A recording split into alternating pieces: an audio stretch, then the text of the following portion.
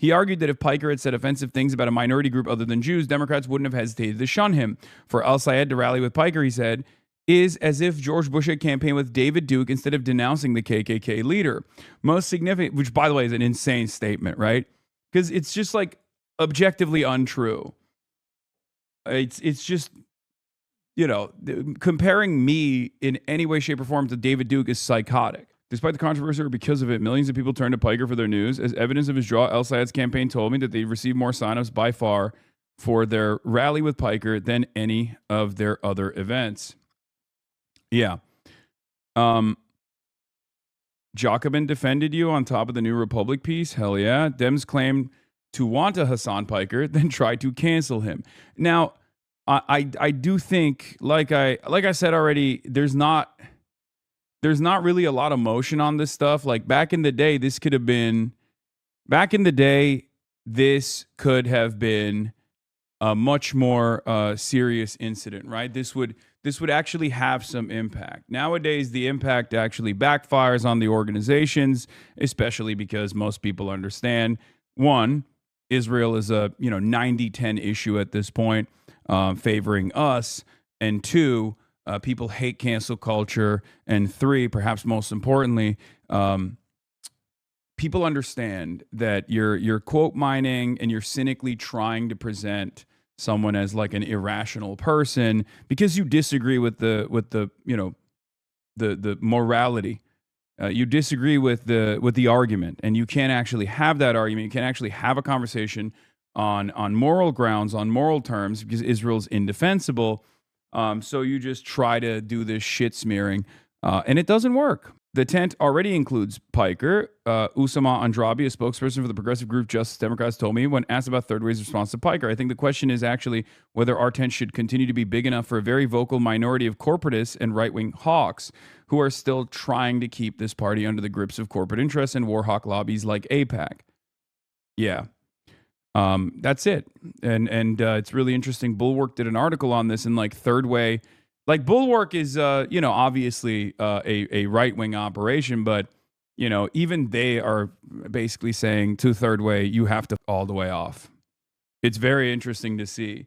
Because, like, remember, Bulwark is mostly comprised of it's Bill Kristol's operation, right? Bill Kristol is like the OG neocon who turned into like a woke warrior, kind of. He was, one of the godfathers, the two godfathers of the neocon movement, right? The American Warhawk conservative movement that basically was responsible for the global war, and a lot of these guys are like Bush era never Trumpers now. They hate Donald Trump. They've become Democrats. Even then, though, they should be perfectly aligned with Third Way, and yet.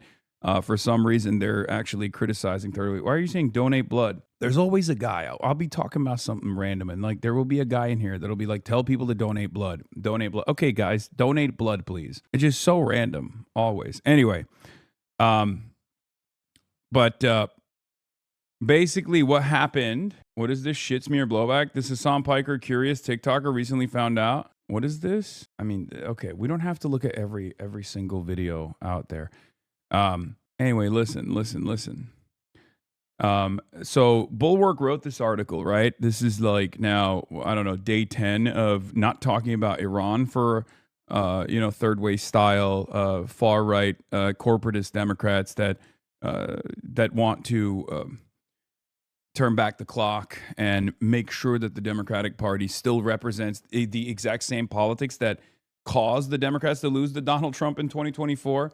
And also in 2016, like they're so actively doing it, and it's gotten so annoying and so frustrating that even people like unlikely bedfellows are coming out in defense of someone like myself. So, to Third Way's critics, this was nothing short of abject hypocrisy. A group applying litmus tests to a liberal candidate after demanding that liberal groups drop the litmus test they placed on mainstream candidates. Because if you remember, Third Way.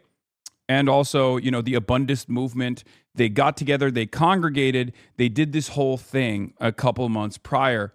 Matt Iglesias was there, all the stars of DC, all the centrist stars of the Democratic Party were there. And one of the big takeaways from that conference was what cooked Kamala Harris was the ACLU questionnaire that she answered, right? They were like, oh, Kamala Harris answered the ACLU questionnaire where they asked her about, transgender bottom surgeries for undocumented Guatemalans in concentration camps. And she said they should still be able to get these surgeries, right? And that was such a big fixture of what the right-wing Democrats claimed was the reason why Kamala Harris lost. I've talked about this extensively. This would be a non-issue if the Democrats actually presented economic populism as an alternative. They just said they offered things to the working class and defined themselves with policies that people actually identify with, people actually want, right? This would never be a conversation. It's not a conversation with Zoran, for example, who is also pro-trans. It's not a conversation with Graham Plattner, for example, right? So having said that, the takeaway from the third way guys was Democrats need to stop doing questionnaires. They need to stop responding to these groups, right? Sunrise Movement, DSA, ACLU, all of these woke groups. So third way now is also becoming the groups once again, because it always was one of the groups, right? This is so clearly third way, riling people up in a way that is so disingenuous, said Amanda Littman, the co-founder of Run for Something, a progressive group that recruits and trains first-time candidates. She emphasized that part of politics is having to deal with people who say crazy things you don't agree with, and you have to work with them anyway. Who's doing the scolding here, she asked. I thought we weren't supposed to be canceling anyone anymore. For third way, there's nothing inconsistent about its approach. In an interview, Cowan told me he draws a distinction between demanding policy purity from a candidate and moral clarity. He argued that if Piker had said offensive things about a minority group other than Jews, Democrats wouldn't have hesitated to shun him. For El-Sayed to rally with Piker, he said, is as if George Bush had campaigned with David Duke instead of denouncing the KKK leader. Most significant, which by the way is an insane statement, right? Because it's just objectively untrue. It's just, comparing me in any way, shape, or form to David Duke is psychotic. I mean, think about it this way. Between me and David Duke, who do you guys think is, between me and third way, whose worldview is closer to David Duke's? The right-wing, pro-war Democratic consulting firm that is constantly telling Democrats to lean closer and closer to the Republican far-right neocon party in order to win votes, or the guy who is an anti-fascist, anti-Zionist? Who do you think is closer to David Duke? Apparently, David Duke endorsed Kamala Harris last election, is what people are saying. But in any case, for third way, there's nothing, because most significantly, Cowan made it clear he'd rather accept some electoral risk than see the party show flexibility on this front. If people are really arguing that the price of winning is becoming like a bigoted misogynist like Hassan Piker, then I'll take not winning, Cowan told me. What is the point of reviving the Democratic Party so it can compete in an age of right-wing populism if the price of that is that you mainstream bigoted anti-American misogynistic votes? They're just throwing words into the pile too. Tomorrow they'll call me, right? They're trying to concoct a figure. Slowly but surely, they're trying to concoct a figure that is from who I actually am and what I represent. The problem for them, of course, is that I have a significantly larger platform, and my platform is communicating my political worldview, my ideals, and therefore they're going to have a much harder time cutting across that noise because they have to rely on other outlets. They don't have a steady flow of communication out there. They just have to give quotes to pliant outlets like the Wall Street Journal and then try to muster up some controversy, which will then inevitably cause eyeballs to come my way for people to really figure out what I'm really about. And when they do that, they realize, oh, this is all bullshit. So it doesn't really work. It's an unnecessary smear campaign. It's really stupid. They're doing it on a 90-10 issue in a way that's very transparent, in a way that people are actually really frustrated with, right? They've heard this, they've seen this so much. I'm closer to most people's worldview than they are. And that's it. So Ned Lamont and JB Pritzker have a bet on the Final Four matchup between Illinois and UConn. Lamont is putting in New Haven pizza. What is this? Illinois barbecue. This shit's disgusting. What? Oh, yeah. Tim Miller also railed against this, that if people really are arguing that the price of winning is becoming like a bigoted misogynist like Hassan Piker, then I'll take not winning. Jonathan Cowan told Lauren V. Egan. This seems like a bad message to me, given the state of things. The perceived incompetence discounts their cynical malice.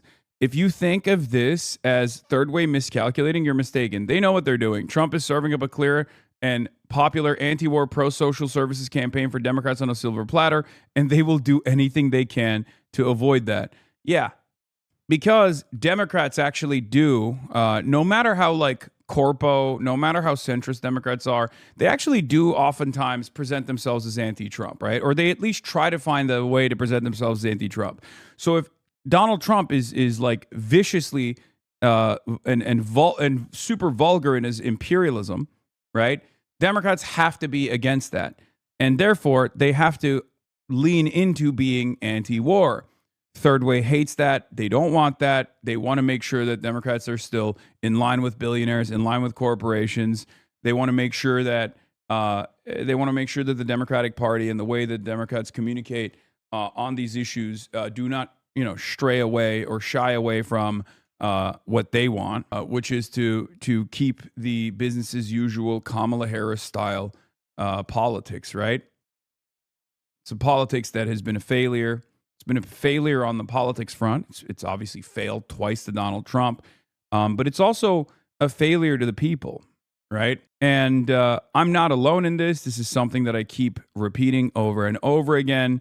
Something that I say all the time is look at the polls, okay? Look at the polls. Look at the way that the Democrats are being perceived right now. Look at the way the Democrats are being perceived right now. It's not popular.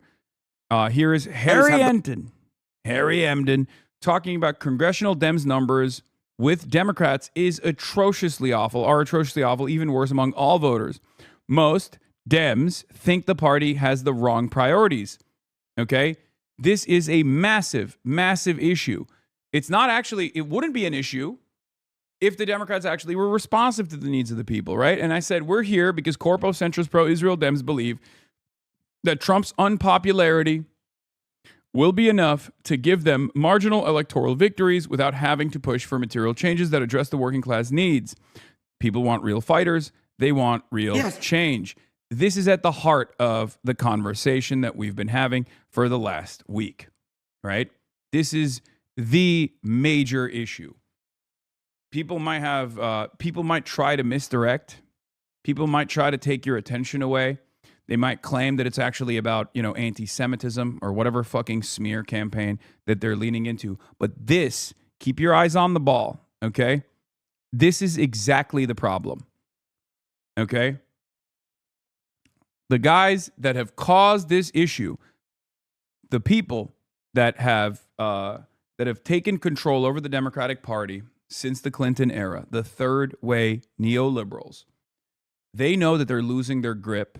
They know that they're losing their influential, their influencing capabilities, and they're losing a massive vehicle for billionaires and corporate interests to be able to continue manipulating the Democratic Party and using it in whichever way they see fit.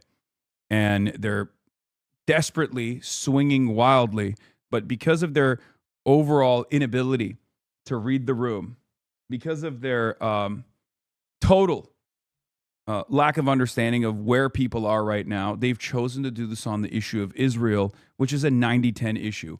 They think they can bully Democrats, and they can bully some Democrats, right? But they think they can bully all Democrats into submission to make the wrong choice. You might say, okay, well, at least Dems like Democrats. Not the case. Look at this. The majority of Democrats are independents who lean Democrats. Look at this. 55% say no, congressional Democrats do not have the right priorities. And then you just see a minority, 45% of Democrats say that congressional Democrats have the right priorities. This to me just jumps out at the screen because it screams primary challenges all over the map. And it says that even if Democrats don't like Donald Trump, they don't like their own party either when it comes. Yeah. And that's what it is. There are primary challenges, right? There are primary challenges, many of which I'm backing myself, right? Many of those primary challenges, this community is leaning into. They told us for the longest time, a lot of these liberals would say, oh, you and your community don't vote. That's never been the case, right? We vote. You and your community don't participate in politics. You don't understand how politics works. We do participate in politics. We do understand how politics works, right? Now that we're actually, taking advantage of the instability in an effort to put forward candidates that are more responsive to the needs of the working class, all of a sudden it's a huge deal, right? All of a sudden it's a massive deal. They're freaking the fuck out because they don't want it. They don't want people like Abdul. They don't want people like Shoykot. They don't want people like Claire Valdez. They did not want someone like Ana Lilia Mejia in New Jersey. They don't want Graham Plattner. They don't want these guys that represent a difference of opinion that want to actually do right by their constituents. They want controllable entities, right? They want controllable entities. They don't want Oliver Larkin, for example. They would much rather have someone like Moskowitz occupy that seat, and they're willing to lose elections. So it's not the greatest example of this is Zohran Mamdani. We saw how the establishment Democrats reacted to Zohran Mamdani. They tried to get him out when he won the primary. They didn't go, okay, it's time for vote blue no matter who. They actually turned around and tried to unseat him. They put up a right-wing opposition. They used a dynastic name in New York politics like Andrew Cuomo, in spite of the reality that he was a disgraced former governor who had to resign, right? And they were totally fine with doing that because Andrew Cuomo, in spite of his shortcomings, in spite of his awful behavior in office, is a controllable entity. He's not going to fuck the bag up. He's not going to do the right things. Like, think about it. Think about how New Yorkers perceive Zohran Kwame Mamdani right now. It hasn't been that long since he's been mayor, and his popularity's only increased. He's doing a lot. He's being a great mayor, right? First and foremost, I might have my disagreements with him every now and then, but he's just a mayor for New Yorkers, right? He's there for them. However, what would an Andrew Cuomo race look like? What would an Andrew Cuomo mayoralty look like? Business as usual, right wing, everything sucks. We got to give all the money to the police. It would have been devastating, right? It would have sucked. And Democrats prefer that. Democrats prefer that because Democrats don't want to do work. They don't want someone who is going to actually be a positive example that is going to cause voters to demand more, right? They don't want someone like Zohran. They don't want 100 Zohrans running and winning because that would mean all of the other Democrats that are in positions of tremendous power in the national party, those Democrats are going to have to change their attitude. They're going to have to say no to their corporate sponsors, and they're terrified of that. To Congress and overall, I mean, my goodness gracious. So this is sort of like Democrat on Democrat crime here. What's overall approval among Democrats of their leaders? Yeah, okay. So, you speak about Democrat on Democrat crime, and I want to know how unusual what we're seeing right now about how Democrats feel about Democrats in Congress is. Take a look at this. This is a trend line going back through the years, midterm elections in which there's a GOP president. Look at this. In 2006, Dems' net approval of congressional Democratic leaders was plus 28. You go back to the last midterm, look at that, plus 19. Very much on the positive side. The bottom has fallen out. The bottom has fallen out. Minus 4 points. That is Democrats' own net approval of their own congressional leaders. Even Democrats don't like their own leaders when it comes to Congress. And overall, of course, the numbers are just absolutely awful. So Democrat on Democrat crime, absolutely. This, to me, screams, again, primary challenges across the map. And it screams to me, hey, when it comes to those next leadership elections, maybe something might be cooking. It also just means we have to maybe look at these midterms differently because this is a different prism. We haven't seen this type of thing before. We don't know what impact that might have. That's exactly right. This is why I said this is a phenomenal opportunity to make necessary changes in the politics of this country. The Democrats are spectacularly weak, okay? They are the weakest they've ever been at a time when they're supposed to be the strongest they've ever been, right? Unprecedented unpopularity for the president should yield tremendous popularity for the opposition party. But because they do not play that oppositional role, because they've completely ceded ground, because they're just sitting around and waiting for the Republicans to fail so that they can bring back the harm reduction arguments one more time and remind people that they are not Republicans after all. They're still marginally better than Republicans after all. That's the argument that they're trying to lean into, right? Here's the thing. This creates a tremendous opportunity for people like ourselves to run and to also win. Here's Bernie Sanders, obviously, seizing on that opportunity here. Senator Bernie Sanders is endorsing Claire Valdez for New York's 7th Congressional District, an earthquake in the commie corridor. As you guys know, Claire Valdez is a friend of the show.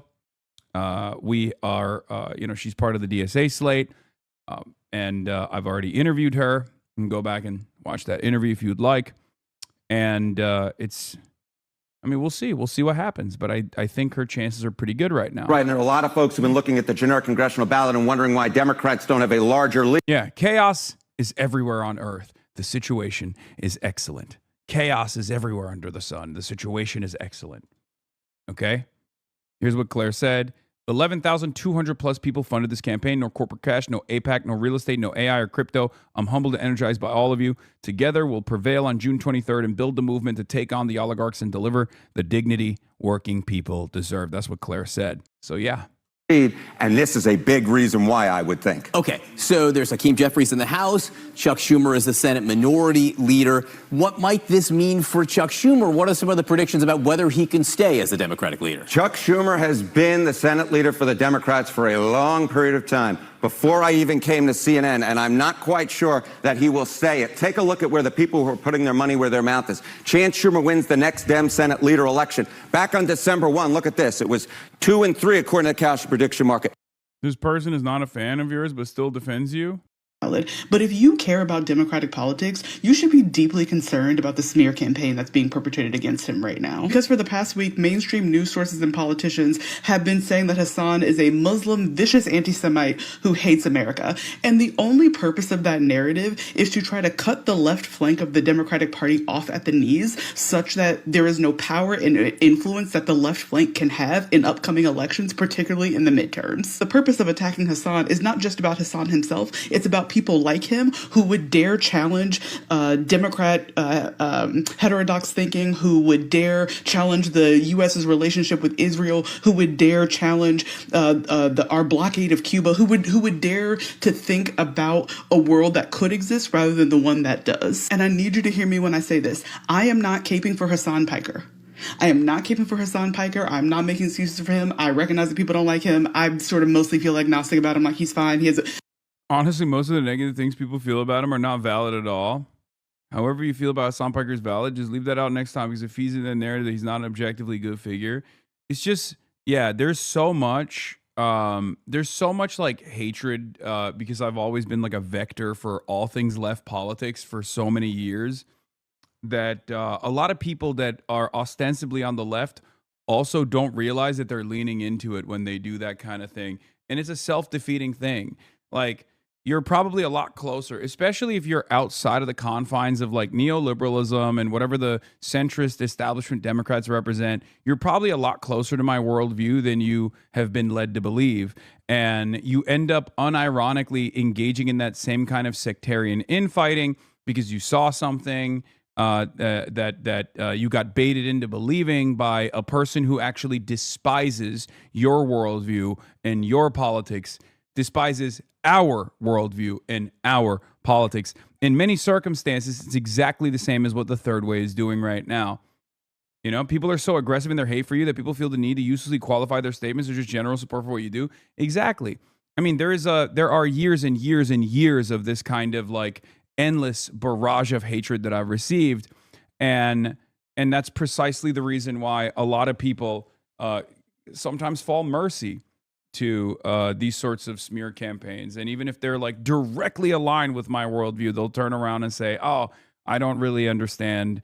I'm not a big fan of this guy. I've seen some clips where he comes across not so great.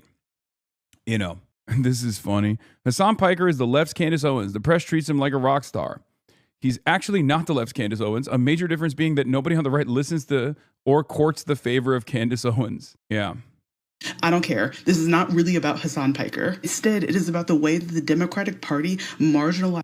You engage with a lot of right-wing critique, but never with the critique from MLs and other well-read individuals not fond of your revisionism and constant entryism. Why is that? Because I occupy a very different lane than they do, and because I'm more successful in my initiatives than they ever will be in a country like the United States of America, at the heart of empire, where the only route to even mass class awareness, mass class consciousness has to come from taking advantage of the open electoral lane that currently exists in an objectively weak bourgeois liberal Democratic Party, and because I can't communicate with people that don't have class consciousness with dense terms that are fairly difficult to understand even for the most well-read Marxists in general. Seems to me the clips are the thing that are actually revisionist. That's it. We just have different methods. If you don't have, if you might disagree with my methods, but at the end of the day, I think, you most likely don't understand. Your university visits are actually changing people's minds. As the left flank to try to undercut progress, to try to undercut more leftist progressive candidates as a way to not have to do anything different and as a way to uphold the status quo. And they are doing this in part through this rhetorical sleight of hand where they are conflating criticisms of Israel and Zionism with anti-Semitism. Those are not the same thing. And anybody with a modicum of sense can understand that. And I think that this smear campaign is relying on a really flattened understanding of what anti-Semitism actually is. And that rhetorical sleight of hand is letting people who have a vested interest in the status quo try to maintain that status quo by cutting off the knees of the left flank, by getting rid of someone who they see as a leader or a thought leader in that space. It is a very clear, at least to me, campaign that's happening. And I hope that we can all see that. Yeah.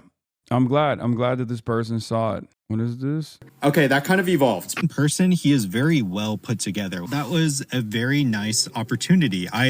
Some angel just gave me a ticket. I still have no idea who you are, but thank you so much. I tried to wait around outside, but I don't know. You just came out of nowhere to just be mysterious and nice. He had a speech prepared, which felt pretty relevant for me, especially growing up in the Bay Area and tech just being such a force here. Probably online, I am guessing. But it also felt really cool to just be in a room full of people who feeling the same way, who like-minded. Thank you again to the person, too, who gave their ticket. If there's an organization I could donate to, we can work that out. One more thing, too, because I feel like it's relevant, is he was talking about the importance of political education and the role that it plays. Thinking about it on my drive home, because one of the most annoying comments I got on, that video was people assuming I was apolitical because I didn't know who Hassan was, which I just feel like is so weird and dismissive.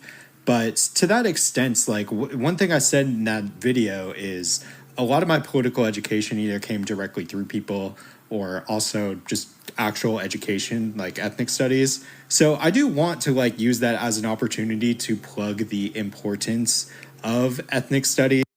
Yeah, I'm in San Francisco. Also, March said that my speech was, when I write my speeches, it's like a 7.5 out of 10. If I'm well rested and I go off the top dome, it's a 10 out of 10. If I'm super tired and go off dome, it's a 6 out of 10. So he still thinks I should just freestyle rather than write a speech and then read it. All right, we're gonna move on from the Hassan Piker anti-Hassan stuff, but obviously first we are going to talk about the domestic instability that's taken place in the United States of America. We're talking about Trump. Another major shift. Seismic shift, ladies and gentlemen. As we already played the crab brave earlier, you already know Pamela Jo Bondi is out. as the Attorney General. Let's take a look. Wake up at the White House. Attorney General Pam Bondi has been ousted. Let's go now to CNN senior White House correspondent Kristen Holmes. Kristen, tell us what you're learning. This is brand new.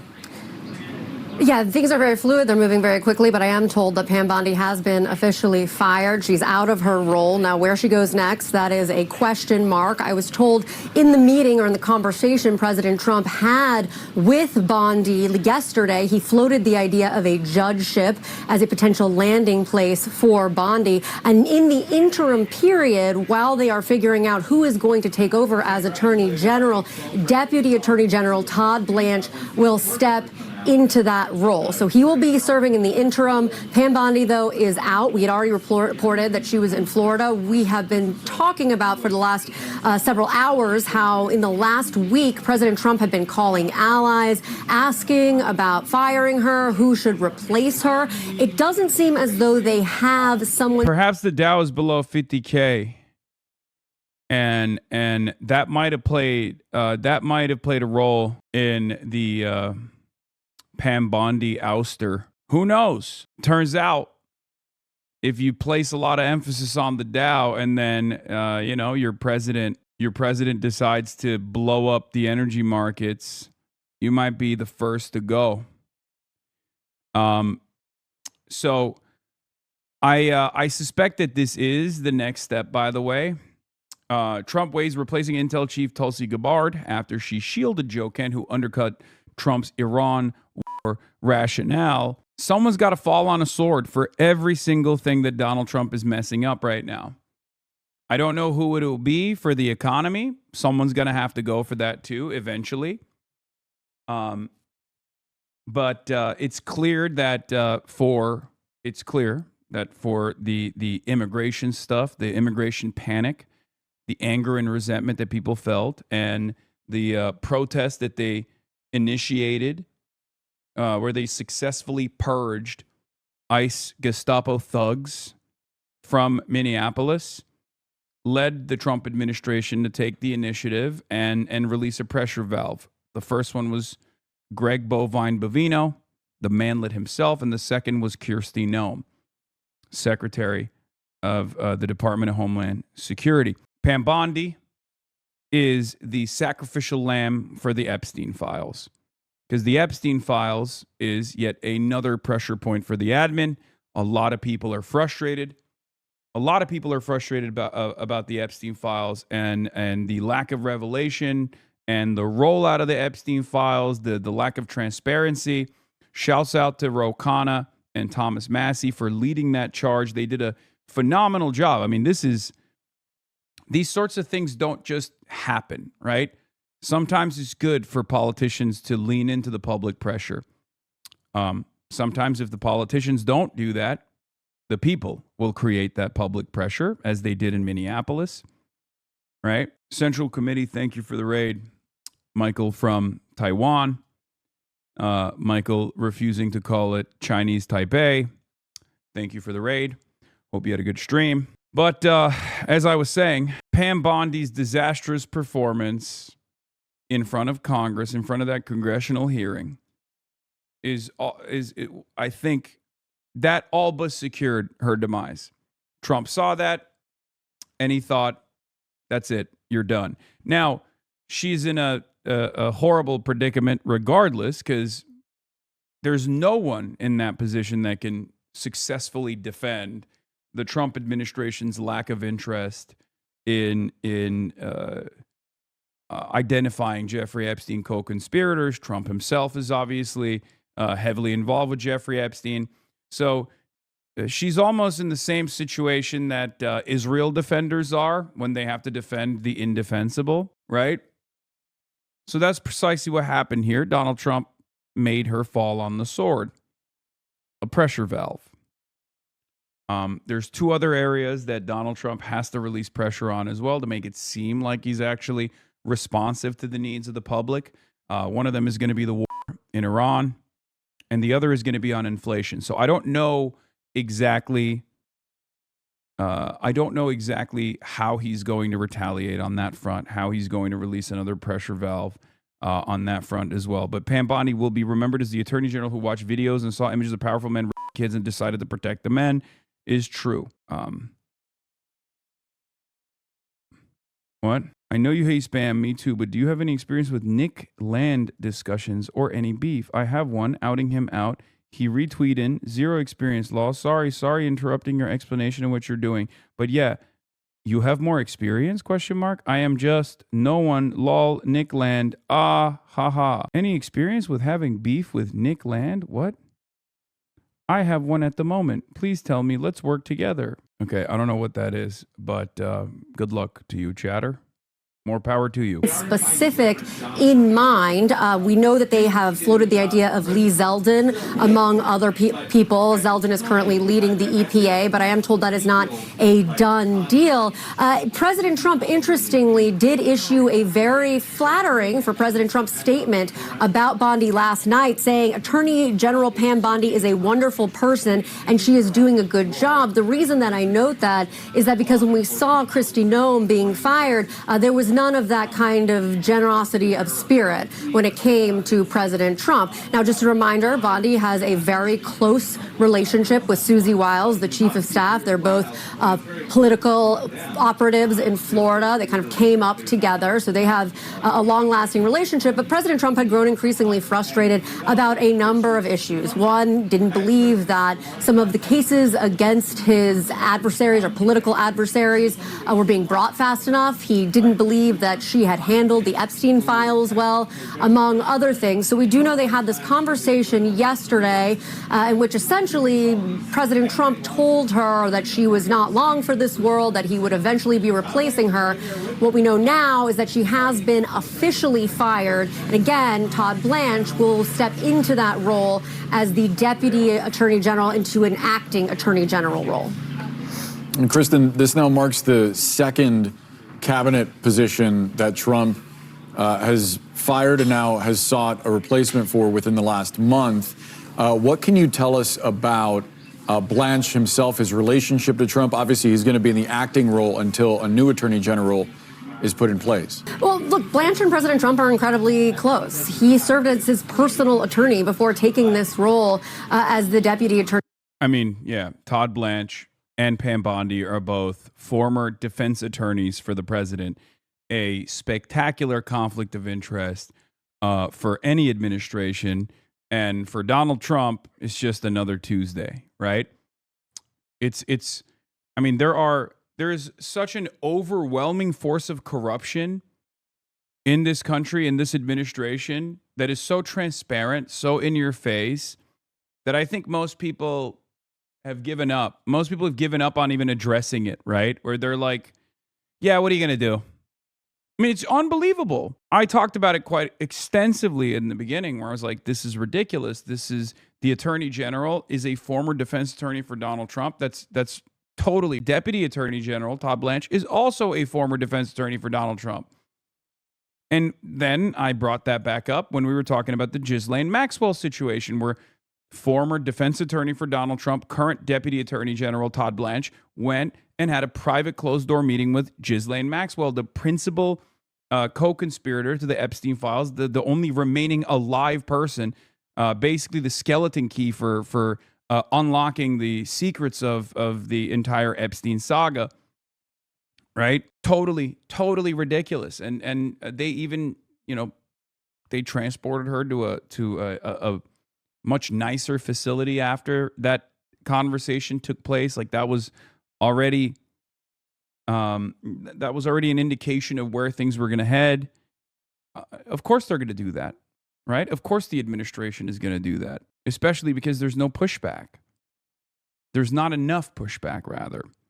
And for many people, for ordinary Americans who are too busy trying to make ends meet, they're frustrated with all the things that they're seeing. But they also have a hard time mounting pressure consistently because there's a barrage of corruption. It's this tornado of corrupt entities coming together to pick apart America's corpse, basically. It's quite difficult to deal with. And in the absence of any sort of Democratic Party organizing, and taking on a leadership role in identifying what these issues are and pushing and pulling, when necessary, it comes across as a rudderless movement overall. We're not as disciplined as we could be. Yes, but I will say that the Democratic Party's lack of interest, with some very notable exceptions, of course, obviously Ro Khanna and Thomas Massie is a great example of one of those areas where they were able to lean into the public pressure campaign, and they were able to successfully get this scalp. Like, I mean, they played a big role in this. You all did as well. But this is an example that should be repeated in every single issue. Identify a problem, expose the contradictions, take advantage of the fact that people are very frustrated. If you're a politician, identify a problem, and then do everything in your power to make political changes. You know, apply legislative pressure, hold congressional hearings, right? Hey, Hassan, I know you hate spam, flirt. I do too, but did you know the Piker Broadcasting Service brings a free news experience to the people and is funded entirely by subs from you, the viewer? Yes, that's true. The Piker Broadcasting Service is funded by you, the people, for you, the people. If you'd like to fund the show, all you need to do is subscribe, which you can do for free with the Twitch Prime by connecting your Amazon Prime account to your Twitch account, or with a $6 a month subscription. That's right, PBS. For tomorrow's news today. Set to it run. Thank you for the 20 gifted subs. You can also gift subs to others as well. Your subscription allows you to be able to rewind the broadcast, which is one of the amenities. You can use the emotes all around the website. And also, you get the opportunity to send me links. Russell Butt, thank you for the 5 gifted. Yeah. And Los Pipos, thank you for the 5 gifted. Are you surprised Trump did this now? I thought the Epstein file chaos had died down because of Iran. I don't think it's going away. General, and there are a number of people who are around President Trump's orbit who have said that Blanche isn't political enough. Well, we saw Blanche taking a new role recently when he stepped out at CPAC and essentially said that everybody who had ever investigated Donald Trump or brought charges against him had been fired from the Department of Justice, making the Department of Justice clearly very political. And President Trump has liked what Todd Blanche has done. Blanche has always been kind of viewed as the person in the background making all of the mechanisms work. Now, of course, he'll be front and center, but it doesn't sound as though he's going to take this position long term, that they are going to still find a figurehead, so to speak, as the actual attorney general, but that he will be filling in the interim time period. And I do want to note, one of the things that's so fascinating about this removal of Kristi Noem and this removal now of Pam Bondi is that we spent the better part of over a year with no upheavals, with no turnover within the cabinet, and that was intentional, something that President Trump, Susie Wiles, did not want in his second term to look like a revolving door, the way it had looked in President Trump's first term. But obviously now we are entering a new phase of President Trump's presidency, with him feeling as though the people who aren't working, and he's going to get rid of them. And Kristen, how long was this coming? Because there was a sense, certainly when Pam Bondi appeared before Congress and testified, that she was really trying to appeal to President Trump and that she might have been on thin ice at that point. So it kind of depends on what you mean in terms of how long has this been coming, because there has been frustration with Bondi off and on since almost the beginning of President Trump's tenure, specifically when it came to the handling of the Epstein files. There was a big swath of people, and obviously we saw the Chief of Staff, Susie Wiles, had said that in the interview with Vanity Fair when she said the Department of Justice whiffed on the Epstein files. There was a general feeling that that was the case, and they placed a lot of that blame on Pam Bondi, not on Kash Patel or on Dan Bongino, but on the Attorney General, because she was the one who was responsible for bringing in all of those influencers and giving them those binders, if we remember that from early in the administration. She was also the one who said on Fox News that she has the Epstein files on her desk and she'd be releasing them soon. All things that put everybody into a tight spot and then caused enormous amount of problems down the road. But when it comes to actually replacing her, what we're told is that in January, this started becoming a real conversation, that the names started floating around as to who would potentially replace her. Now, that had died down a little bit and then in the last week ramped back up. And I'll tell you, I was getting calls and text messages from people who aren't in the administration, who don't work at the White House, who were saying that they were hearing it. And they were hearing it because President Trump was making calls really starting on Monday, asking allies what they think about the fact that he might replace her, who should replace her, what does this actually look like? And that is when we really saw, obviously, all of this kind of snowball leading to a conversation between the two of them and then her ultimate firing. Kristen, please stand by for us. We have some extra voices to add to the conversation. Evan Perez, Jeff Zeleny, and Ellie Honig are with us. Evan, first to you. You could see this coming, but we weren't sure. Earlier it was described as a gray area that she was in, that she might be able to salvage her job. Clearly she couldn't. Right. I mean, look, Kristen is what Kristen describes is what we've all been going through since January when these rumors first came up. It appeared that the president might actually do it in January, and then it died away. And we, as you know, from covering the Trump administration, you just never know whether it's real, whether it's just a faction inside the White House. They spend a lot of time knifing each other, and so we never know it's real until the president actually latches onto it. And so that's when it really became, it appears, a lot more real this week when he was seeming to take action to try to find some names of some possible replacements. For Bondi that ate the axe here, and I do think it's because he really did not like her performance, specifically in front of Congress, right? Because, like, how do you not cut Cash? I think Cash is one of the least popular figures in the admin, and he is largely seen as like the responsible figure for messing up the Charlie Kirk stuff. There's no threat. I mean, there is no no one trusts him, right? Like he is not a trustworthy figure at all. I mean, I know he's loyal, but so is Pam Bondi, right? Cash is a keeper. You're talking crazy. Cash is a jester, bro. He wrote a kiss ass book for Trump. I mean, so is okay, chat. Every single person that we're talking about in this administration is in that position that they're in currently because they've ass-kissed Donald Trump. There's not a single person that's in that position due to competence. They're all there for loyalty. That's always been the case since day one. We already know that. Right? So it's actually surprising that Donald Trump would axe Pam Bondi, who is seemingly a little bit more competent than Kash Patel and just as loyal as Cash is. And I guess it's because of that televised congressional hearing. He really did not like that. For Bondi, what we've seen is she's taken a different tack from what we've seen in the previous administration, the first Trump administration, when Bill Barr and Mike Pompeo fell out of favor. One of the things they did was they avoided Trump. They just reduced their amount of exposure to him as a way to sort of like let him sort of calm down. Bondi has taken the opposite tack. She has spent a lot more time with him. She's seemed to try to be more present as a way to ingratiate herself with the president. In the end, it did not work. And really, the original sin goes back to February of last year, when she orchestrated that event at the White House with these binders with documents that were years old. They'd been in there, and she didn't seem to know that. She didn't know that. And at that time, if you remember, the administration is new in office.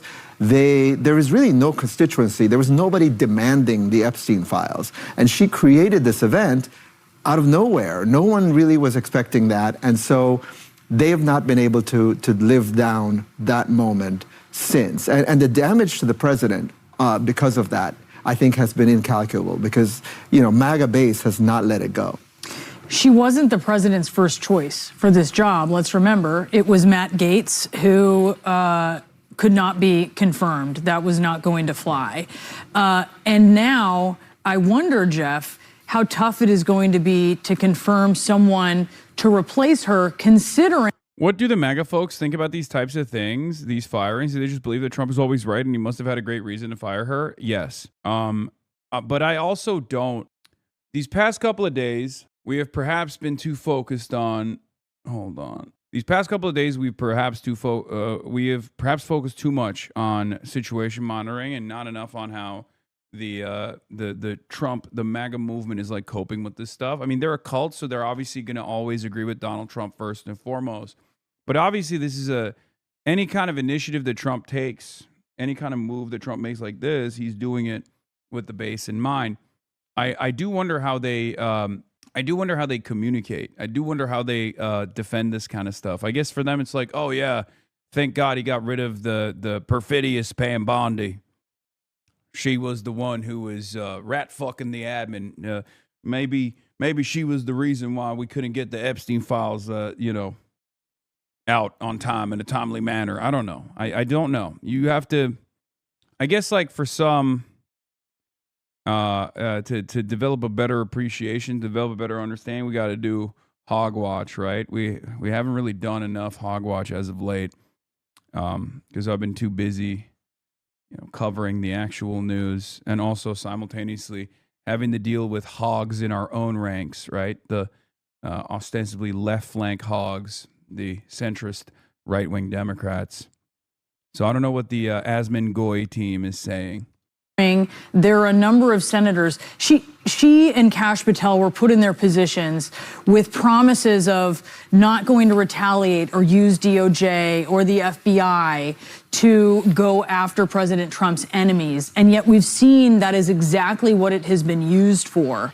So I wonder how difficult this process will be to find someone to replace her. I think the confirmation process will be very difficult and dramatically different from what we've just seen with the Secretary of Homeland Security, Mark Wayne Mullen. Even if a senator happens to be chosen, and a few have been mentioned possibly, one is going to be very reluctant to accept this position because Attorney General is different than every other position in the cabinet. And there's what is this?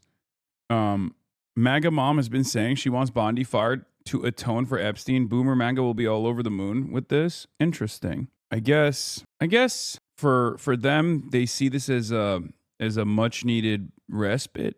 Maybe they see this as like the administration being responsive to their needs. Perhaps maybe that's the case. Enough muscle memory now, beginning with Jeff Sessions, who could not be any more loyal initially until he fell out of favor because he recused himself. And that's something that the president still has in mind. He will choose someone who will never recuse themselves from anything. So I think that these confirmation hearings for the next attorney general will be dramatically different, largely because of what Evan was saying, everything that has been learned over the last year. The Epstein files are not going away now. That genie is well out of the bottle, regardless of who the attorney general is. So I think it's very difficult. But to your point, I was thinking the exact same thing. She was not his first. It's so funny that the MAGA cult is, I mean, I guess they are doing the good czar, bad boy R's, right? In their minds, they're thinking Donald Trump is this infallible deity, this figure that is the best hero to champion all the causes that they care about. They don't understand that like Pam Bondi was in that position for her utmost loyalty to Donald Trump. And that the only reason why she came across as like inconsistent or bad on the Epstein stuff was because of Donald Trump's demands. Donald Trump put her in this bind. Donald Trump put her in this indefensible position where she had to sit there and defend it. Asmongold reacts to Pam Bondi's national crash out. Yeah, I remember him saying this. 2 people voted against it, and you were one of them, hypocrite. Honestly, Donald's got to get rid of this bitch. He does. Like, one of the best things he could do is just say, like, listen, like, we tried, we did what we needed to do. We thought that she'd be able to do it, and it turns out. Do what? Like, release the Epstein files while also simultaneously sheltering all the co-conspirators, including people like Donald Trump? Like, I despise her, but I also despise Donald Trump. That's the morally consistent position, right? Because Pam Bondi is a mere expression of the desires of Trump. That's why she was the attorney general. So it just doesn't make sense that these guys will be like, yeah, Pam Bondi is like singular in the Epstein files. As a matter of fact, it's all entirely in her hands, right? A choice. He knew her well, obviously. She was involved in the campaign from Florida. Wasn't inherently a political years ago, became very political. But she was not, she was chosen because she would be reputable and pretty easy to be confirmed after Matt Gaetz. So it's going to be fascinating to see who the president picks. Lee Zeldin is one of the leading contenders, a former member of Congress, different for a House member than a senator we've seen over the years here. So the confirmation process. Why would anyone take this position? You know your ass is just going to get cooked in congressional hearings 24/7. There's no other alternative, you know. That's just, it is what it is. I mean, these guys are brown nosers. They get a tremendous amount of time in front of cameras. They elevate their platform. They know, look, I don't think anyone is so stupid that they think Trump is not eventually going to use them as a sacrificial lamb when things get hot. Okay? Michael Pence was Donald Trump's vice president. When Donald Trump lost the election, he decided to lie and say that the election was stolen from him. And they looked for a way to seize control over the government and deny the democratic outcomes in 2020. Okay? One of the things that they thought they could do is maybe identify this like totally procedural, ceremonial a process that Mike Pence was overseeing. They wanted to pressure Mike Pence to stop the authorization of all the votes that were coming in, right? That's January 6th. Mike Pence was Donald Trump's vice president. Donald Trump literally goaded his fans to go and do an insurrection where they were demanding to assassinate his vice president. Okay? So if Donald Trump will demand or play a role in the attempted hanging of his vice president, what makes you think the attorney general is going to be free of such scrutiny, right? It's totally ridiculous. Donald Trump has a track record of consistently firing people whenever he wants to shift the blame away, shift the attention away from himself and his shortcomings. I think everyone that's in this administration is aware of that, right? They just think it'll be someone else holding the bag. Seems to me like Tulsi Gabbard might be next. I mean, get ready for this. It is going to be much more complicated than the one we just saw last week. Let's get to Donald Trump's insane speech last night, which was just a rehashing of virtually all of his Truth Social posts, wrapped up in a nice little 18-minute speech. Okay? So last night, Donald Trump delivered the State of the Union, and everyone was expecting him to make a new revelation here. He did not. He basically just summarized all of his Truth Social posts, and that was it. So let's take a look at the playback reel of the Trump victory speech. President of the United States. My fellow Americans, good evening. Let me begin by congratulating the team at NASA and our brave astronauts on the successful launch of Artemis 2. It was quite something. It will be traveling further than any manned rocket has ever flown and will very substantially pass the moon, go around it, and come back home from a distance that has never been done before. It's amazing. They are on the way, and God bless them. These are brave people. We want to God bless those 4 unbelievable astronauts. As we speak this evening, it's been just 1 month since the United States military began Operation Epic Fury, targeting the world's #1 state sponsor of terror, Iran. In these past 4 weeks, I'm waiting for him to accidentally say Epstein's Fury. I believe in my heart that it will happen at some point. Also, one thing that I noticed, because I was listening to this while I was waiting to deliver my speech in the conference room that I was in, he was very winded. Like, he just seems tired. He seems out of it, you know?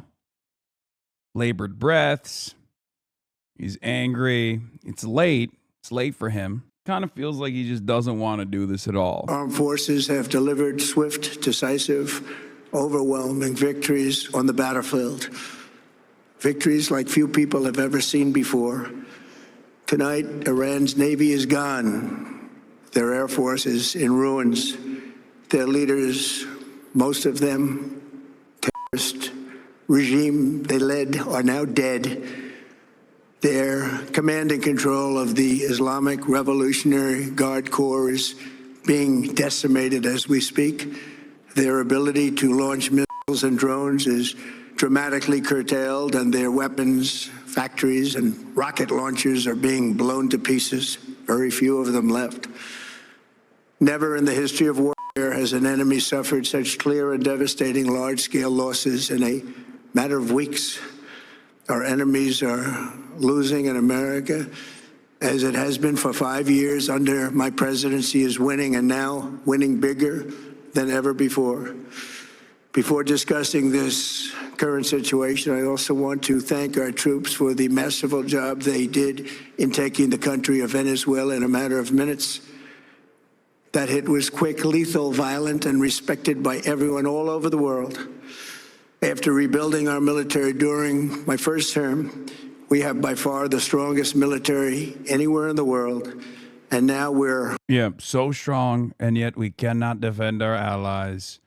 We cannot defend any of the countries that are oil-rich countries that give us trillions of dollars in investment in exchange for purchasing our weapons at a comfortable price point. Yeah, strongest military of all time, and yet, once again, has been taking L after L for the past 33 days now. Strongest military of all time, and yet we need an additional $200 billion to up our defense capabilities, our offensive capabilities. Strongest military of all time, yet we've utilized a quarter of our Tomahawk missile launchers. It's just, I don't know. It's kind of hard to make this argument, I feel like. Working along with Venezuela and are, in a true sense, joint venture partners. We're getting along incredibly well in the production and sale of massive amounts of oil and gas, the second largest reserves on Earth after the United States of America. We're now totally independent of the Middle East, and yet we are there to help. We don't have to be there. We don't need their oil. We don't need anything they have, but we're there to help our allies. Tonight, I want to provide an update on the tremendous progress our warriors have made in Iran and discuss why Operation Epic Fury is necessary for the safety of America and the security of the free world. From the very first day I announced my campaign for president in 2015, I have vowed that I would never allow Iran to have a nuclear weapon. This fanatical regime has been chanting death to America, death to Israel for 47 years. Their proxies were behind the murder of 241 Americans in the Marine barracks bombing in Beirut, the slaughter of hundreds of our service members with roadside bombs. They were involved in the attack on the USS Cole, and they carried out the countless other heinous acts, including the just horrible, bloody atrocities of October 7th in Israel, something that most people have never seen anything like it. This murderous regime also recently killed 45,000 of their own people who were protesting in Iran. 45,000 dead. For these terrorists to have nuclear weapons would be an intolerable threat. The most violent and thuggish regime on earth would be free to carry out their campaigns of terror, coercion, conquest, and mass murder from behind a nuclear shield. I will never let that happen, and neither should any of our past presidents. This situation has been going. Yeah, no one has ever seen numbers like the ones that the Iranian regime has slaughtered. Numbers always swinging wildly in every direction, and now it's 45,000. Last week he was saying it was 30. Sometimes he'd say it's 50. Now he's saying it's 45,000. Also, what's interesting about this, I mean, obviously the numbers are utterly irrelevant for these people. They're just trying to justify, bombing Iran in this weird, distorted, totally twisted manner. We're saving the Iranian people from the government by killing Iranian people, right?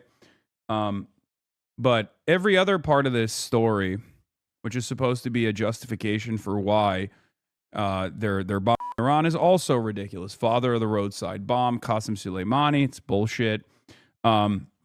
He also brings up the fact that he destroyed the JCPOA, which is ironic because the JCPOA was a resounding success in terms of developing diplomatic relations with Iran. It totally undermined the hawkish posture that we had towards Iran. All of a sudden, there was actually success in terms of undermining the nuclearization initiatives, like the nuclear proliferation that Iran was engaging in, which obviously, if you're being sincere, if you're looking at the situation as far as like the nuclear proliferation of Iran, you understand that their enrichment process was simply to gain leverage so they could get sanctions relief. It wasn't actually a sincere attempt to develop a nuclear weapon, right? Every single thing that he's brought up are Foundation for Defending Democracy talking points, copied and pasted. Foundation for Defending Democracy is a Benjamin Netanyahu's personal think tank in Washington, D.C. And it's all totally bullshit. But of course, because American politics is very stupid, American politicians are very stupid, and unfortunately many Americans are very stupid, you can just kind of lie about this sort of stuff and people just listen to it and go, yeah, I believe it. And even those who don't believe it don't actually know what the truth is. They just don't believe it because it's Donald Trump saying it, which is unfortunate, but I guess you got to work with what you have, right? Ultimately, it's a spectacular failure. Someone in the chat said, I honestly wonder if Hirsch is a Mossad asset after all. What good is a nuclear deterrence that people don't know about? He publicized this shit for Israel. You're out of your mind. Calling Seymour Hirsch a Mossad asset is insane. Put some respect on it. Cy Hirsch is the GOAT. Hey, Hassan, I think you called it on Tucker Carlson running in 2028. I just listened to it intriguing. Even the interviewer point blank asked him if he was going to run for president, and his sheepish denial did not sound convincing. If Tucker Carlson doesn't actually run for president in 2028, he's going to offer a massive platform and legitimacy in the anti-Israel slant, the anti-war slant to whoever actually does run. That's the goal for Tucker Carlson. That's the role he will play. Either he will personally run for president or he will give the established legitimacy that he has, the credibility that he has as a true anti-war voice to whoever runs for president. I personally think it will be him, but others think it could be J.D. Vance or maybe Marco Rubio. Who knows? Going for 47 years and should have been handled long before I arrived in office. I did many things during my 2 terms in office to stop the quest for nuclear weapons by Iran first. And perhaps most importantly, I killed General Qasem Soleimani. What's really interesting also about Donald Trump bringing up the Iranian regime's death toll, right? They killed 45,000, he says. He ends the speech by talking about how he's going to bomb Iran back to the Stone Age. So even in this 18-minute window, he's totally inconsistent about liberating the Iranian people. He can't even hold on to this idea of false liberation narratives for long enough, right? It's totally ridiculous. In my first term, he was an evil genius, brilliant person, a horrible human being, however, the father of the roadside bomb, and he lived just horrible what he did. Iran would have been perhaps in far better, stronger position. Had he lived, we would have had probably a different conversation tonight. But you know what? We'd still be winning and winning big. And then very importantly, I terminated Barack Hussein Obama's Iran nuclear deal, a disaster. Didn't you predict that Tucker Carlson would be forgotten when he left Fox? He was. The problem is Tucker Carlson is a cockroach. He was forgotten. He was left behind. But he expertly positioned himself as a lone heterodox thinker on the right and became the guy that people go to for anti-Israel sentiment, for anti-war sentiment, for the Republicans and for those who have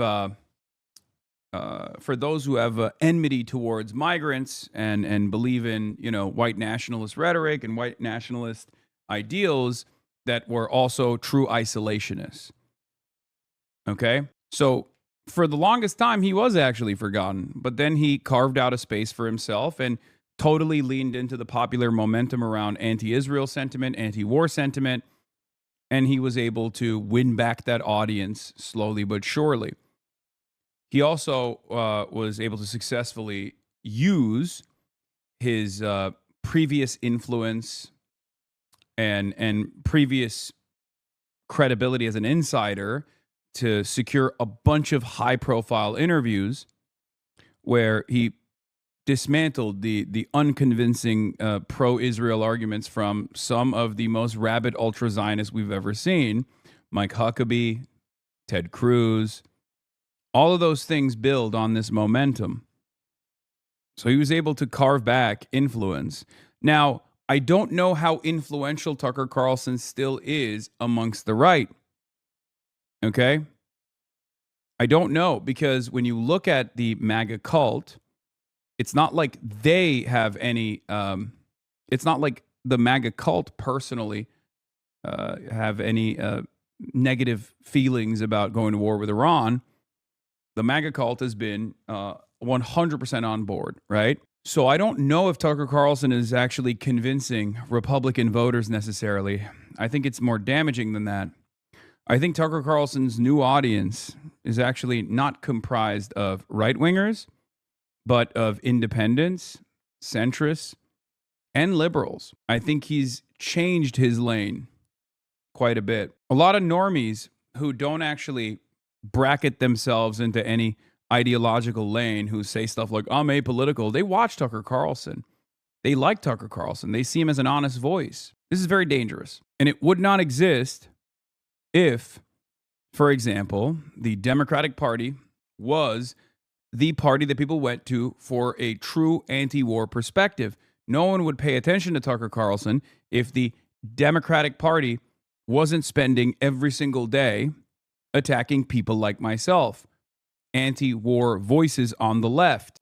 Have some conversations with your liberal coworkers, and you'll very quickly realize that many of them actually don't have any negative association with Tucker Carlson. They probably like Tucker Carlson, lifelong Democrats. Trust me on this. Obama gave them $1.7 billion in cash, green cash. Took it out of banks from Virginia, D.C., and Maryland, all the cash they had. He flew it by airplanes in an attempt to buy their respect and loyalty, but it didn't work.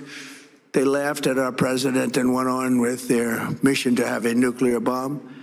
His Iran deal would have led to a colossal arsenal of massive nuclear weapons for Iran, and they would have had them years ago, and they would have used them. Would have been a different world. There would have been no Middle East and no Israel right now, in my opinion, the opinion of a lot of great experts, had I not terminated that terrible deal. And I was so honored to do it. I was so proud to do it. It was so bad right from the beginning.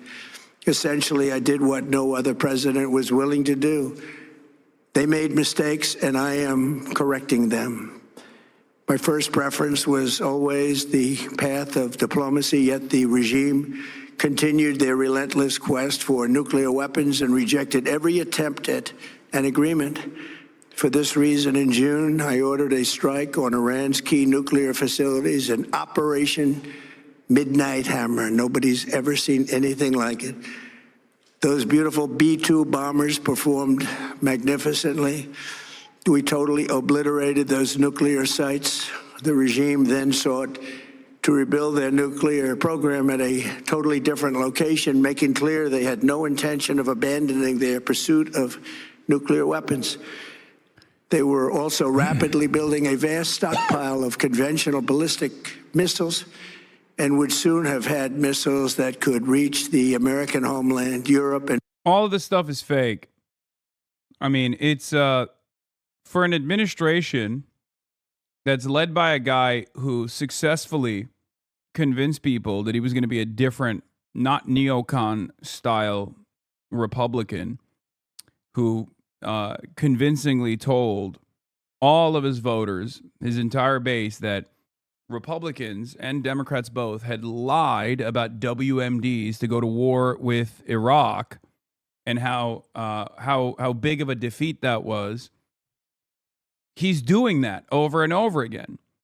When he says the Iranian nuclear capabilities were emboldened, it's a WMD lie. Okay, it's not true. When he says that ripping apart the JCPOA was successful, ripping apart the JCPOA was actually a good thing as far as like denuclearizing Iran, also wrong. When he says that all of the people that he has killed and the Iranian capacities is diminished, also a lie. Also, this doesn't get people to support the war because the U.S. started it. This is bad PR to try to get manufactured consent. Yeah, I just don't understand. I genuinely cannot understand what Donald Trump was trying to accomplish with this speech, because this is just a rehashing of all of the other Truth Social posts that he's made leading up to this moment. And they made a big show of it, right? Like Trump delivers a State of the Union, a presidential address to the nation, and all of the other, all the TV networks are playing this, right? The expectation is that he comes out and explains that he's going to either retreat or double down. And I don't think he gave people that at all. Most people, myself included, I listened to this last night. My takeaway was that I still don't understand where we're going. There's always a strategy behind even the inconsistency in the narratives, chatters. I suspect that this one was to calm the markets, I guess. Like to tell the markets that he is actually retreating, right? To try and manipulate the markets further, because it's very clear that that's what the markets want. They're desperate for a retreat. But even then, it had the opposite effect. Oil still went up. In virtually any other place on earth, Iran's strategy was so obvious. They wanted to produce as many missiles as possible, and they did, with the longest range possible. And they had some weapons that nobody believed they had. We just learned that out, them all out, so that no one would really dare stop them. And their race for a nuclear bomb, a nuclear weapon like nobody's ever seen before. They were right at the doorstep. For years, everyone has said that Iran cannot have nuclear weapons, but in the end, those are just words if you're not willing to take action when the time comes. As I stated in my announcement of Operation Epic Fury, our objectives are very simple and clear. We are systematically dismantling the regime's ability to threaten America or project power outside of their borders. That means eliminating Iran's Navy, which is now absolutely destroyed. Yeah, Iran's Navy is like go-fast boats and jet skis, and it hasn't been thoroughly dismantled. Like the Iranian Navy assets that they've blown up are utterly irrelevant. They don't control the Strait of Hormuz with their Navy. They control the Strait of Hormuz with their missiles and specifically their drones. And the real question here is, or the real assessment here in terms of deteriorating Iran's capabilities of controlling the Strait of Hormuz can only be seen with the tankers that are crossing the Strait of Hormuz. If the tankers that are crossing the Strait of Hormuz still, to this day, are Chinese flag tankers and tankers that are paying a toll to the Iranian government, that means the American government has not been able to successfully attrit the Iranian capabilities. This is just bullshit. This is self-soothing narratives that the war effort is actually going well when, calm minds engaging in sober analysis can actually see that the truth is the exact opposite of the way Trump presents it. All the while, there's an allegation that yet another advanced enemy fighter jet was taken out near Keshem Island. The statement says the aircraft crashed into the waters between Keshem and Hangam Island. I don't know if that's the case. I don't know what kind of plane this is. It looks like an A-10. That's what people are saying. We will find out soon enough. Best summary of what you're saying. Leaked video shows Iran's control over the Strait of Hormuz. Okay. Hurting their air force and their missile program at levels never seen before. and annihilating their defense industrial base. We've done all of it. Their Navy is gone. Their Air Force is gone. Their missiles are just about used up or beaten. Taken together, these actions will cripple Iran military, crush their ability to support terrorist proxies, and deny them the ability to build a nuclear bomb. Our armed forces have been extraordinary. There's never been anything like it militarily. Everyone is talking about it, and tonight I'm pleased to say that this part is true. Everyone is talking about American military capabilities, just not in the way that Trump thinks they're talking about it, right? I think a lot of people are reconsidering the American force projection capabilities. I do believe that. We've been talking about it quite a bit here on the broadcast. A lot of people are tuning in to hear what, Mersheimer has to say about this on independent outlets. It's just not one that favors the United States of America and its force projection power. So I guess he's half right on that one. These core strategic objectives are nearing completion.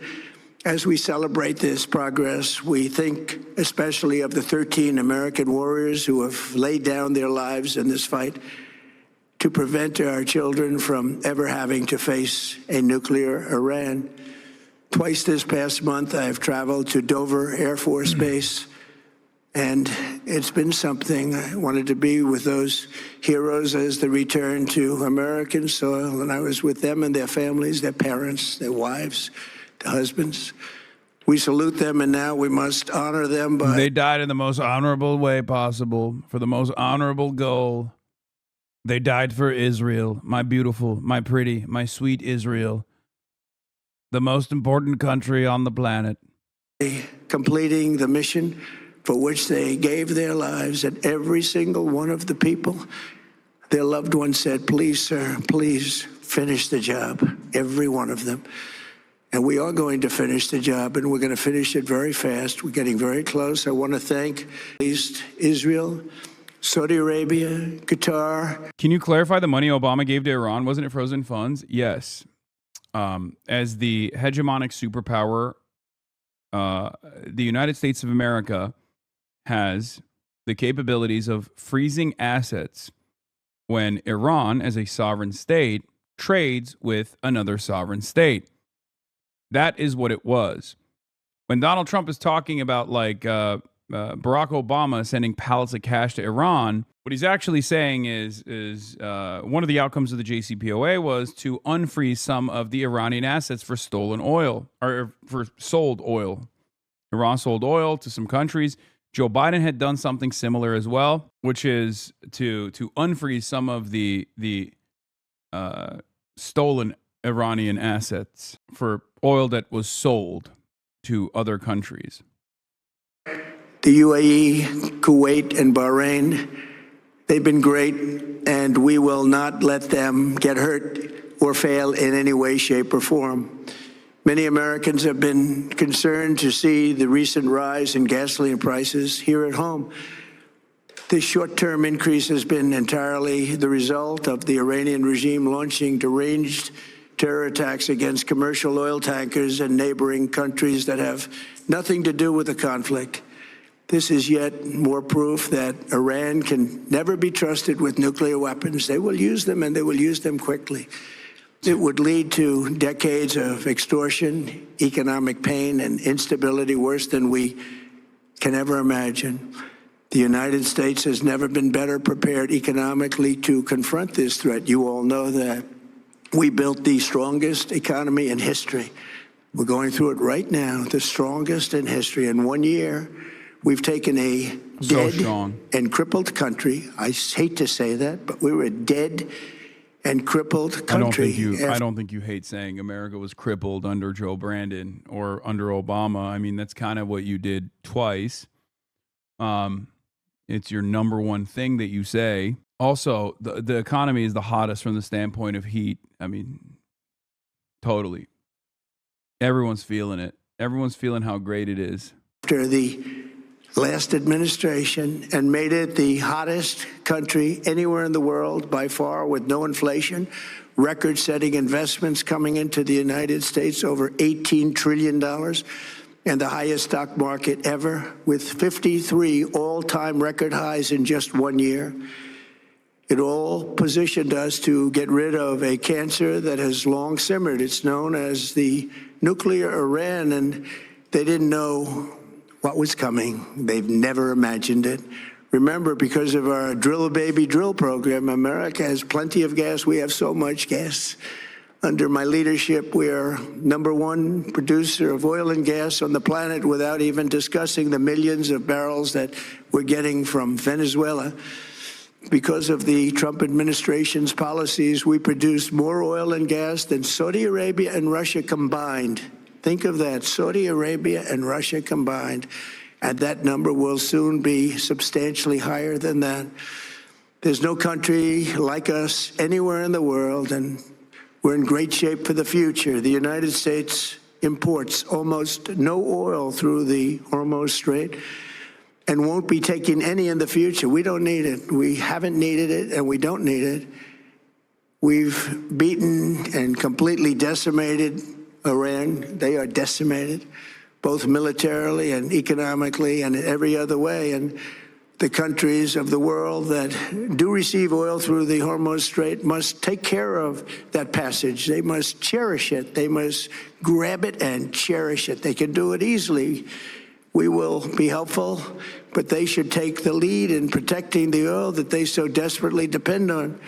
So to those countries that can't get fuel, many of which refuse to get involved in the decapitation of Iran, we had to do it ourselves. I have a suggestion. #1, buy oil from the United States of America. This is the most important part. As I've explained to you before, taking Venezuela for its oil was seemingly a silly thing, right? Because America's an oil exporter, and in order to maintain price stability, sitting on top of the second or the largest natural oil reserves would have meant that the price of a barrel would go down if America actually supplied too much oil, right? If they refined too much oil, the price of a barrel will go beneath $60 a barrel, and therefore a lot of these like smaller fracking companies in the United States of America, which make up the backbone of the American industry, the American extraction industry, would not have been able to sell at a profit, and they would have to close up shop. It wasn't just to screw Cuba. And at the time I said, no one will ever, free oil, I hate that, right? Even though The Economist was writing about it and all these other, analysts, all these commodities traders were saying, this seems really stupid. This is not beneficial. This is not for oil. Even though Donald Trump was like, no, this is for oil. Well, now we know, right? He's basically telling Europe that he fucked over to purchase oil and gas from the United States of America, purchase more oil and gas from the United States of America. All of the other allies around the world that rely on the Strait of Hormuz for their energy needs should now get it from the United States of America instead. Price stability will come from U.S. overproducing oil now in order to make up for the lack of supply while demands rise. However, I don't think we have the logistical capabilities of rerouting to make up for 20% of the entire planet's needs. I don't think we have the refinement capabilities of building up the oil supply. So I don't know how we're going to achieve this goal, but basically it feels like that's what Donald Trump is spelling out here. Something that I suspected as like the only reasonable, only logical long-term goal here is the destruction of the GCC, diminishing GCC's capabilities of providing energy for the rest of the world, just destroying it altogether, and then making America one of the only countries on the planet that has the capabilities of supplying much needed oil to the rest of the world. Having said that, however, the runway for such a would probably take up years and a shit ton of investment. I don't know if we have that capability at all. LemFAI literally said that yesterday, and you said it was crazy and that they couldn't refine it. Stole my whole flow word for word, bar for bar. When I said that yesterday, you said I was crazy. chatter, I don't know if you recall this conversation, but you literally said, I said that initially. Why am I going back on it? Okay. That was my assessment initially. I'm still telling you that just because it's a fucking goal that the administration has doesn't mean that they're capable of achieving said goal. Is it hard for you to comprehend? The Gulf is profoundly important for maintaining the petrodollar. Okay. It's kind of like this. If you say so, big dog, hi chat. Brother, your fucking chat logs are right here, okay? Your chat logs are right here. We had this conversation yesterday. Jesus Christ. It's kind of like Liberation Day, okay? It's, as a matter of fact, it's exactly like Liberation Day. There's a logical goal for why Donald Trump wants to engage in trade protectionism. He wants to build up the American manufacturing base. This is a national security problem for America if America wants to engage in a more aggressive posture against China. Okay? That's the goal. That's the stated objective of Liberation Day, to force the rest of the world, to force all of our trading partners to decouple from China, the manufacturing base of the entire planet. Okay? The problem, however, is that just because you have a goal doesn't mean you have the capabilities of reaching said goal. This problem is the exact same, okay? The goal is to decouple from China in terms of trade, and to force all of our other partners to decouple from China, and then rebuild the American industrial base.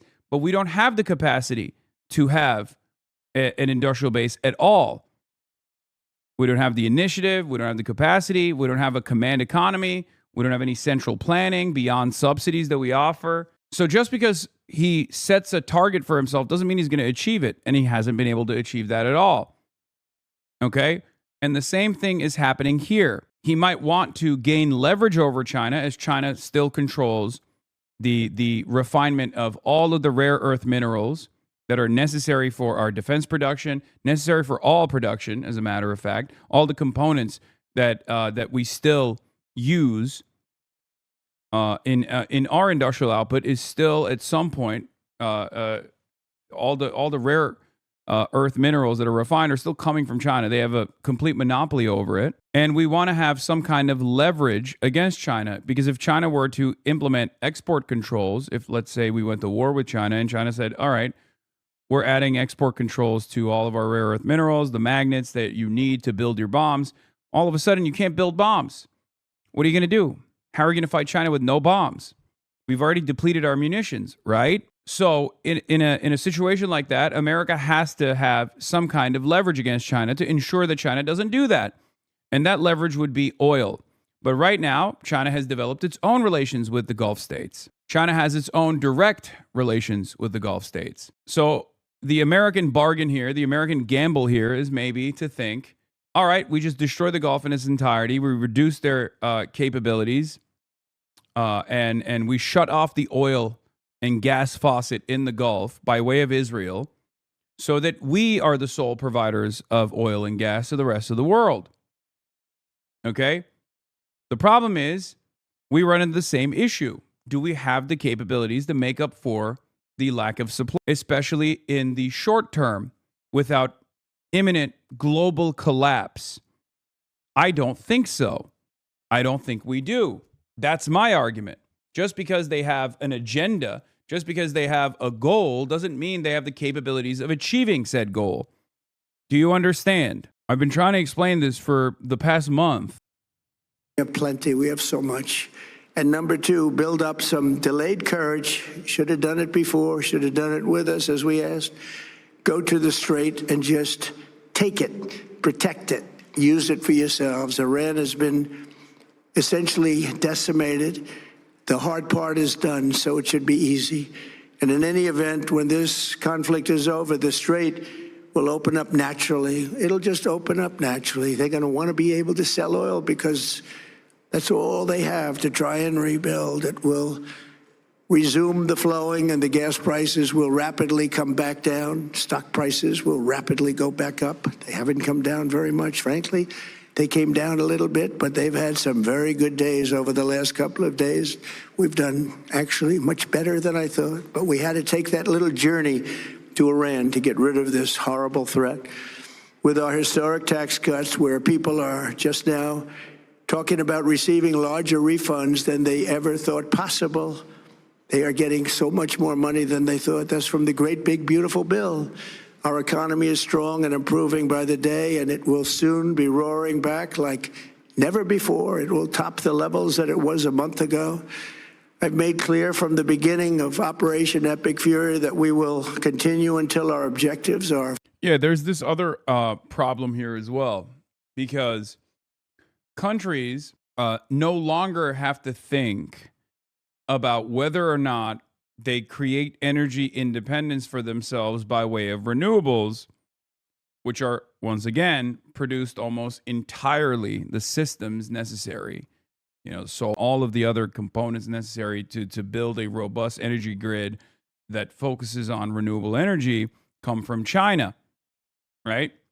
So a big point of contention at Davos and all these other summits that were, that were happening in the build up to Trump taking Venezuela and then waging war against Iran, a big point of contention from the American side always was constantly telling Europe, don't move towards green energy. Do not move towards green energy.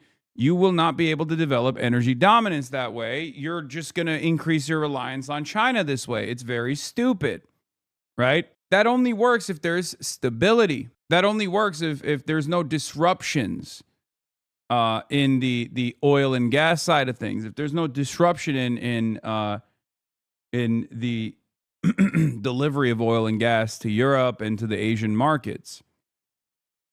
Now Donald Trump has basically presented the argument that there is no stability, or they will be entirely reliant on the United States of America providing oil and gas. Europe already experienced a piece of that with the Russia war against Ukraine, where they gained independence from their reliance on Russian gas, Russian oil, and they celebrated that decision, even though that decision led to much more expensive energy prices, a crisis that was boiling up. And now it's gotten significantly worse. So Donald Trump has basically proven that if countries want to have energy independence, they have to move away from their reliance on fossil fuels. True energy sovereignty comes from renewables. So now, competent governments are probably going to go to China and demand more help. They're going to purchase more solar panels. They're going to try to create a robust renewable energy grid for themselves. Many countries were already moving in that direction, right? So ironically enough, this still takes away from the power that America has around the world, because petroleum is traded on the dollar. This undermines, like the more Donald Trump undermines the petrodollar, the more Donald Trump undermines American hegemony. The other side of the story, of course, is that American hegemony and the confidence that people have in American stability is propped up by the might of the American military. And Donald Trump is destroying that notion as well. So it's a spectacular failure in every way that you can see. Every aspect that has that every aspect of this design, this new world order post World War II, and certainly post the end of the Cold War, is currently falling apart. Donald Trump is most responsible for the acceleration of American demise here. And I mean, he's doing this like he is the this is the reason why we say he's J.D. Pandon, right? He is the brave anti-imperialist voice. Fully achieved. Thanks to the progress we've made, I can say tonight that we are on track to complete all of America's military. Fake as fuck. HasanAbi, do you enjoy being fake as fuck? Independent media fucking joke. Is it truly only independent media if you're dick eating the president? Is that how you can be a true independent media voice? Is that what it is? I mean, I'm not just getting yelled at by Republicans. I'm not just getting yelled at by Republicans. I'm getting yelled at by Democrats as well on a daily fucking basis. Even a dumb guy such as yourself could probably understand that means that I'm definitely independent from at least the duopoly. Military objectives shortly, very shortly. We're going to hit them extremely hard over the next 2 to 3 weeks. We're going to bring them back to the Stone Ages where they belong. In the meantime, discussion, regime change was not our goal. We never said regime change, but regime change has occurred because of all of their original leaders' death. They're all dead. The new group is less radical and much more reasonable. Yet if during this period of time no deal is made, we have our eyes on key targets. If there is no deal, we are going to hit each and every one of their electric generating plants very hard and probably simultaneously. Insane. This is the quote-unquote supposed leader of the free world openly saying in a presidential address to the nation that he is going to commit acts of terrorism. He has already committed acts of terrorism, and he's going to do more of it. That's what he's saying to people, right? He's saying we're going to hit civilian targets. He's saying we're going to bomb this country back into the Stone Age. Peace president, right? No new wars, they said. It's unbelievable. What happened to liberating the Iranian people, by the way? You know? What happened to peace president? Peace president Donald Trump. What happened to I'm not dying for Israel? What happened to no new wars? It was all a lie, of course. And I said it was going to be a lie. Anyone could see it. Anyone with 3 working brain cells could see it from a mile away, right? If only we had a, serious opposition party that presented themselves as the actual anti-war party instead of saying Iran is our number one enemy, is our number one threat. Shouts out to Kamala Harris for saying that. And also simultaneously saying that I'm going to oversee the most lethal military anyone's ever seen. Shouts out to Kamala Harris for saying that too. So that Donald Trump could lie and present himself as this peace president somehow and make a convincing case. Fantastic. We have not hit their oil, even though that's the easiest target of all, because it would not give them even a small chance of survival or rebuilding. But we could hit it, and it would be gone, and there's not a thing they could do about it. They have no anti-aircraft equipment. Their radar is 100% annihilated. We are unstoppable as a military force. The nuclear sites that we obliterated with the B-2 bombers have been hit so hard that it would take months to get near the nuclear dust, and we have it under intense satellite surveillance and control.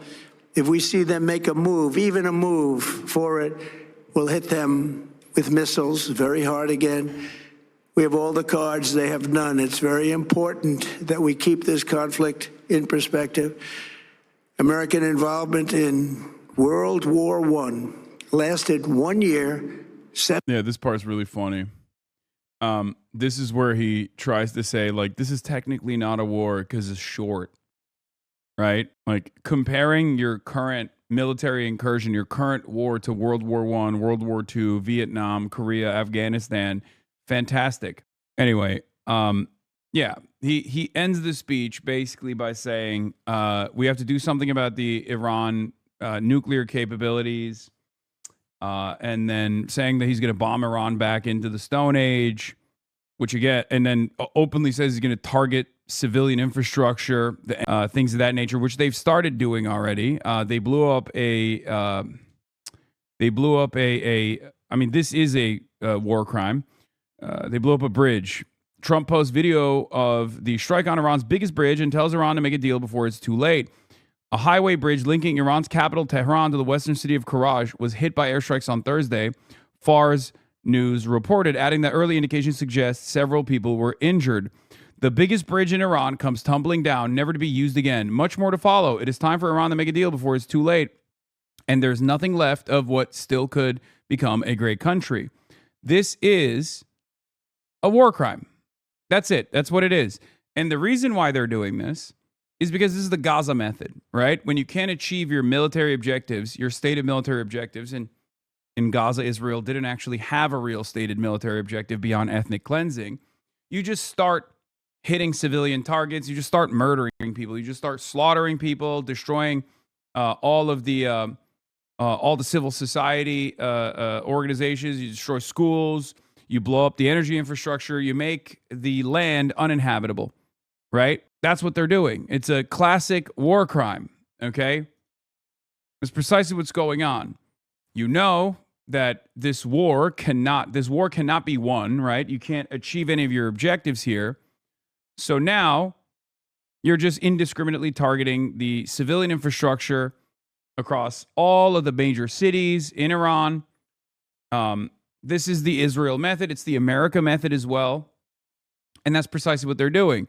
And in the absence of an international organ of justice that can bring America to heel, in the absence of pressure coming from American allies and trading partners, in the absence of reining America and Israel in, of course they're going to do this, right? Who's going to say no? Who's going to say you have to stop this? We've already seen what happens when no one abides by the rules of warfare, right? You end up looking like Israel, crying about cluster munitions being deployed on Israeli airspace when everyone knows that you've been using cluster munitions in Gaza and also in Lebanon, right? 8 people were killed in the process, by the way, and 95 were wounded in the attack on the B1 bridge in Karaj, according to the Iranian state media. And of course, our organs of propaganda are running defense for it. The New York Times reports that the bridge was struck in Iran was part of a planned military supply route for sustaining Iran's ballistic missile and attack drone force. That's fucking bullshit. Okay? That's complete bullshit. It's complete horseshit. U.S. forces struck the B-1 bridge in Iran on Thursday, eliminating a planned military supply route for sustaining Iran's ballistic missile and attack drone force, a U.S. military official said. The officials spoke on condition of anonymity to share operational details. Stenographers. The New York Times is running defense for it. Here is Sayed Abbas Araghchi, the foreign minister of Iran, who says, striking civilian structures, including unfinished bridges, will not compel Iranians to surrender. It only conveys the defeat and moral collapse of an enemy in disarray. Every bridge and building will be built back stronger. What will never recover is the damage to America's standing. I don't know what to say about this other than we are posterizing our war crimes. We're telling the rest of the world that we are an uncontrollable, belligerent, rogue entity. There is a reason why people abide by the standards of war, right? You don't kill diplomats, for example. You don't shoot the messenger, right? It's a cliche. America had Abbas Araghchi on a strike list, on an assassination list. They took him off of. They ended up trying to assassinate a former diplomat, as a matter of fact. Israel's been doing this. Israel wages war like this all the time, and that's part of the reason why a lot of people have developed enmity towards Israel, because they're like, what the fuck are you doing? You only get away with this if you are the permanent domineering superpower, okay? It's ironic to do this right now when your status as the domineering superpower is maybe no longer the case, right? You're no longer the dominant superpower. You're no longer the hegemonic superpower, and you're still behaving like this. A country that did this was Nazi Germany. Israel's been behaving like Nazi Germany, and now America is increasingly behaving like Nazi Germany. One could even say America has behaved like Nazi Germany in the past as well. But something is different here. Because in the past, when America was doing this kind of thing to other countries in Afghanistan, in Iraq, right? Those countries did not have the capability of fighting back. Those countries did not have the capability of delivering incredible damage to the confidence that people had in the American force projection capabilities. Iran has been able to successfully achieve that, right? So for America to turn around and desperately try to create more collateral, try to assassinate as many civilians as possible, is only going to further solidify that they don't have that capability any longer. Eventually, this is going to have to come to an end. The rest of the world is going to inevitably say, all right, enough is enough. You have to pack this up. When they realize that America does not have that capability any longer, when it's when it's impossible to ignore, eventually the world has to bring us to heel. The U.S. has always done this shit, be real. Not to this degree, and not against an enemy that is capable of disrupting the rest of the world's oil supply. The amount of control that America had during shock and awe and in the aftermath of shock and awe in Iraq is nothing like what's going on right now. Okay? All of the destruction in Iraq and all of the instability born out of the American invasion of Iraq was directly a consequence of America's lack of interest in keeping Iraq a stable institution. They only protected, the only ministry that America actually protected was the Ministry of Energy, okay? Because they had one singular goal in mind. That was to protect the assets. That was to take over the assets and control the extraction industries of Iraq. They're not doing that right now. They're blowing up oil refineries. Israel already blew up oil refineries, right? Like this is totally new from that perspective. And not only are they doing all of this, like not only are they committed to just like doing terrorism for the sake of terror, which is somewhat new. There's not like any sort of discernible strategic military objective here other than just killing people. But yeah, it's very Israel style. IRGC bridge, IRGC hospital, IRGC guy who fills out a spreadsheet to order more water jugs, IRGC building inspector, IRGC park, IRGC girls school, IRGC air conditioning efficiency study, IRGC Indian guy running a merchant ship cafeteria. This is the same shit that Israel did with Hamas. Everything is Hamas. Everything is Hamas. Everything is Hamas. Oh, that mosque? It's Hamas. Oh, that school that we blew up? It's Hamas. Those little schoolgirls? Also Hamas. They had a copy of Mein Kampf that we found, right? Like they did that. This is what Israel did. And this is what America's doing right now. It's not going to work. A U.S. official tells me that the bridge was attacked because it was used by Iranian armed forces to try and secretly move missile and missile parts from Tehran to launch sites in western Iran. Yeah. Yeah, I saw Trump's strategy for the midterms. We're going to talk about that in a second.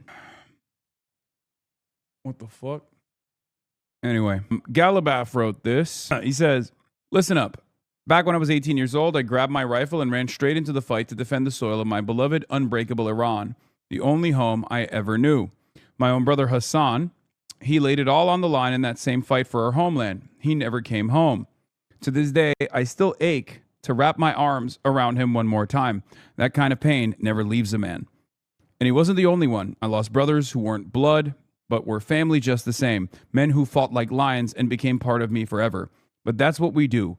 We give everything we've got for the land we love. We poured out our youth, our blood, and every tomorrow we had for Iran. We are not warmongers. But when the time comes to defend our homeland, every last one of us becomes a soldier. Right now, in less than a week, a powerful national campaign sweeping across the country has brought forward around 7 million Iranians who have already stepped up and declared they're ready to pick up arms and stand in defense of our nation. Let me tell you something straight from the gut. Iranians don't just talk about defending their country. We bleed for it. We've done it before, and we're ready to do it again. You come for our home, you're going to meet the whole family, locked, loaded, and standing tall. Bring it on. Is targeting basic civilian infrastructure not just blatant terrorism and war crimes? Are we the baddies? Yes, we've always been the baddies. That's the irony here. We've been the baddies, but what a lot of people don't understand, my criticism of like neocons or like the way that the Trump administration has weighed the propaganda campaign of the neocons, is that they say, we're not engaging in nation building here, right? We don't want to do regime change wars. We don't want to engage in nation building. The irony is that wasn't the point of the global war on terror either, right? So it's idiotic to make that assessment. That was just marketing. So unless you personally, literally thought that, Donald Rumsfeld had any sort of ambition of creating a stable Iraq and democratizing Iraq by force, unless you truly believed that narrative, you understood that that was just marketing. So the Trump administration and Pete Hegseth and all these other, spokespersons for the Trump administration in this war that we're waging with Iran have decided not to do that marketing, right? But in the absence of that marketing, in the absence of making a convincing argument that they have WMDs, making a convincing argument as to why this unimaginably expensive and bloody endeavor has to be conducted, because there's some sort of like moral goal at the end of this, right?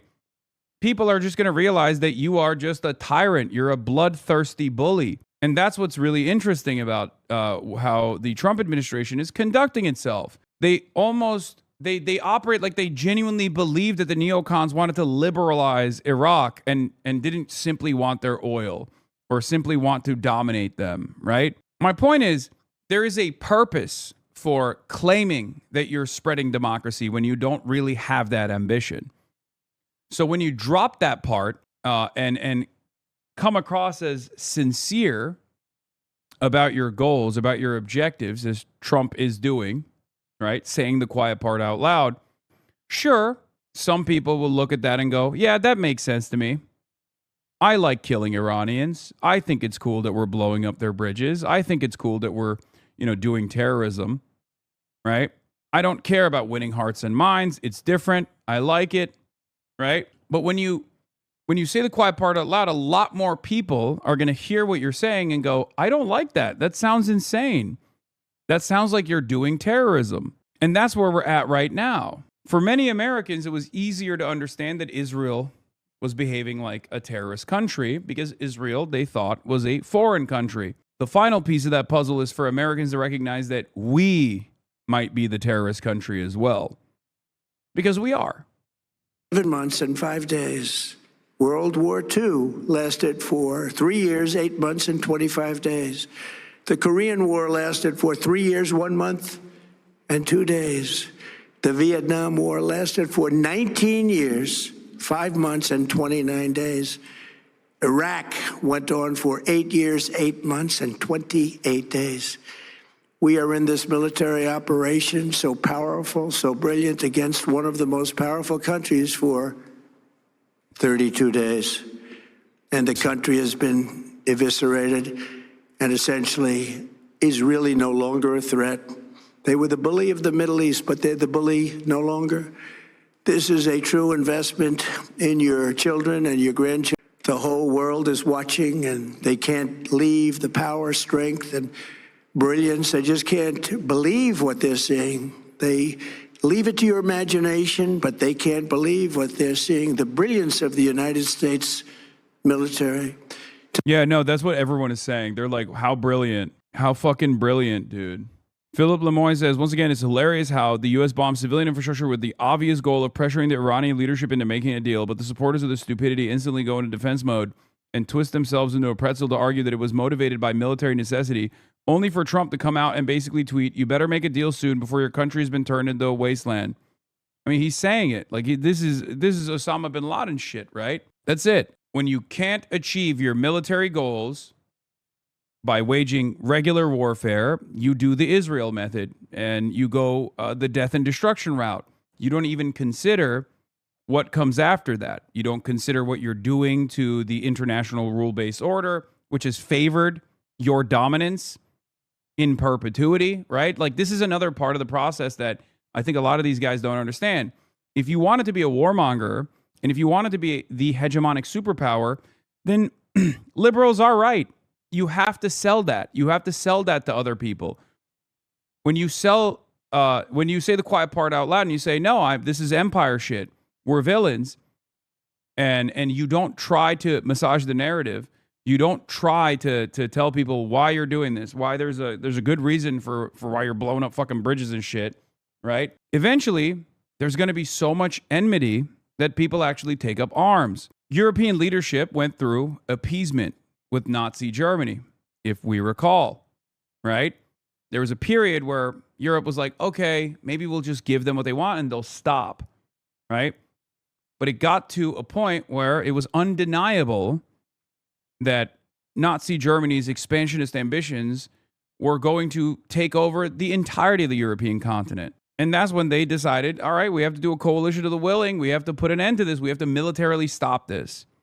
Now, of course, in the age of nukes, the calculation is different. But the reality of the matter is, us alongside Israel are the current Nazi Germany country, but this time with nukes. We have to put an end to it.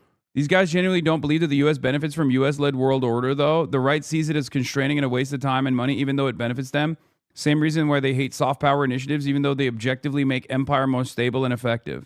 I think the insincere liberal method of justifying American hegemony was the more successful one, and that's why it reigned supreme, even in the hands of reactionary neocons when they were waging the global war on terror. It reigned supreme for a good reason, because it was successful. It convinced a lot of people. Okay? Sure, we could say they're stupid, but at least there was an effort to convince them, right? Now there is no effort to convince them. Now you got Donald Trump basically saying, speaking out of both sides of his mouth, basically saying the quiet part out loud at times, and then at other times he'll try to commit to a real reason for why we're doing all this, right? But I don't think he's capable of convincing people at all. Eventually, when enough people realize that America is the villain in the story, they're going to want to put an end to it. They're going to demand an end to it. Just as in the immediate aftermath of October 7, the pro-Palestinian protest movements were small, they were marginal, they were bullied. There was a lot of pressure. People bastardized what they were trying to explain to people. And they said, oh, you guys are pro-Hamas, you want Jews to die, you're anti-Semitic. And then that protest movement grew and grew and grew. And now people understand that the bad guys in that equation were always Israel. The same thing will eventually happen for America as well. Okay? That's it. Tonight, every American can look forward to a day when we are finally free from the wickedness of Iranian aggression and the specter of nuclear blackmail. Because what the heck are you talking about? The rest of the world and what army? This is American entitlement and American exceptionalism. The idea that the rest of the world can't apply diplomatic pressure, trade pressure to the United States of America, that America can be truly independent after the United States of America designed this global system that benefited the United States of America for fucking decades, is idiotic. You're brain dead. The only reason why this hasn't happened thus far is because for the longest time, while we were conducting these wars of choice, following along with these imperial desires, we made a convincing case as to everyone else also getting a piece of the pie to a certain degree. The European vassals were going to benefit from the system as well, and they did, certainly, right? And we at least tried to appeal to people's sensibilities, try to convince them that it was good that we were the world police. Now we're not even doing that. We're not doing that at all. My point is, people are eventually going to look at America very differently than they have thus far. What happens when all that pressure mounts? What happens when the demands are being made by middle powers in Europe, for example, from the populations to decouple from the United States of America? America's power, America's hegemonic superpower status is kept together by its military might, which has taken a devastating blow, right? In the last 33 days. We can't even dominate a country that we've been able to wage economic warfare against. They control the Strait of Hormuz. But also on top of that, it's propped up by the complex system that we have created around the world that we control. A system, military, a system that says there will always be free-flowing commerce in these choke points. We control the seas. You will always get your oil. Your energy grid is never going to be threatened. But now the energy grid is threatened. Now, capital has to withdraw from certain areas, or they get blown up because they're in missile striking distance. That puts a dent in the goals of the profit seekers, right? That harms profits. If profit centers are under imminent threat, it creates market instability. And also on top of that, it harms profit margins. And you can't have that. If America can't provide that, if America can't guarantee safety and security for the rest of the world, then why should it be the fucking number one superpower? For the most part, the U.S. also keeps local elites happy. In the poorest countries, the most corruption, U.S.-led economic and security model keeps the elites in place and is beneficial for their short-term financial power, even though they are not to broader economic development. Trump's just fucking up every bag at once. Exactly. Exactly. The very same attitude shift that took place over the course of the last month with European leaders basically salivating at the prospect of punishing Iran, right? Dominating Iran, taking out this like sovereign state that has been a foreign adversary, a thorn on the side of Western imperialism for 47 years. That attitude changed quite quickly, right? And dramatically. Now they're all terrified. They're delivering their own individual states of the unions. They're saying, oh, you know, we gotta get ready for major economic shocks, major uncertainty in the upcoming days. They're openly defying America as Donald Trump demands full cooperation from NATO allies. NATO allies are saying, no, we're not going to do that. You're out of your fucking mind, right? That same attitude was also demonstrated by the Gulf states, at least some of them. There's a Financial Times report that I read on this from Saudi attitudes that have turned completely against the United States of America. MBS was saying, look, if Israel's going to go in, America might as well go in alongside Israel. Maybe you don't touch their energy infrastructure, because then that means they'll blow up our energy infrastructure. That hurts our stability, right? But, you know, take out their missile systems and it'll be fine. That was the attitude from MBS early on, before this started, right? The hubris, the audacity, the assumption that Israel would have any restraint whatsoever. So stupid. Now the Saudis have recognized that that's not the case, and that Israel actually doesn't even care if the Gulf states diminish, if the Gulf states are destroyed. So now they're desperate for an off-ramp. Now they're demanding the off-ramp. Might be too late. Because of the actions we have taken, we are on the cusp of ending Iran's sinister threat to America and the world. And I'll tell you, the world is watching. And when we do, when it's all over, the United States will be safer, stronger, more prosperous, and greater than it has ever been before. May God bless the men and women of the United States Armed Forces, and may God bless the United States of America. Thank you very much, and good night. Hey, Sean Hannity here. Hey, click here to subscribe. Right when the president came out, he said that one thing he wanted to do was lay out why it's necessary for safety and security of Americans that this is happening. Do you think he made that case? I thought he started with the necessity. We talked about you need necessity, the objective, then what's the plan. I thought the necessity, laying out the bill of particulars on Iran, was fairly effective, not entirely accurate, as you just pointed out. I think it's important to remind people what Iran is about. It is a real threat. There are reasons to be doing what we're doing. Oh my God, it's so funny. Once again, remember, okay, this is Brett McGurk, okay?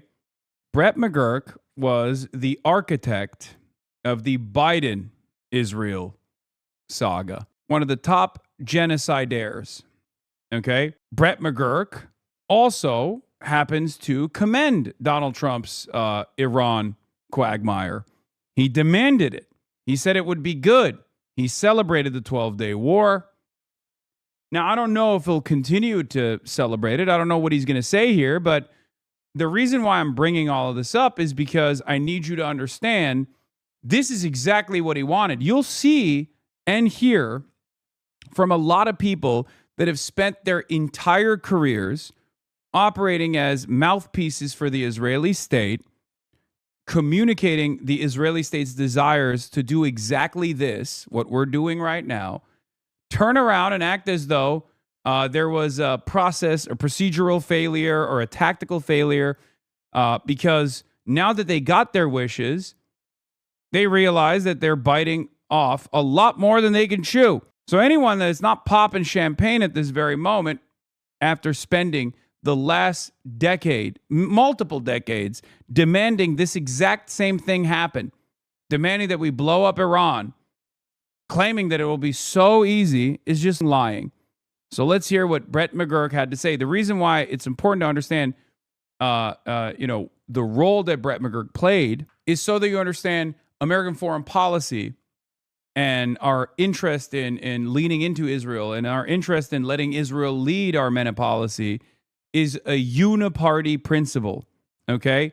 This is what I mean when I say America and, the Democratic Party and the Republican Party are very much aligned on key issues. Brett McGurk is a great. I thought when he laid out the objectives and the plan, I don't think we heard too much. And my takeaway was that we might be in for an escalation of this war. I mean, he said if there's not a deal, he put back on the table. He didn't talk about a deal very much. Well, he said there's not a deal. The energy targets, everything else he'd been talking about. So if we thought we might hear a de-escalatory speech that we're going to wrap this up in a couple weeks, actually heard something quite different. And he said he visits the families at Dover, and he said we must honor them by completing the mission. And then he basically threatened Iran that we're going to prepare to send you back to the Stone Age. So I think this war is going to continue for some time. I mean, that's what I heard. I thought it was striking that while he had a chance to speak to the Iranian leadership, the replaced Iranian leadership, he did not make an offer or any discussion of what the U.S.-Iran relationship could look like. I mean, these are two countries that have every reason that they could be natural allies. Historically, at various moments, long time ago, they were. But there was only threat to the Iranian leadership. There was no incentive. I thought the second really interesting thing was that the president basically dismissed the operations to go get the nuclear material. You may remember that when this war started, that was supposed to be the #1 objective. Keep Iran from making a bomb. And that means taking away the near bomb grade material.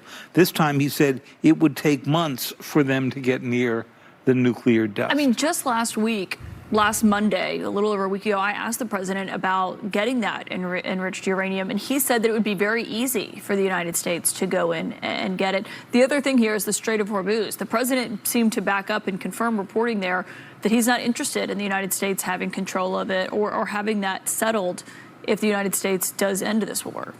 Well, and that's inconsistent. I mean, one thing he complained about the Obama administration and sanctions relief and everything, but if Iran comes out of this controlling the Strait of Hormuz and being able to meet... Which you must have hated, huh? Considering that you had no ambitions of reinstating that when Biden was president. Ships that go through there and taking a cut of every ship, they're going to make hundreds of millions and billions of dollars. So that, if that is the outcome here strategically, that is not good if our objective is to contain Iran. Yeah, he called on our allies to come in and help in the strait, and we might be willing to help. But I heard him. Once again, what's really stupid about this conversation, right, is that the problem that people should have with this is the point that Donald Trump is trying to get across, which is strategically containing Iran. Like, why are we doing that?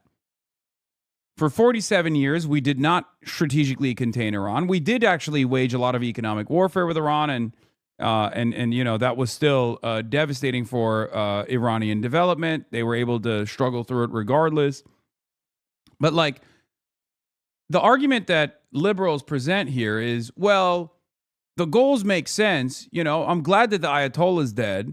I'm glad that we did this decapitation strike. The problem is we're just not achieving our war goals. No, man. The problem is we did that to begin with. Okay? You can't make a convincing counter narrative. You cannot actually convincingly counter message against the Trump administration if the only criticism that you have is that they're just not doing the right things. Like, oh, their goals are ambitious, and I agree with them, but they're just not able to accomplish said goals. That's not a real counter narrative. That's not a real counter argument, right? You're just taking advantage of the fact that you're no longer in power, so you can just like criticize. It's the same shit that Trump did with the Afghan withdrawal, right? Something that he designed that he never actually had the courage to pull through on, to pull the trigger on, and then because he wasn't president at the time, because he didn't oversee the Afghan withdrawal, which was always going to be messy regardless, right? He was able to say, oh, yeah, he just, I think he didn't do a good job. He did a bad job. Remember our 13 brave soldiers that died, you know, in the Afghan withdrawal? Remember the 13 or was it 7? I can't remember the exact number. Yeah, the Strait of Hormuz was free for navigation for the past 50 years. We're acting like it was always been closed. Yeah, we made him close it. They didn't close it the last couple of times we bombed them. They didn't close it for the 50 years that we actively sought to destroy the Iranian economy. They closed it because we forced them to take action. 7 was Benghazi. We're not talking about Benghazi. We're talking about the Afghan withdrawal. I think it was like 13 soldiers that died or something, our best soldiers. Meanwhile, when Donald Trump was president in Afghanistan, 67 American soldiers died. But hey, it's neither here nor there. It's just, they had to go. So stupid. Say we kind of would lead that mission from behind, hoping that our allies might step up, which I'm not sure they're going to do. Look, it's a difficult mission. He said it's easy. It's not. You got to have assets that can, Caitlin, shoot down anti-ship missiles and drones. It's hard. We did this in the Red Sea with a small coalition. It's a very difficult military mission and strategic equation. And the way we're talking about our allies every day, I don't see the allies really signing up to take on this mission. They should. I mean, they should. It is in their interest to do it. We should stay on them. But I think the Strait of Hormuz remains a very unresolved issue here, and I didn't really hear an answer. Well, I mean, if what Brett's hearing is that there's a potential escalation here. The president talked to Americans about rising gas prices, but he said that they would come down after the war is over. I mean, if the war is going on for 2 to 3 more weeks, maybe longer than that, do you think that was sufficient? Well, they're going to start to come down. I think he's right to recognize it. He's trying to show the American public that he hears their anxiety about it. And I do think gas prices are going to be one of the drivers of public opinion on the war. I think Brett's right about what he said about the allies, though. He called on our allies to come in and take over the Strait and deal with the Strait. Now, he's mostly talking about Japan and Korea. Both of them get about half their oil and gas through the Strait of Hormuz. The fuck is Japan and Korea going to do, bro? If America can't open the Strait of Hormuz, how the is Japan and Korea going to open the Strait of Hormuz? Are you out of your damn mind? These are 2 countries that we occupy militarily. Okay, post-World War II, post-Korea War, we literally occupy these countries. We got like 80,000 troops in Korea.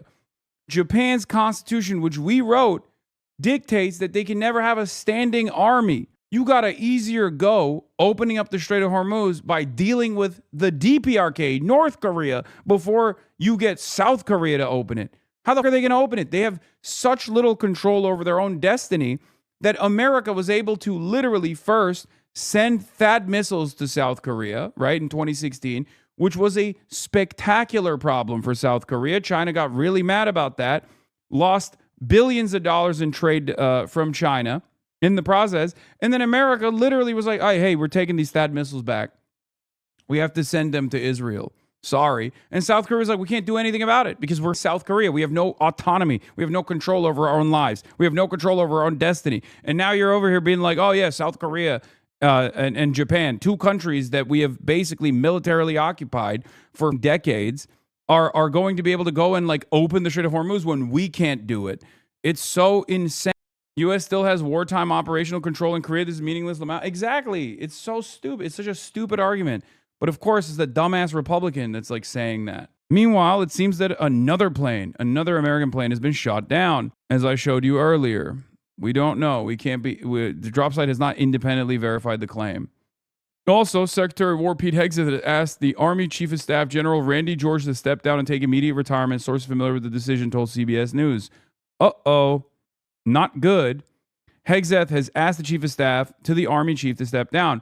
Randy George previously served as a senior military assistant to Secretary of Defense Lloyd Austin during the Biden admin. One of the sources said Secretary of War wants someone in the role who will implement Trump and Hegseth's vision for the Army. The Vice Chief of Staff of the Army, General Christopher Leneve, who was formerly Hegseth's military aide, will likely be considered a replacement. This is unrelated to the helicopter flyby at Kid Rock's home, I'm told.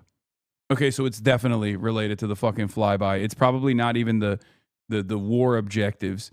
I initially thought it was that, but I suspect this guy was like, no, we have to punish the fucking guy who did a flyby. That's like ridiculous. Like we're the goddamn American military. We can't be just like doing stupid shit like that. And then Pete Hegseth, it was like, nah, that's against our goals, sir. Kid Rock actually really enjoyed that flyby. I know it sounds stupid, but I need you to understand, we are a stupid country. We are led by stupids. We are that stupid. So yes, this decision could have been made for perhaps the stupidest reason. What is this? Our military installations have been turned into gun-free zones, leaving our service members vulnerable and exposed. That ends today. Troops can now request to carry their own personal firearms on base for personal protection without having to explain why they need to protect themselves on base. Oh my God.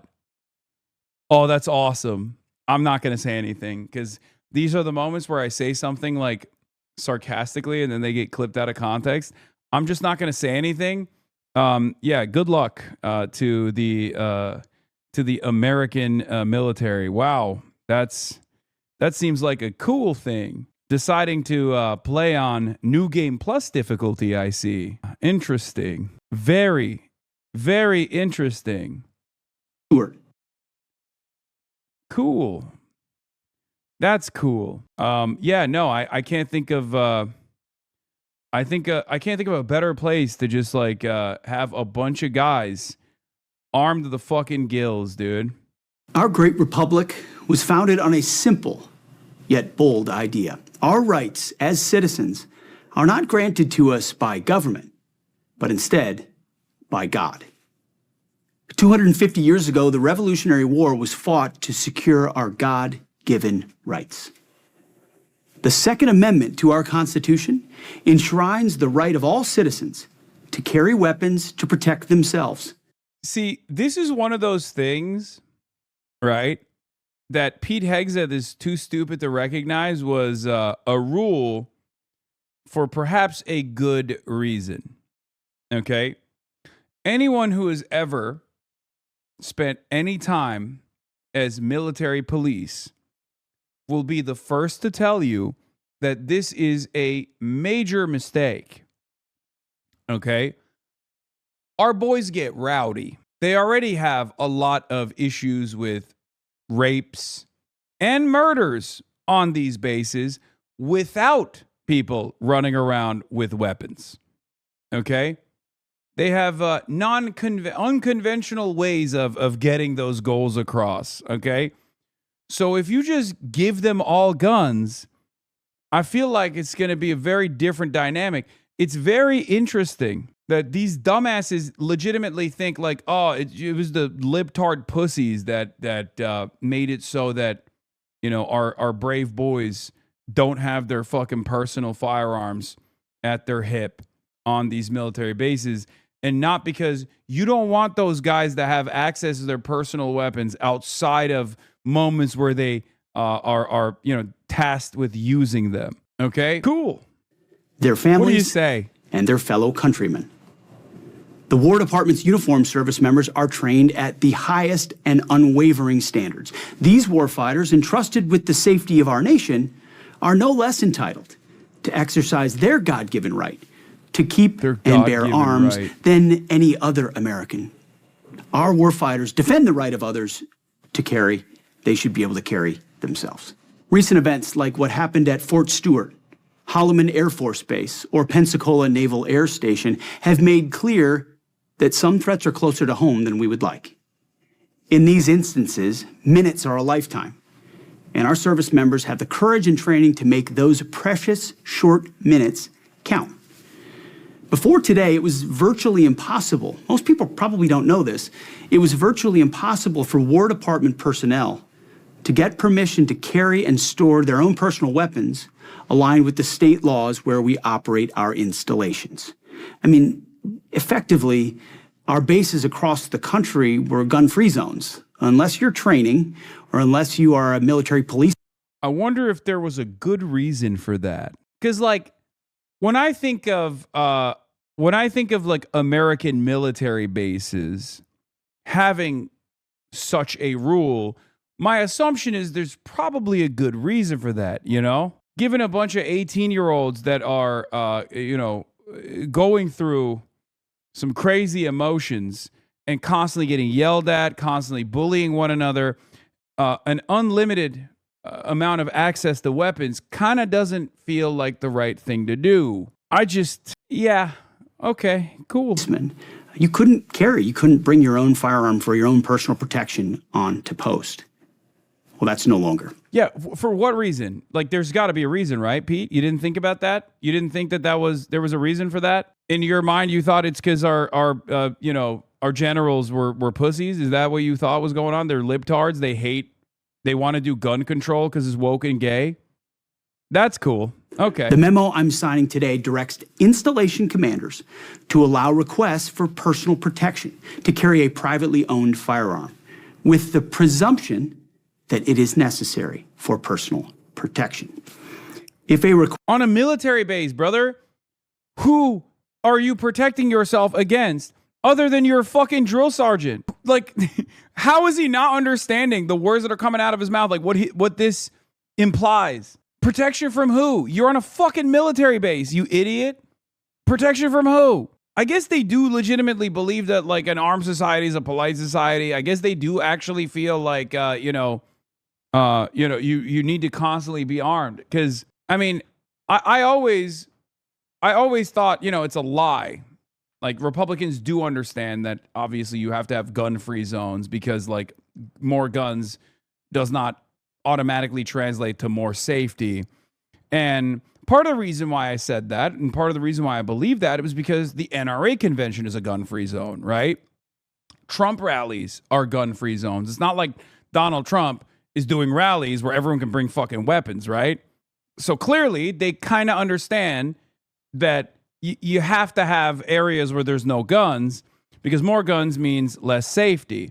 More guns means accidents. More guns means someone could potentially use that gun, right? This was one of those areas where I assumed, people kind of understood that this is a reasonable request. Nope. Turns out he does believe it. He legitimately thinks having ease of access to a weapon actually makes you a safer person, makes these bases safer. Cool. Request is for some reason denied, the reason for that denial will be in writing and will explain in detail the basis for that direction. Again, the presumption is service members will be able to have. I feel like this is at first going to increase the amount of rapes happening, and then it's going to end up decreasing it, if you know what I mean. Their Second Amendment right on post.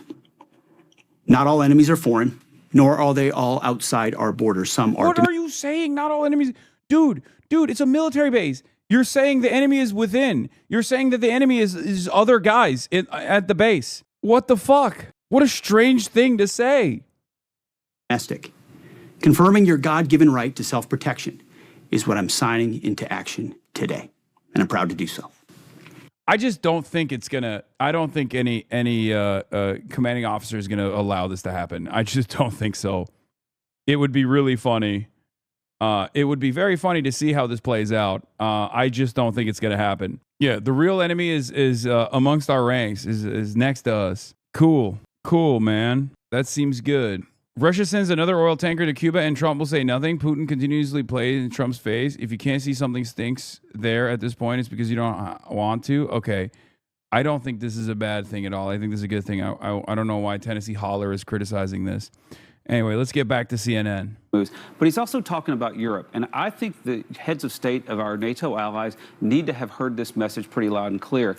We've maintained bases in their countries. We've fueled their economies. We've protected them from Russia for 75 years. And they wouldn't let us use our own bases in their country to engage in our national security here. And I think that, I'm a big supporter of NATO. Most Republican senators I talk to are as well. But I think there's a real schism here. And I think if our allies they need to hear the president tonight. And it's time to get on the horse and ride. Well, I should note, the president saying that he could withdraw from NATO. It was his Secretary of State who did co-sponsor a bill saying the president can't unilaterally do so. He needs Congress to help him. Karen, overall, not just on NATO, what do you think Americans heard in that speech 1 month in? Look, if you are concerned about your own pocketbooks, and let's be honest, that's what most Americans were probably listening for. They're listening for, how's this going to affect my life, my economy? You weren't reassured. As Brett pointed out, if we're talking about an escalation, he's talking about 2 to 3 more weeks. Then we're looking at, and he said this was going to be over in 4 weeks. Then we're talking 7 to 8 weeks. And the kind of escalation he was talking about doesn't sound like it's just going to be 2 to 3 more weeks. We're sort of joking about this. Everything's 2 more weeks, 2 more weeks, 2 more weeks. So that's a concern. And even in his conversation about the economy, he said, oh, it was so great a month ago. No, it wasn't. People were, I mean, his numbers on the economy have been going down steadily for quite some time. So I don't think people heard anything to make them feel reassured about why did we have to do this right now. I know he said, tried to make this imminent argument, but again, the fact checkers will, I think, correct that. And he did not make a case he didn't call people to action, to be a part of this. He really tried to, and I don't think people are going to believe that. Wait, they fired Kash Patel already? They already did? Ain't no way. No, I thought they were entertaining it. What the fuck? He says it should be over. Did they? I can't tell. I can't tell if you guys are fucking with me or not. God, if only Twitter timeline wasn't so busted. Okay, Mr. President, I know you might think I'm not cut out to be the Attorney General, but I do have experience in podcasting. And it kind of feels like you want a podcaster to be the FBI director. And I'm willing to step up. I'm willing to do it. I love my current job, but Mr. President, sir, I can do it. I'm willing to step up. Make me the FBI director, please. I'm ready. Hassan's going to go back to normal. I don't think people buy that. In terms of a deal being reached, the president has been pretty optimistic about it this week in conversations with reporters. Tonight, though, he didn't announce a breakthrough. He kind of barely addressed the diplomatic talks that are underway. And as Brett McGurk was noting, he threatened to blast Iran back to the Stone Ages should this not work out. How do you think that comes across to the Iranian officials that were listening? Well, look, I mean, I spoke to Iranian officials earlier on today, and they said they didn't put much stead in the public remarks of President Trump because they don't reliably reflect what actually happens. And they went on to say this reflects that he is eccentric and unpredictable, which of course we all know. But I mean, there's been a physical response. Yeah, he didn't get fired. The sources, Alex Jones talking to a former FBI podcaster. Okay, to be fair, this is the podcaster government. You know what I mean?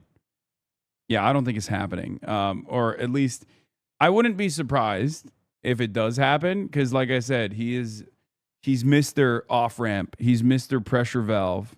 Okay? And obviously it wasn't just Pam Bondi that a lot of people are frustrated with. They were frustrated with Kash Patel as well. So I don't know. As well to this speech in the region, with alarms going off and missiles and drones being launched by Iran across the region, particularly at the United Arab Emirates within the past few minutes. We've had those reports coming in of attacks from Iran again against those surrounding Gulf Arab states that have been so terribly battered in the course of the past month or so since this Iran war began. These are energy-rich countries that depend almost entirely on energy exports for their survival, and they've seen those revenues because of the blockade in the Strait of Hormuz and because of the attacks on the energy infrastructure absolutely sort of devastated, dropping from billions of dollars a day in some cases to close to zero. And so we're looking at an existential economic crisis. Is Hassan going on a job interview? Yes. That's why I'm wearing a suit, because I have a job interview. There's going to be potentially a job opening as the director of the Federal Bureau of Investigations. And I wanted to look dapper and spiffy. As a podcaster myself, I feel like they're looking for a new FBI director who will also be a podcaster, right? Like, kind of feels like they want, kind of feels like they thought, this is the best possible FBI director we could have had. Parasocial take, trim the beard to look sharp. No. This region. And there was very little in terms of reassurance in that speech by President Trump. He talked about potentially escalating the conflict, at least continuing it. Certainly there was no word on when this conflict would come to a conclusion. And in so much as he did address that, I think we're all left with the impression that at the end of this conflict, we could see an Iran which is strengthened strategically, that will keep the Strait of Hormuz under its control, and possibly even have the capability to have ballistic missiles and even a nuclear program at the end of this war. And so that's very alarming for the countries in this region. President Trump has downplayed the United States' reliance on the Extremely funny to get this so painfully wrong when your whole thing is pretending to be an economist on Substack. I know everyone's freaking out about Trump bombing Iran, but economic ramifications, at least. Nice. If you aren't blocked by Noah Smith, please don't let him get away with pretending that he opposed this war. Yeah, lol, no, bomb the IRGC bases. Yeah, no, definitely causing a foreign adversary to like shut down a strategic choke point where 20% of the entire world's energy needs flows through is not going to have devastating impacts on markets. Okay. Certainly. I'm an economist. Amazing. What do you think is preventing Iran from fully taking out GCC oil? What do you mean? They just that's their last card. That's the last card that they can play. They're not going to play it yet. So what's really interesting about this is some people are beginning to recognize that, we're the villains here. Joe Rogan and Theo Von had a conversation. Let's take a look at what they had to say. What do you think is going to happen? You think we're going to be okay? I hope so. Of course. I don't know. Do you think about it? I'm confused. I can't believe we went to this war. When we started bombing Iran, I was like, this can't be true. And what about Lebanon now? I know. Israel's invaded Lebanon. Yeah. Yeah. And it's like, just fucking stop. Like, what do you need? Well, they're trying to, supposedly, they're trying to stop the terrorists. Yeah, that's crazy, though, if you're the fucking terrorist. You know what I'm saying? Like, if you want to stop them, fucking stand in front of the fucking mirror and start there. What do you think is going to happen? You think we're going to be okay? I hope so. Of course. I mean, what do you say? What can you even fucking say to that? Oh, damn. It's all good. It's illegal? That's crazy. Thank you. Marsh got me Zins. What time are we supposed to leave? Have you eaten yet? Oh, you did? Can you put your room in the Postmates? I can't do it. I wasn't able to do it. Anyway, I'll figure it out. Okay. It's all just a cat and mouse game. People are like, we'll elect the Democrats next time. It's like, but it's all the same shit has been happening forever. They haven't been helping anybody forever. They're letting fucking politicians slurp on kids. All of our fucking money goes to Israel and they're using it to fucking genocide people. It's like everybody is scared out of their wits right now. It's like our religious leaders are afraid to speak out. And it's like it's a time where it's like Satan is amongst us and our religious leaders are fucking talking about bullshit at the poll. It's just like, what is going, I don't know, man. We got to get you off those antidepressants, son. You're losing your fucking marbles. You think I am? Come hang out with us. Oh my God, Joe Rogan. He's right. Like, he's not even wrong. He's right. Joe Rogan, the fuck's wrong with you? He's literally correct. Like, everything that he addressed is unironically true. It's like the only time where someone is making sense on the Joe Rogan experience. And Joe Rogan's response is, oh, bro, you're just like kind of bumming me out, dude. You're bumming yourself out. Here, do some drugs. Come hang out with us. We'll fix you up real quick. Don't think about it, bro. You're bumming my high right now. You're just ruining my high, bro. Fuck. Oh, my God. Yeah, Joe Rogan be like, let me give you some raw milk. Fix you up real good. Yeah, Theo Von 2026. It's no measure of health to be well adjusted to a profoundly sick society. That's right. I got to go on Theo Von again, dude. That's what I got to do. Some more from this convo? Yeah. How come you get paid? I'm just sick of this shit. And I'm sick of rich people not putting their fucking kids over in these wars and shit like that. Put your... All right, we'll get back to that in a little bit. The Strait of Hormuz, one of the world's most important waterways. Now, Iran's near closure of it in the past month has led to the largest global energy market disruptions in decades. Now, President Trump says the U.S. imports almost no oil from here and won't be taking any in the future. It's true, crude imports into the U.S. have fallen drastically over the years, but it still relies on the Strait of Hormuz for a fraction of its imports. Now, government data shows in 2024, it brought in 500,000 barrels per day. That's 7% of its total crude oil imports and 2% of its petroleum product imports.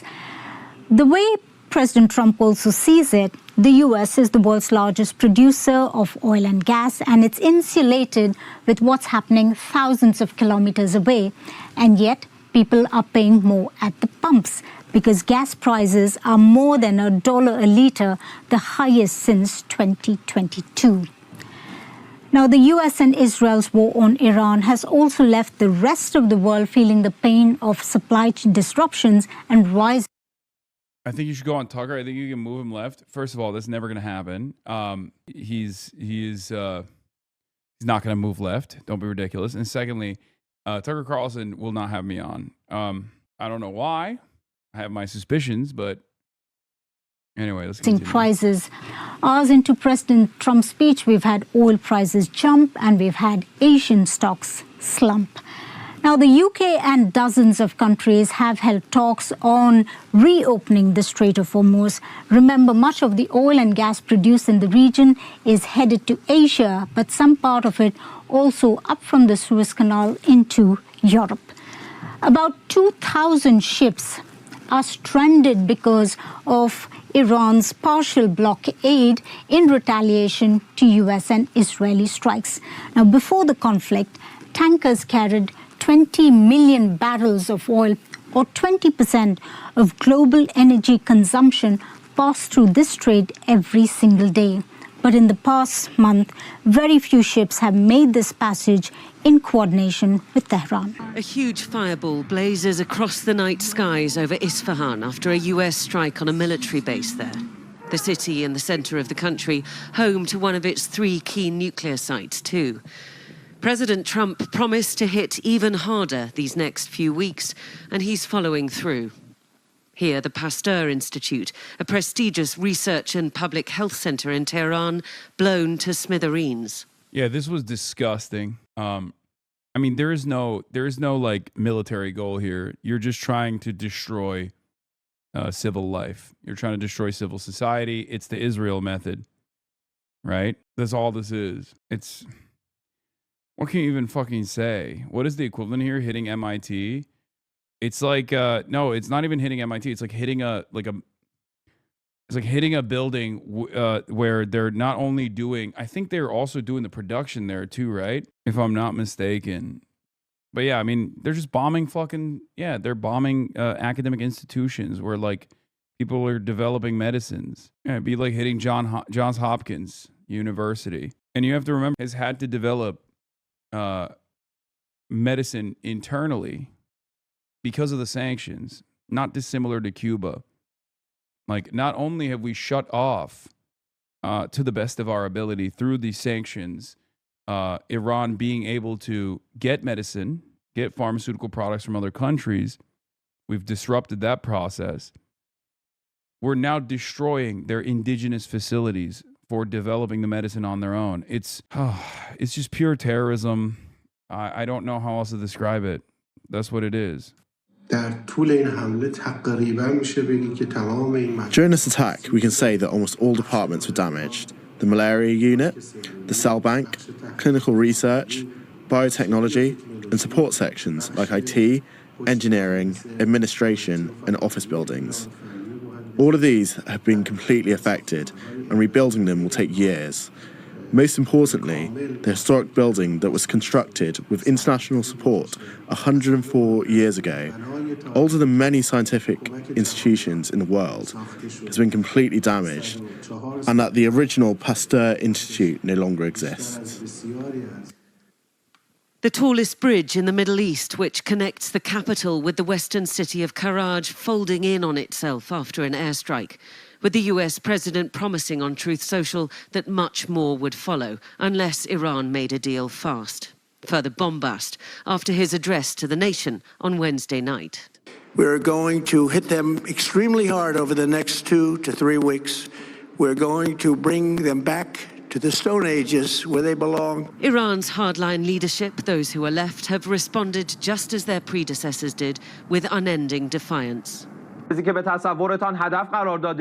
centers you believe you have targeted are insignificant, and our strategic military production takes place in locations you are completely unaware of and will never be able to reach.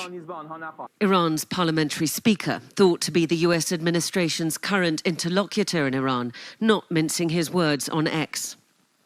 Iranians don't just talk about defending their country, he wrote. We bleed for it. We've done it before, and we're ready to do it again. You come for our home, you're going to meet the whole family, locked, loaded, and standing tall. Bring it on. Messages of mockery from the Revolutionary Guard attached to their next volley of missiles sent out to the region and to the international media. And similar... Yeah, Israelis are getting ready to discard the pro-Israel Iranian opposition, much of which will inevitably object to a plan for deindustrializing the country via aerial bombardment. But that doesn't matter because that was always the fucking goal. This is a lesson that the United Arab Emirates couldn't learn for some reason. This is a lesson that America can't even fucking learn, right? There is no allegiance with Israel. They'll just use you. They'll use you and abuse you. You're not going to have leverage in the aftermath of whatever deal you make with Israel. The United Arab Emirates, for the last decade, has been the champion of the Abraham Accords, okay? Has leaned into being openly aligned with Israel, has played a formative role in achieving Israel's objectives. They were participants in the Gaza genocide, right? And what did that get them? They became the missile sponge for Iranian ballistic munitions, as you know, the final stage of this battle is taking place. It's not like Israel's defending them. As a matter of fact, all of the defensive weapons that are going to Israel could have been used on the United Arab Emirates, but it's not being used there, right? Same with all the people who are saying, "I'm Persian, Mr. President Trump, please keep bombing Tehran. I will eat kubide. I love Israel."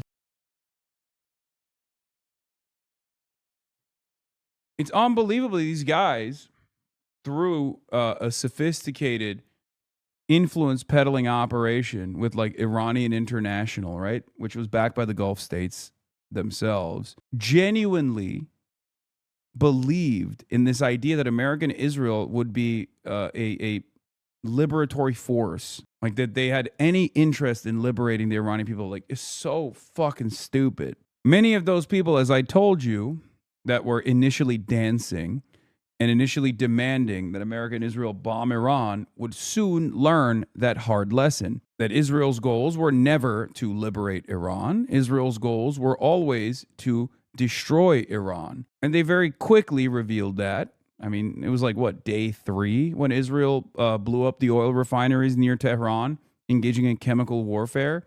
And then there were still some who thought, no, this has to happen, this has to happen. You're out of your fucking mind if you think Israel has any interest. Iranians in diaspora don't understand. They were useful to the U.S. and Israel as long as they needed a humanitarian fig leaf to launch a war of imperial conquest and destruction. Once that war was launched, no one really gives a shit what Iranians think. And I'll tell you another thing. Remember another thing that I explained to people that would come in here and yell at me? Hassan, you don't understand. I am Iranian and we want this, right? What did I tell them? That you're not fucking white. And your whiteness status is going to be revoked the moment that there is any conversation about Iranians coming into the country. Now the Canadian government is entertaining blocking Iranian refugees from entering Canada. You got, Pierre Poilievre and all these other people saying, like, why the fuck are we letting these terrorists into the country? Hold on now. And all of the Iranian diasporoids that were fucking begging for this war to happen are now in the replies of those people that they were aligned with going, what do you mean? What do you mean? These are our family members. What are you saying? They are not a terrorist. What happened? You thought they were going to treat you like an equal partner? You thought that they were going to not shut off your family members from escaping Iran and coming to Canada? You thought that they were going to be on board with a fucking flow of migration from Iran? Are you out of your mind? Are you stupid?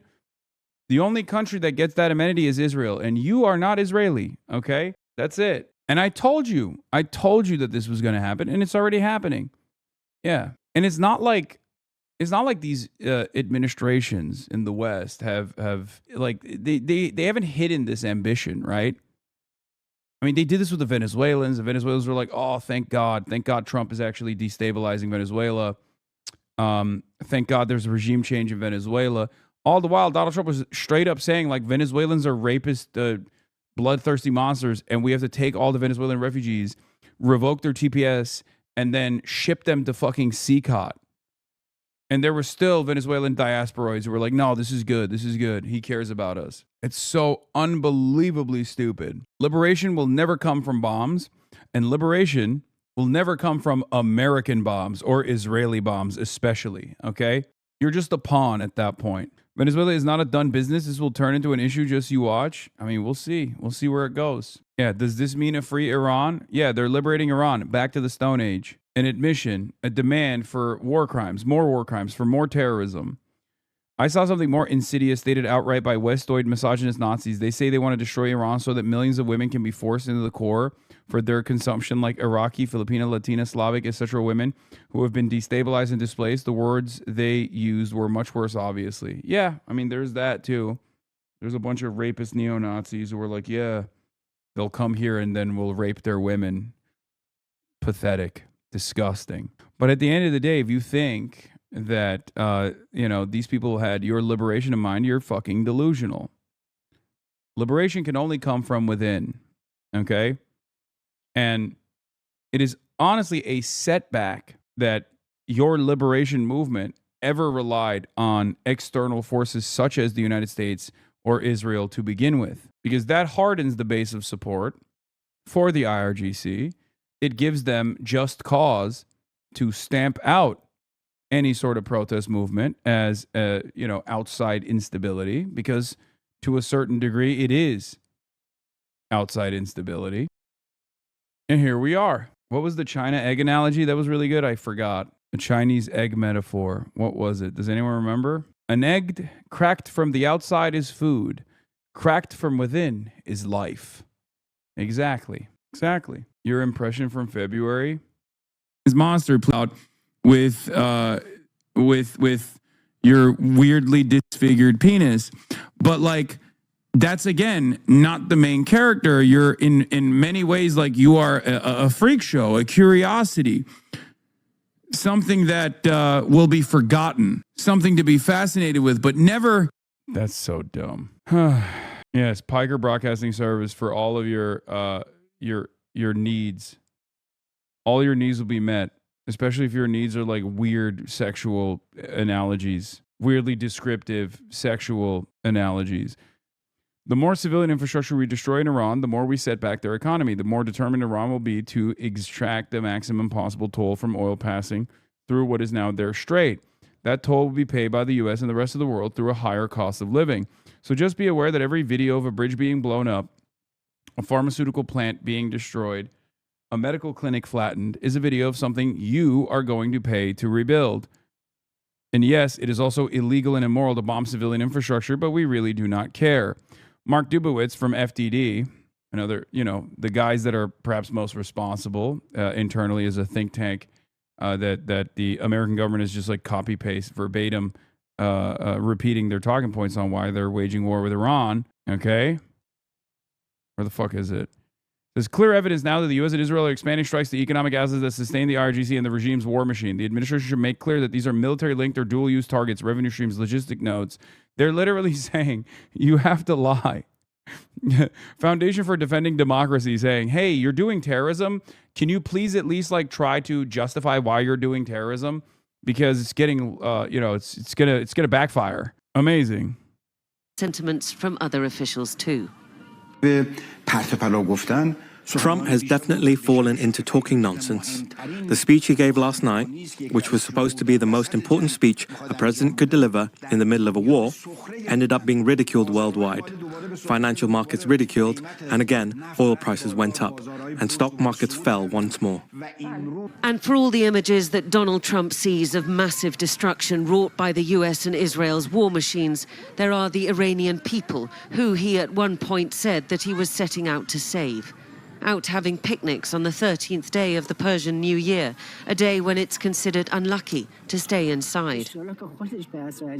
God willing, he himself will go back to the Stone Age. Our country is 6,000 to 7,000 years old. His country, with only 100 years of history and with the knowledge he learned from us, wants to send us back. A resilient people, and for all the US president's efforts to get rid of them, a resilient regime too. Diana Magnay, Sky News. Let's go straight to Tehran. Our correspondent Reza Saya is waiting for us there. Reza, good evening to you. We've been seeing some of the images from where you are. Give us a sense of what has been happening overnight and happening throughout today. Yeah, U.S. and Israeli jet fighters once again targeted Tehran and other cities with more airstrikes. And as we've reported almost every day, today again, U.S. and Israeli forces bombed what were clearly non-military sites in broad daylight. And later in the day, U.S. President Donald Trump seemed to boast about it. In the city of Karaj, just east of Tehran, an airstrike hit one of the area's longest bridges that was under construction. 2 people died.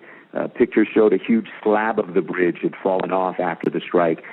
Few hours later, it was bombed again, with another section of the bridge blown away. And that was followed by U.S. President Donald Trump posting the picture on social media saying this is what if there's no agreement. And the bridge is the latest in a growing number of non-military targets that have been hit. Yesterday, a civilian airport in Kashan was hit, fuel depots, hospitals, universities. Iranian leaders point to the UN Charter saying these are clearly war crimes, and they note that European powers and international rights groups have, for the most part, remained quiet, and that's probably why Iran is threatening bridges in the region. They're also stepping up their attacks in coordination with Hezbollah. Hundreds of rockets and ballistic missiles have been launched targeting U.S. assets and bases and industrial hubs in the region, including Amazon's cloud-based data center in Bahrain. As you point out, a lot of these strikes by the US and Israel do fit within the parameters of war crimes, and certainly the bridge you were talking about, Reza. Oh, it does it. Fuck around and find out. Oh, the defiance will end. Gonna bleed a lot more too. Top tier commentary there. Better than a theocracy that beheads LGBT and uncovered women. Let's keep the theocracy in place. It might be expensive to kill fucking terrorists. 6,000 dog. We are the terrorists. We are the theocracy. What the fuck are you talking about? 6,000 years and still no running water. Keck. Cry harder. Don't use your poop hand to wipe your tears. It's so funny. You are the most pliant, dude. You are so easily duped. It's fucking awesome. If you're wondering how this war machine continues, by the way, and if you're wondering why there isn't like tremendous reaction to it, you know, all this death and destruction campaign, it's for you know, little purpose. It serves little purpose for Americans. It actually has a negative consequence for the average American in general.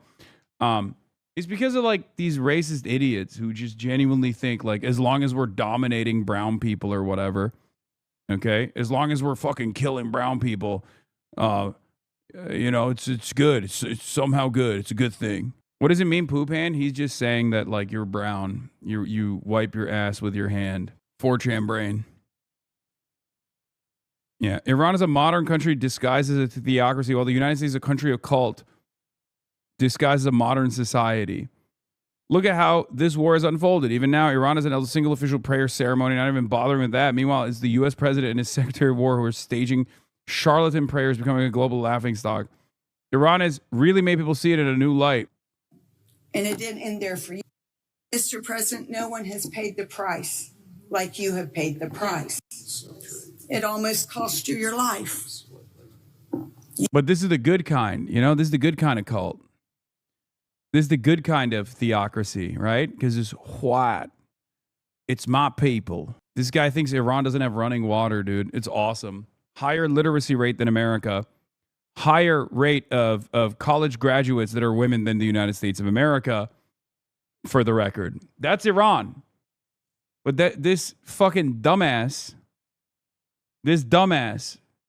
literally thinks like, oh, it's a backwards country. It's just like Afghanistan, brother. So funny. Intercept. Hundreds of U.S. personnel have been killed or injured in the region since the U.S. launched a war on Iran just over a month ago. CENTCOM sent outdated statements on casualty numbers. There is also a casualty cover-up taking place as well. The last number we knew was like 250 or something. I'm willing to bet casualty means like, wounded in action or killed in action. Okay, just before you yell at me because you don't know what it means. Casualty means wounded in action or killed in action. Casualty numbers right now are around 250. The official numbers a month ago was like, or a couple weeks ago was like 250. And that only came out because investigative reporters found out that it was actually much higher. I personally think, especially paired up with the defense contractors that don't actually have the same, those numbers don't actually get revealed. But if you add the defense contractors in the region as well, it's probably above 1,000 at this point. They're absolutely hiding the numbers. You were betrayed and arrested and falsely accused. It's a familiar pattern. That's awesome. GOP is cooked if this is true. Oh, yeah. This is Trump to release 2027 budget plan with midterm election messaging centered on massive defense buildup paid for by cutting domestic agencies and healthcare programs. He already floated this yesterday. Yeah. He is unironically taking the thing that we complain about the most, which is why are we spending all of this money bombing other countries when we should be spending it on building our country here at home? And he's reversing it. He's not reversing it necessarily. He's saying it's good that we're using all of our money on bombing other countries instead of building our own home, building our own housing here, building our own healthcare system here. It's awesome. That's a spectacular message, dude. Thank you. That you'll definitely win with that. Meanwhile, what are the fucking third-way dipshits saying? They're like, no, that message is actually kind of fine. We should be worried about Hassan. Yeah. Donald Trump is also set to seek a $1.5 trillion defense budget for the next fiscal year, according to a Reuters report. Amazing. Certainly has the air of a double tap attack. Again, something that could be classified as a war crime. In terms of what Iran is doing to strike back, official Fars news agency about bridges across the region now sort of within the crosshairs of Iran. Can you tell? Yeah, here's Trump saying it yesterday. We covered it yesterday. Here, let's watch it again. This is a generational message, okay? Every Democrat should be constantly talking about this, okay? Every Democrat should be putting this in their fucking campaign ads. Everyone that's running against this administration should be constantly hitting this note over and over again. States can't take care of daycare. That has to be up to a state. We can't take care of daycare. We're a big country. We have 50 states. We have all these other people. We're fighting wars. We can't take care of daycare. You got to let a state take care of daycare, and they should pay for it, too. They should pay. They have to raise their taxes, but they should pay for it. And we could lower our taxes a little bit to them to make up, but it's not possible for us to take care of daycare. Medicaid, Amazing that the Dems have a stronger stance on Hassan Piker than the war in Iran. Yeah. Hassan is a tyrant and dangerous. People should beware elevating him. Oh my God, that guy sincerely said that, by the way. Like, this guy is unironically refusing to recognize how stupid. A tyrant? Brother, I'm a Twitch streamer. Like, what do you mean? I tyrannically banned you from my chat or something? Fucking insane. He went on another Hitlerian rant. Oh, yeah, of course. Of course he did. This is the proud language of a white supremacist, says Mehdi. There is no other way to describe it. There's no defense of it. Pure racism. Well, a lot of people say it's the worst country anywhere in the world. Talking about Somalia. They have no money, no nothing. They have no government. They have no police. They just shoot each other all day long. It's just pure bedlam. Probably the worst, most dangerous country. We have some beauties. They go to Minnesota, and they stole $19 billion. $19 billion. And they're low IQ. Dog, that's okay. That's like 2 bad days of the Iran war, okay? You know? Generally, I mean, I can generalize. They're low IQ people. They're bad people. They have 94% unemployment. In other words, they don't want to work, you know? Get a lot of jobs available, right, with the economy. They don't want to work. Why would they work? And they sold more Mercedes-Benzes than any state in the union because they come here with no money and they go out, they love a Mercedes-Benz, and they go out and buy Mercedes-Benzes. And I think you're going to get to the bottom of it real easy, and every one of them should be. And Ilhan Omar, who married her husband. Oh, my fucking God. Married her brother. Her brother became her husband.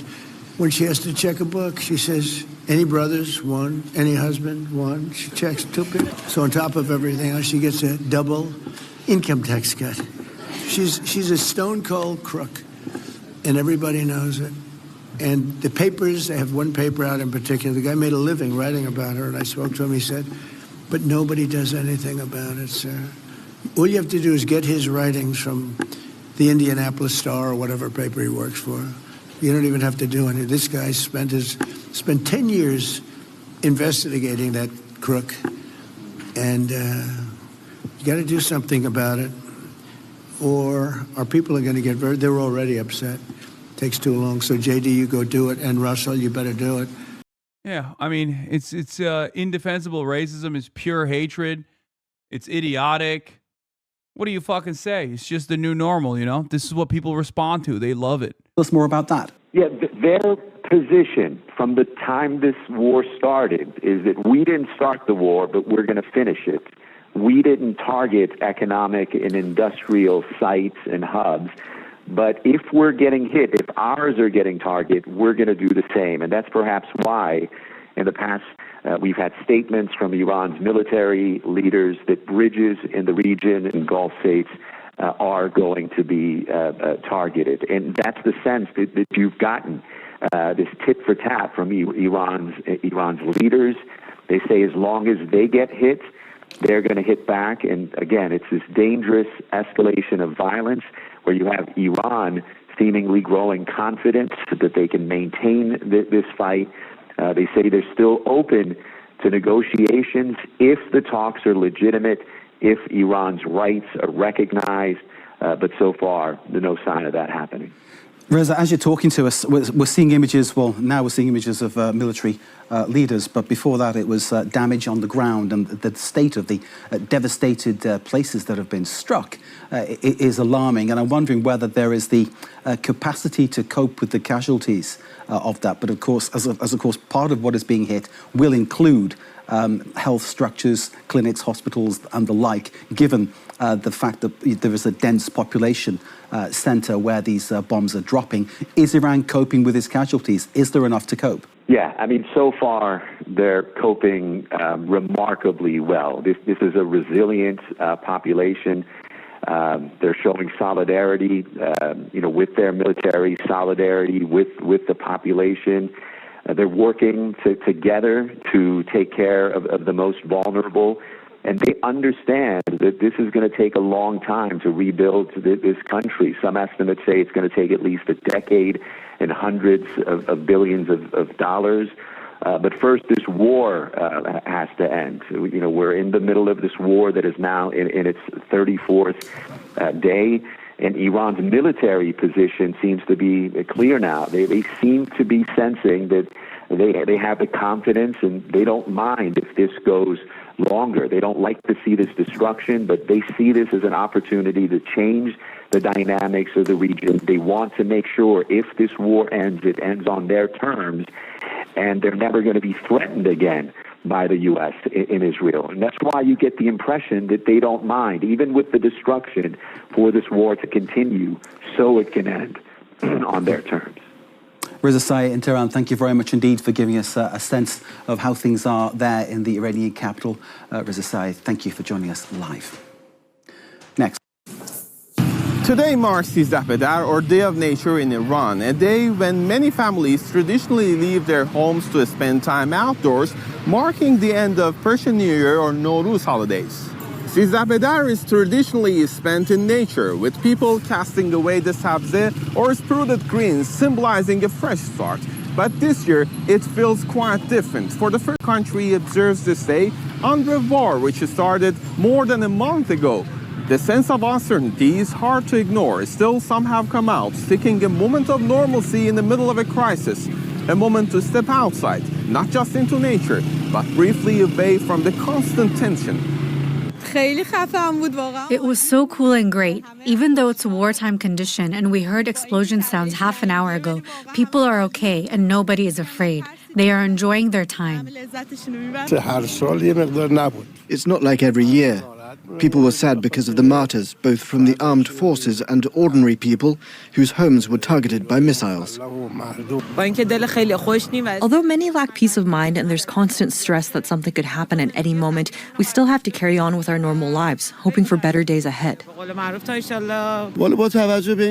Given the wartime conditions and the loved ones we've lost, no one is truly well. Still, on this day, we keep the tradition and go out for the sake of our families, hoping it lifts our spirits. Our history has repeatedly experienced such hardships, but we must not lose our ancient and cultural heritage, and Sizeh Badar is one of the traditions we must preserve. For the families here, Sizeh Badar is no longer just about tradition. It's about holding on to routine, to each other, and to small moments of normal life as the war goes on. Toida Sadi, Al Jazeera, Tehran. This war did not need to happen. It's the equivalent of what the Nazis did during the Second World War with Israel and America occupying other states, subjecting them to the blitz that we had in London during the Second World War. So you've gone straight, sir, within 10 seconds of the call, you've gone straight to a Nazi comparison, have we? Well, conceptually, if you're occupying your neighbours and raining missiles down on London during the Blitz, what's the difference? What's the difference? Explain the difference. Thankfully, the Nazis never occupied this country. They bombed it, but they never occupied it, in the same way that America is not occupying Iran. It doesn't have boots on the ground at all.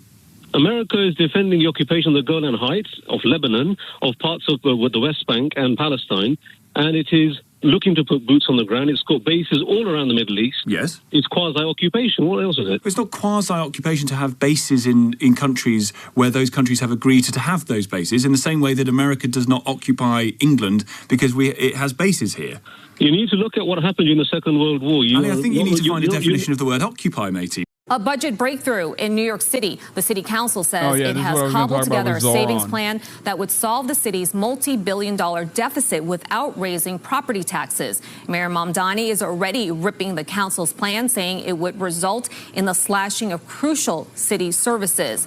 Pix 11's chief political reporter Henry Rossoff joining us now live in the newsroom try to help us make sense of all of this. Henry. Well, it's understandable, surely, if New Yorkers have a little bit of whiplash here. So just to recap very quickly, the mayor has said the city's budget is in such bad shape you might have to raise property taxes, and the council wasn't happy with that, and now they say that's not necessary. They have their own savings plan. The mayor disputes that. The two sides have been going back and forth on social media really all afternoon, and hanging in the balance are important, kitchen table issues that all of us care about, taxes, schools, and many, many more things that New Yorkers need.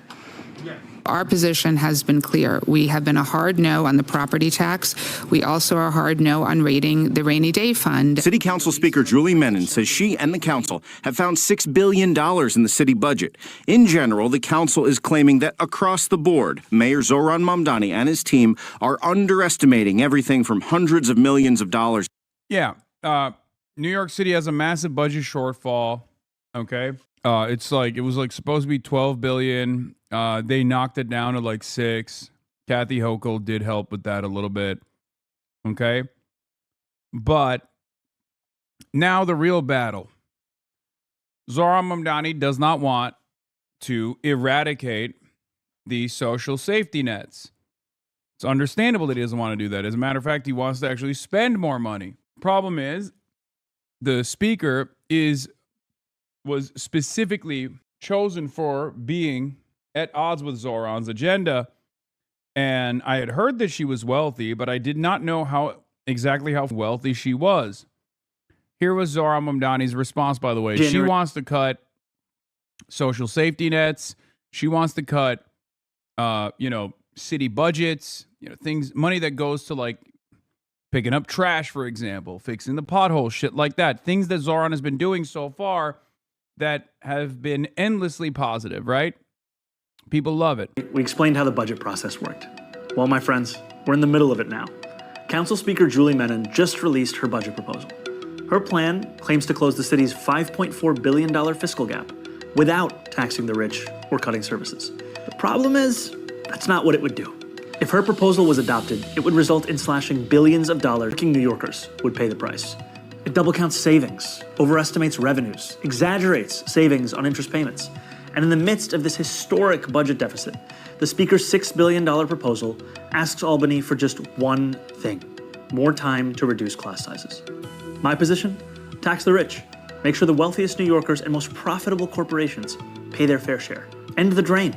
For a long time, the state has taken more from the city than the city's received in return. And I'm working with Albany to change that. Without it, our deficit won't disappear. It will repeat, year after year, asking future generations to shoulder the burden. We will solve this budget crisis, but I'm not going to let it come at your expense. Yeah.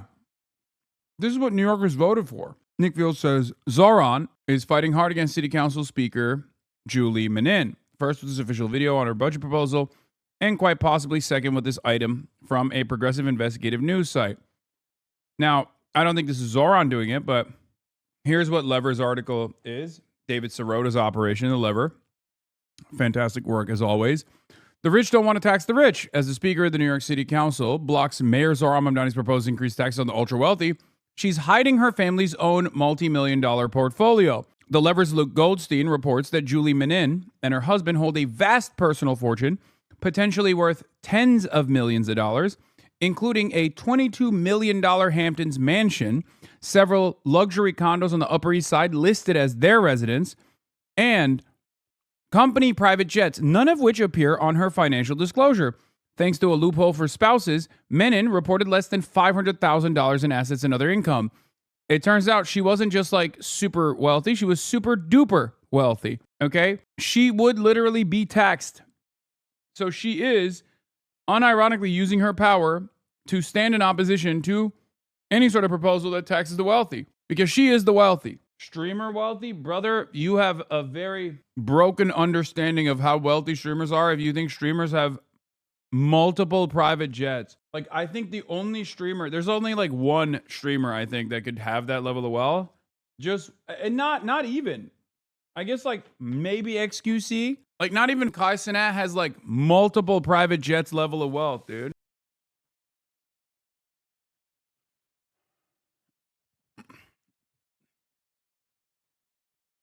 People are so funny. They're saying I show speed. Like Mr. Beast is the other one, but he's not a streamer. Yeah, I'm over here, as always, finding myself talking about taxing the wealthy, as always. And they're like, well, oh, says you. This level of wealth is like on a totally different income bracket regardless.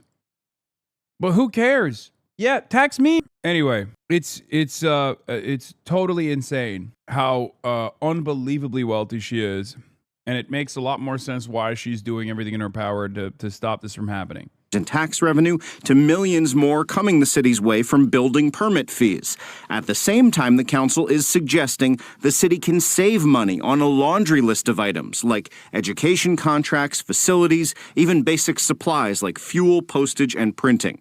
But the biggest single savings coming from the city council is a claim that thousands of city job vacancies will remain vacant for some time, adding up to $860 million. We're not saying these positions shouldn't be hired. We're just saying they haven't been.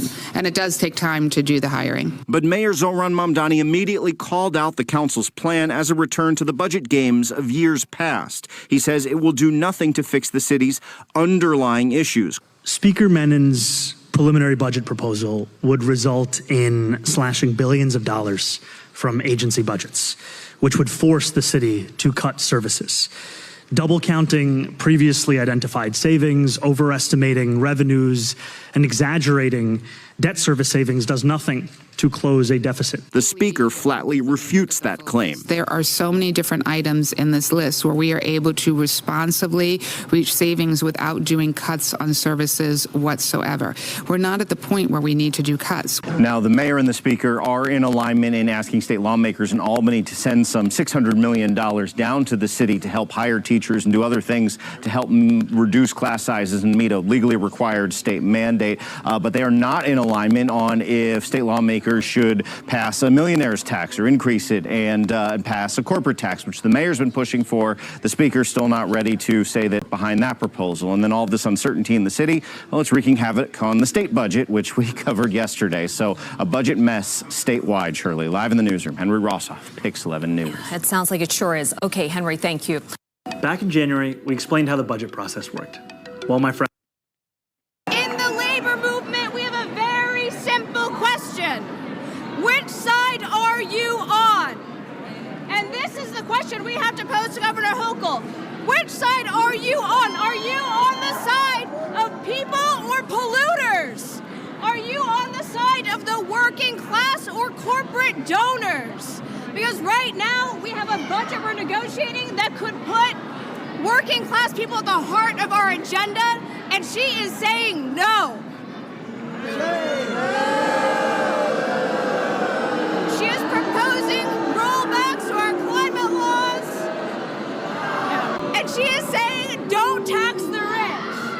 Are we going to tax the rich? We know we can win the future that we all deserve when we organize together. That's why it gives me so much hope to see young people coming here, advocating and organizing together, because that's where power is. Thank you all for being here. I know that we're going to get ICE out of New York. Yeah. We're going to protect our climate laws, and we are going to tax the rich. Tax the rich! Tax the rich! Okay, the question for you, Mr. Mayor. Given the anti-Muslim and anti-Semitic rise in the in those incidents, what kind of messaging do you want to put forth and go forward with to bring that down, prevent it? What do you want to say to the city? This is a city where everyone who lives here should know that they belong across these 5 boroughs. There's no person of any faith that should ever be made to feel as if this is not their home, that this is not a place where they can be safe. And frankly, we are looking to build a city where the threshold is not simply safety. We want this to be a city where New Yorkers are cherished, where they are celebrated. And we know that that is the case for many, and still there is so much more work to be done to ensure that is the case for all. In January of this year, Google co-founder Sergey Brin made his first major political donation. After he wrote a $20 million check to start a new super PAC, more million-dollar checks started flowing in from other Silicon Valley heavyweights. Nice. So what was it about this moment that moved Brin to get involved in politics for the first time? Why now? Mr. Brin, you are worth $245 billion. Start paying your fair share of taxes. A proposed tax on billionaires living in California is gaining national attention. I mean, how many yachts do you need? They just keep getting wealthier and wealthier, and us on the bottom are just getting stuck with more debt. When Sergey Brin wrote that $20 million check, he was responding to an unprecedented political moment.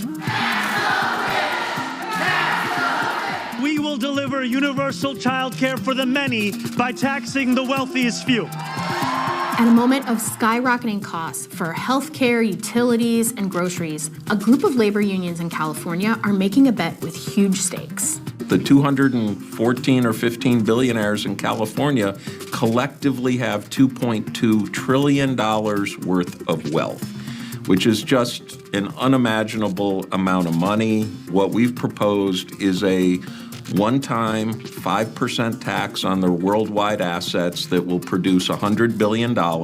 So we went to California to find out, is a wealth tax key to solving the state's problems? Or is it the first domino that could take down the 4th largest economy in the world? You would see a significant reduction in taxes because taxpayers will move. What can the fight over California's wealth tax tell us about the problems our country faces and how to solve them? At first glance, an elementary school outside of Boston might seem like a strange place to go to better understand a wealth tax in California. But once you understand what's going on here, it becomes more clear. 8 years ago, school breakfast was stigmatized. Our breakfast program, we served maybe 2% of students. But on this day in Watertown, Massachusetts, just outside Boston, every kid gets free breakfast. Same with lunch, and same at every public school across the state. Here you go, Caitlin. Hi, Francesca. Hi, good, how are you? That's because back in 2022, the state's voters approved a ballot initiative called the Fair Share Amendment. The proposal would require people who make over $1 million to pay 4% more in state income tax. Across the state, 2 free meals a day at school are saving millions of families money on groceries. Better trains and buses and tuition-free community college are lowering their transportation and education bills. All of it. That's where I'm from. That's my high school. I don't understand. Did every billionaire and millionaire escape Massachusetts then? Like, is that what happened? How are they surviving? How are they surviving with this unjustifiable attack against their wealth? This doesn't make any sense to me. They've basically killed all innovation in the city, right? Paid for with the millionaire's tax. Every year when Massachusetts reaffirms that we're having a free breakfast and free lunch, I breathe a sigh of relief. Everybody in Massachusetts who was a lobbyist and a spokesperson for the wealthy, they said, oh, we're going to see an exodus, a mass exodus of the wealthy. And these guys are going to say, okay, I'm going to go to Florida instead of staying in Massachusetts. And it's a very legit concern. So Massachusetts doesn't want to position itself in a way that our tax code is an impediment to economic growth. Well, guess what? There was no mass exodus. In fact, the number of millionaires in Massachusetts actually grew close to 40% in the 2 years after the amendment passed. Now, this same argument is being recycled in California. It's the California gold rush in reverse. What the hell? What do you mean it didn't fail? An economist would never lie to me, dude. Are you telling me that economists lie with regular frequency? That's crazy. Are you telling me that people with a vested interest, people whose entire paycheck relies on them just telling the public straight up lies about the dangers of taxing the super rich, were actually lying once again? What the fuck? Yeah. No lessons to be learned from this, though. Certainly, once again, wealth exodus again. Talking about it is sending billionaires running. Some are reportedly ready to move their businesses and their money across the country to Florida. This is an exodus, isn't it? You're not for a wealth tax in the state of California. You can't isolate yourself from the 49 others. We're in a competitive environment. Unlike the Massachusetts tax, the California proposal would tax wealth, not income. And it would apply to a much smaller group of people, the 200-odd billionaires in the state. It's also a response to one of the largest wealth transfers in the country's history. I've been a healthcare worker for 57 years. This is the worst threat that I've ever seen. When President Trump signed the legislation, the world changed. Trump's signature on this bill redirected billions of dollars from Medicaid into the pockets of billionaires and corporations. So that money is now sitting in the investment portfolios of billionaires like Mark Zuckerberg and Sergey Brin instead of paying doctors and nurses and care flight pilots. It's not lowering monthly premiums for low-income folks who are dropping out of the pool and making premiums go up for the rest of us. So I'm a phlebotomist. What brings me here today is it's pretty simple, to prevent a healthcare collapse. In California, the cuts amount to $100 billion over 5 years. I look back at what happened at COVID. This ICU is over capacity. Mass graves for those who can't afford a funeral. It would be like seeing something of COVID, but permanent. The Antelope Valley Medical Center has already had to close its public health clinic in response to this routing of billions from Medicare to billionaires' pockets. If the ER closes in one town, the next town's ER is going to be overcrowded. Well, it turns out we're all in this together. So we are in uncharted territory, and that's an unprecedented situation. Nobody has ever had to manage that before. You can't just manufacture the dollars out of thin air. Ultimately, we are all going to pay. It is higher amounts we spend for doctor's visits, it's higher copays, it's higher insurance costs. It comes out of all of our pockets, one way or another. So there's this crisis, and the question facing California was, what are you going to do about it? If not asking the richest among us to pay, what do we do? Well, we do. California has the most progressive tax structure in the United States of America. But there are billionaires who are sitting on equity who don't sell it We have and who are paying a billionaires lower tax rate. that are paying those progressive taxes. We have the highest progressive tax rate in the United States of America. It is true, California has relatively high personal income taxes. Those are meaningless to billionaires. The income that you earn at your job, or that I earn by going out in public and begging strangers to talk to me. We're working on a video about the billionaire tax. Do you guys want to talk about it? Do you want to talk about it? You guys want? This is the thing. I pay, as a California resident, with my federal and state taxes, because of the way that I am a 1099 employee, and because none of my assets, like none of my wealth is accumulated capital, none of it is in the stock market, I pay a higher burden, like a higher tax burden, right, than pretty much any other person on the planet that is like super wealthy, right? It's true. In the state of California, if you are at the top marginal tax bracket, you basically at the end of the year are paying like 50+% almost of like your effective tax rate. Okay? It's literally more than my French counterparts. They're actually shocked by how much taxes we pay. The reason why they're shocked by how much taxes we pay is twofold. One, because there's this attitude in America where you actually don't pay any taxes at all, or the tax burden is actually low. That's not true. If you're getting taxed on your income, your tax burden is fairly high. It's actually very low if you are super, super wealthy and have all of your wealth in assets. Okay? These guys get to never pay anywhere close to what you pay in taxes percentage-wise. Their year-over-year income growth is directly associated with capital accumulation. Okay? And their effective tax rate at the end of the year is sometimes 1% or much, much lower than 1%, right?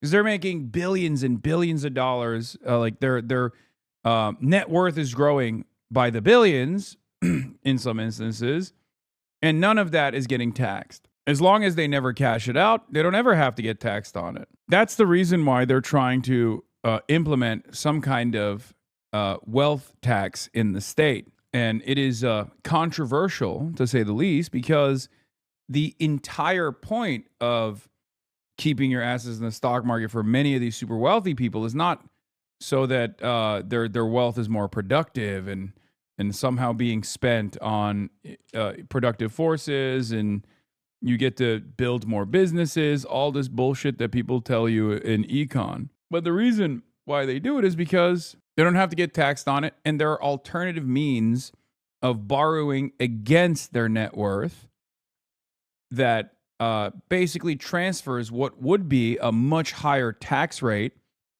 that would go to the state coffers to basically a fee that you're paying to the bank in the form of an incredibly low interest loan, incredibly low interest rate. Okay, so instead of paying the tax on your capital that you have turned liquid, that you've the stocks that you've sold, you get to pay just a tiny, minuscule percentage of that, not to the state, but to the bank in the form of interest. The bank is obviously happy with this because they have a tremendous amount of assets that they now look at as leverage, right?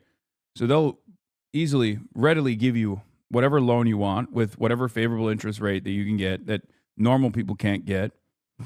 And it's not enough. This is true. This is a wealth tax, but it's not even a real wealth tax. It's a one-time fee that says 200 billionaires need to give California 5% of their net worth. That's not a real sustainable tax. It's just kind of slop to say we're taxing the rich. Real tax reform is needed, including perhaps a wealth tax. I agree.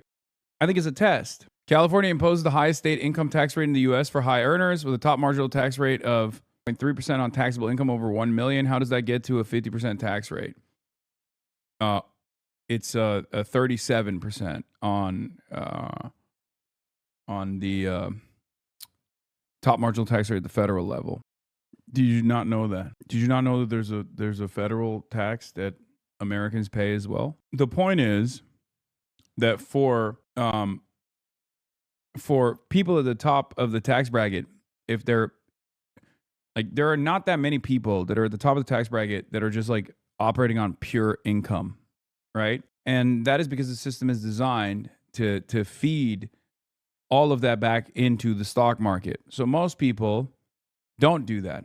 So the people that end up paying the highest tax rates or the highest effective the highest effective tax rate at the end of the year are usually doctors and athletes and people like that.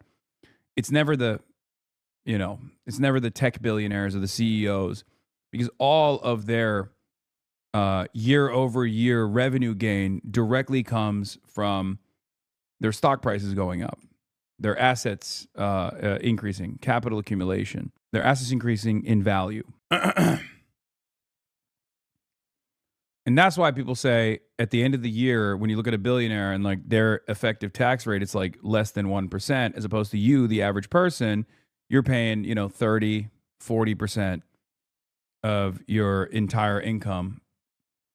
The only money that you have, the only money that goes into your pocket, the government takes it. Now, of course, that still needs to happen, obviously, because there's a lot more people that are just working off of pure income than people who are engaging in capital accumulation, at least in a meaningful manner. Tom Steyer made a good point on this, but I understand why people didn't want to listen to him. There's so many better ways to tax the rich, like undoing Proposition 13 would be amazing. This just feels like a part of the broader trend among liberals and even the left doing the tax slopism, where they say normal people don't have to pay any taxes and the billionaires pay it all. That's impossible. Yeah, I mean, that is impossible. Having said that, even a one-off I'm in favor of. And if they don't do it, we should slap a fucking exit tax. I'm in favor of taking money out of the hands of billionaires and redistributing it back to the people, no matter which way you do it.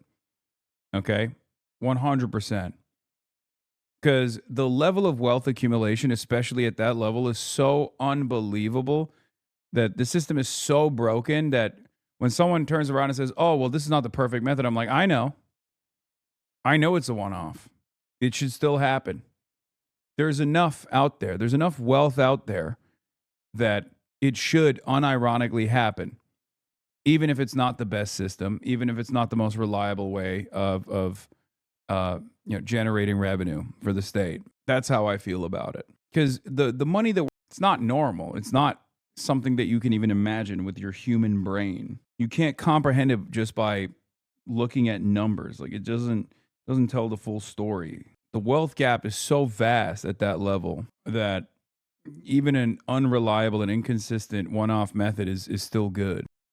Like, for all his W's, Van Hollen's proposal, I know you're talking about something different. You're talking about how, like, a lot of liberal and left-leaning Democrats are trying to only tax the rich, or they're not, they're even talking about like doing tax cuts for people making less than $100,000. I was like, it's ridiculous. It is sloppy list. You're right. I do understand that, there are far more people making $100,000 that will be reliably generating revenue for the government than the millionaires and the billionaires. But what I'm saying is there's an unbelievable amount of wealth in the hands of a tiny sliver of the population, and even a bad initiative, even a one-off is still fine. Talk about it? No, not really. Thank you. Okay. Hey guys. We can see how much of it comes out every paycheck in the form of state income taxes. We can also definitely see the impact of taxes on gas and other necessities. I might move to other state because we have to pay taxes for everything. Gas on it is taxed. Everything. I'm hearing you say it's that the tax burden right now is falling on working people too much. Yeah, pretty much. That's what they're doing to us. But billionaires like Mark Zuckerberg, they get paid differently. He famously takes a $1 annual salary from Facebook, but he mostly gets paid in the form of shares of his company's stock. And if he never sells those shares, he never has to pay taxes on them. Same with most other billionaires in California. Missouri's trying to get rid of income tax completely and replace it with sales tax. I had to explain to my coworkers how that actually moves even more of the burden to the low-income families. Oh my God. Americans are going to unironically do away with all progressive taxation. This is still Ronald Reagan, the motherfucking devil, and his impact being felt on American consciousness decades after his death. Okay? Starving the beast was the most effective mechanism to make Americans resentful of any kind of government activity and make them infinitely more excited at the prospect of tax cuts, even if it makes no damn sense whatsoever. And it's a never-ending death spiral. The more money you do not take out of the hands of the super wealthy, especially, the more money in circulation, the less the government spends on utilities, on improving people's material conditions. The more annoyed people are, the more they ask the question, why am I even paying taxes at all? Because going back to my story with my French friends that I was talking to, one of the reasons why they were shocked with like my, the amount of taxes I'm paying was because it was much higher than they thought it would be, because they think Americans pay very low taxes, and it's usually just the super wealthy that pay relatively low percentage in their taxes. But the other reason was because they looked around and they were like, what do you get for it? What the fuck do you get in exchange for these taxes that you're paying? You get nothing. You don't got health care. Your roads are dog shit. There's homelessness everywhere. You don't even get anything for the taxes that you are paying. And that's why they were shocked. That's also part of the reason why a lot of Americans, a lot of working class Americans, are easily duped into believing that tax cuts for the super wealthy will also end up, alleviating some of their financial pressure as well, when it unironically makes things worse.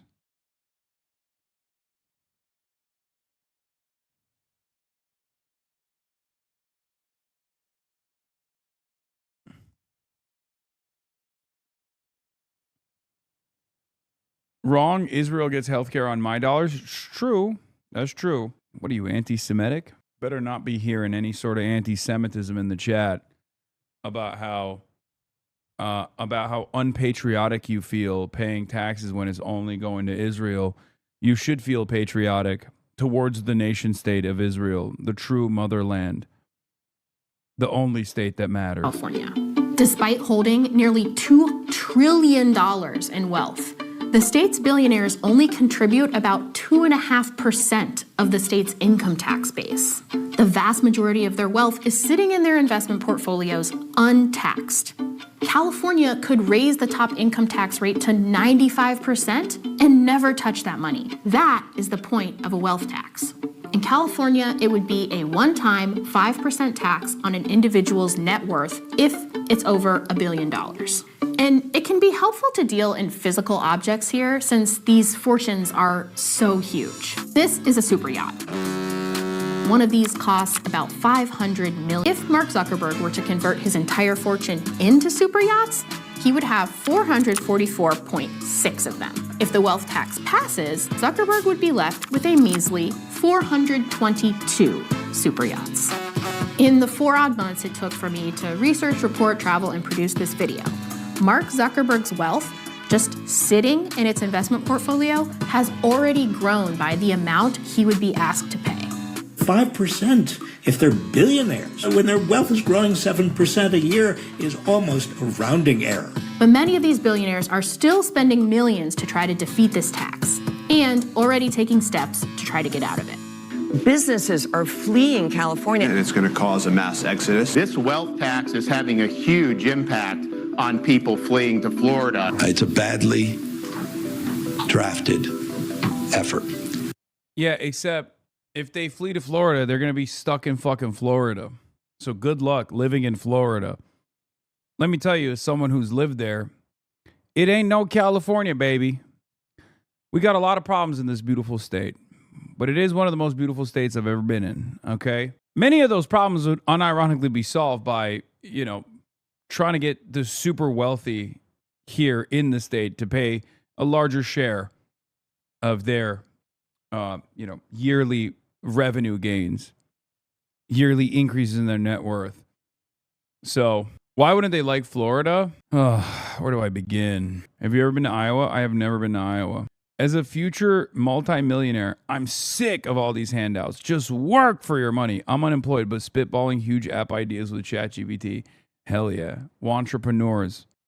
It's already had an outsized impact on this state. Okay, to be clear, we're talking about 6 people. 6 billionaires who have that they either purchased real estate or incorporated LLCs outside of California. Plus, the proposal covers any billionaire who was a resident of California as of January 1st this year. So if they haven't taken steps already, it's too late. Recent polling shows that a majority of Californians favor the tax, but also that they're concerned that they will have to fit the bill if the billionaires flee. And the measure's opponents are spending millions to try to push this scare tactic to the public.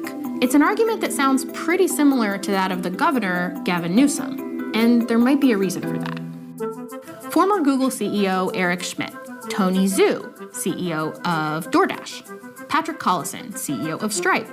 These billionaires have all contributed the maximum amount to Gavin Newsom's campaigns in previous cycles, as have other California billionaires like Reed Hastings, co-founder of Netflix, who also incidentally cut a $250,000 check to stop Zohran Mamdani from becoming mayor of New York.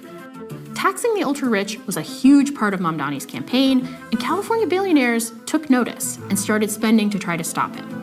Now, those same billionaires are counting on their years-long investment in Gavin Newsom. And it looks like it's paying off. What would a compromise look like to you?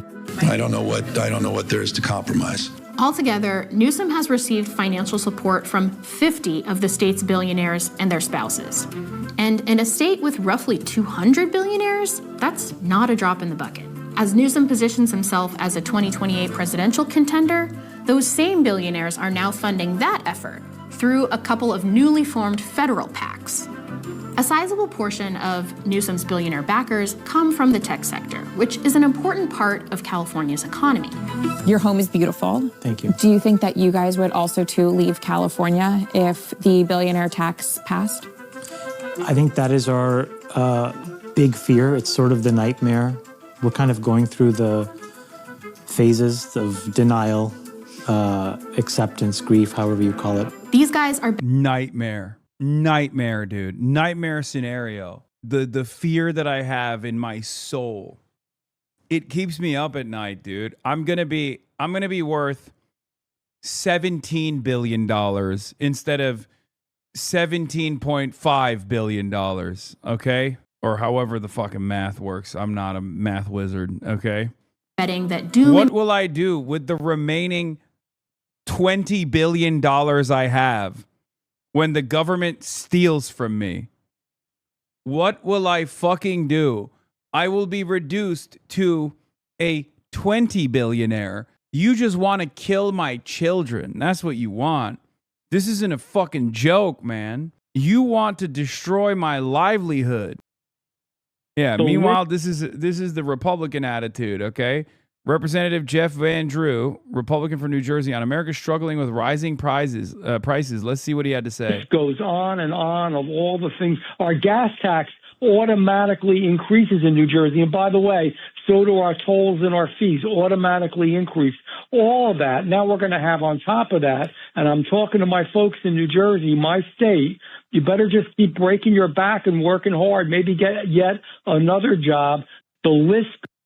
Incredible. Thank you, sir. Gloom projections about billionaire founders being forced to sell their supervoting shares and potentially losing control of their companies will be enough to scare voters into rejecting the proposal.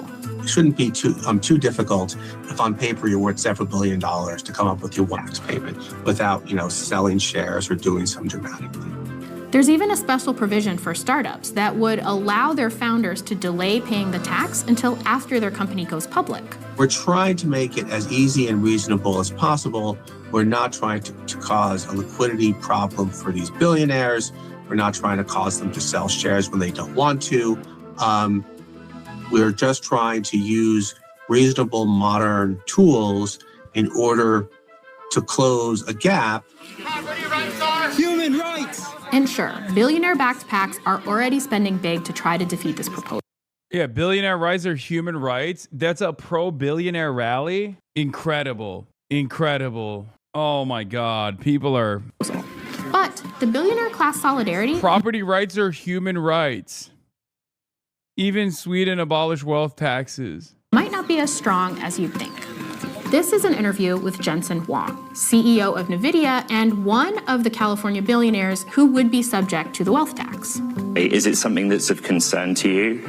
You know, I gotta tell you, I haven't thought about it even once. We work in Silicon Valley because that's where the talent pool is. And yeah, by the way, any billionaire that says that immediately becomes legendary. That's the other side of this. For 5%, of your wealth for 1 year, you automatically become one of the best people of all time. It's a modest price to pay, I think. My friend went to that protest. It was satire. Some of those people were like my Twitter haters, so I don't know how satirical it was. I think some people were genuinely there. You know what I mean?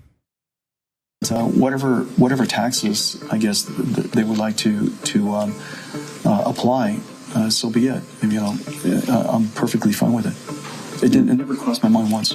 For Wong, a one-time 5% tax is a small price to pay to live in a region where his business can recruit the most highly skilled workers. It's a perspective that mirrors that of the working Californians who I spoke with. Billionaires are making their money off the backs of our public infrastructure. And so we need to make sure that they are paying their fair share for the resources that they are using. They are making a lot of revenue on workers and working families in the state. And if they cannot help with the 5% to help the... There was a member of the Ayala girl polycule, so we can only be so serious. Wait, aren't those guys sincere? Aren't they like literally just paid? Those people are all like... Isn't she like a low-level Jeffrey Epstein type, basically, for billionaires? And like Silicon Valley freaks? I mean, I shouldn't be talking too much shit. I'm literally right here at the heart of... at the belly of the beast, right? What is this? Why'd you have... Oh, yeah, they had pro-Jeffrey Epstein signs. Why did you guys have pro-Jeffrey Epstein signs? Also, is that Ayala girl looks like it? Also explains it. Oh, it's Jeffrey Bezos. We love you, Jeffrey Bezos. It wasn't Jeffrey Epstein. It's still kind of weird. That's still odd. You know what I mean? Salesforce Tower watching you like the Eye of Sauron? Literally. Ay, ay, ay. PBD gives Adam a grueling performance review after the Piers Morgan debate. Yeah, I don't care about that. I want to know what PBD has to say because, like, he's obviously super pro-Trump, but he's, like, Iranian, right? And as an Iranian, it must sting a little bit. If you have even a modicum of a soul, if you have, like, even a fraction of a piece of a soul, okay, then I suspect you're going to feel some type of way about your ancestral homelands being destroyed by the president that you defend all the time, who's literally saying we're back to Stone Age. Is he still with Trump? For a low 5 figures, you can hire him for business meetings. I think it's $50K an hour. Who the fuck would ever pay $50,000? Anyone that has $50,000 that they can drop like that is not dumb enough to hire Patrick Bet-David for any kind of services. Are you out of your dang mind? Breaking: Amazon Web Services appear to be down in Bahrain after a claimed Iranian attack. The AWS region in Bahrain appears to be offline after being damaged again in another Iranian strike. Fine, here's the real one. Rob, why don't you start off with the clip? Why don't you start off with the clip on what the president said that made the futures go berserk? This is the exact moment. Everybody was waiting to see what the speech was going to be. Was there going to be a big announcement? Was there going to be something massive, positive? You know, the Gulf states are going to pay for the war. What was it? At the end, when this comment was made, I will share with you what happened to the markets. Go ahead, Rob.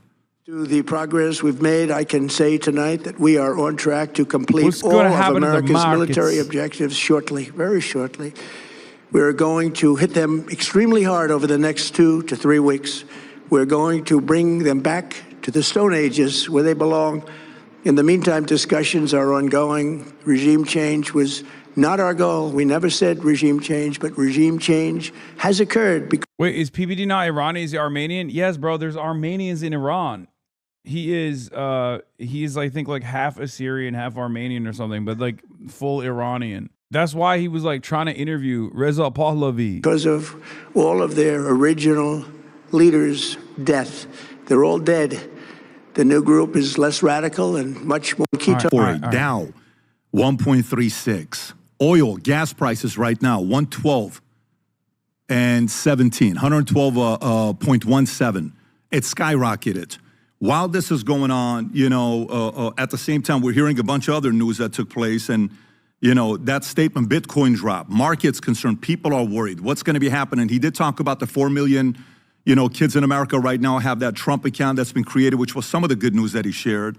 But, you know, some people are even speculating that the news was so scary for some people that even the Artemis 2 that went to space yesterday, because of the speech, the toilet stopped working. Because now that's speculation. I don't want you to go fact check me on this. God, he's such an Iranian boomer, dude. That's classic, you know, Iranian unk jokes over there. And ask, you know, Grok or some of these other things, but people were expecting something else. Richard, why did the market react so negatively to yesterday's speech?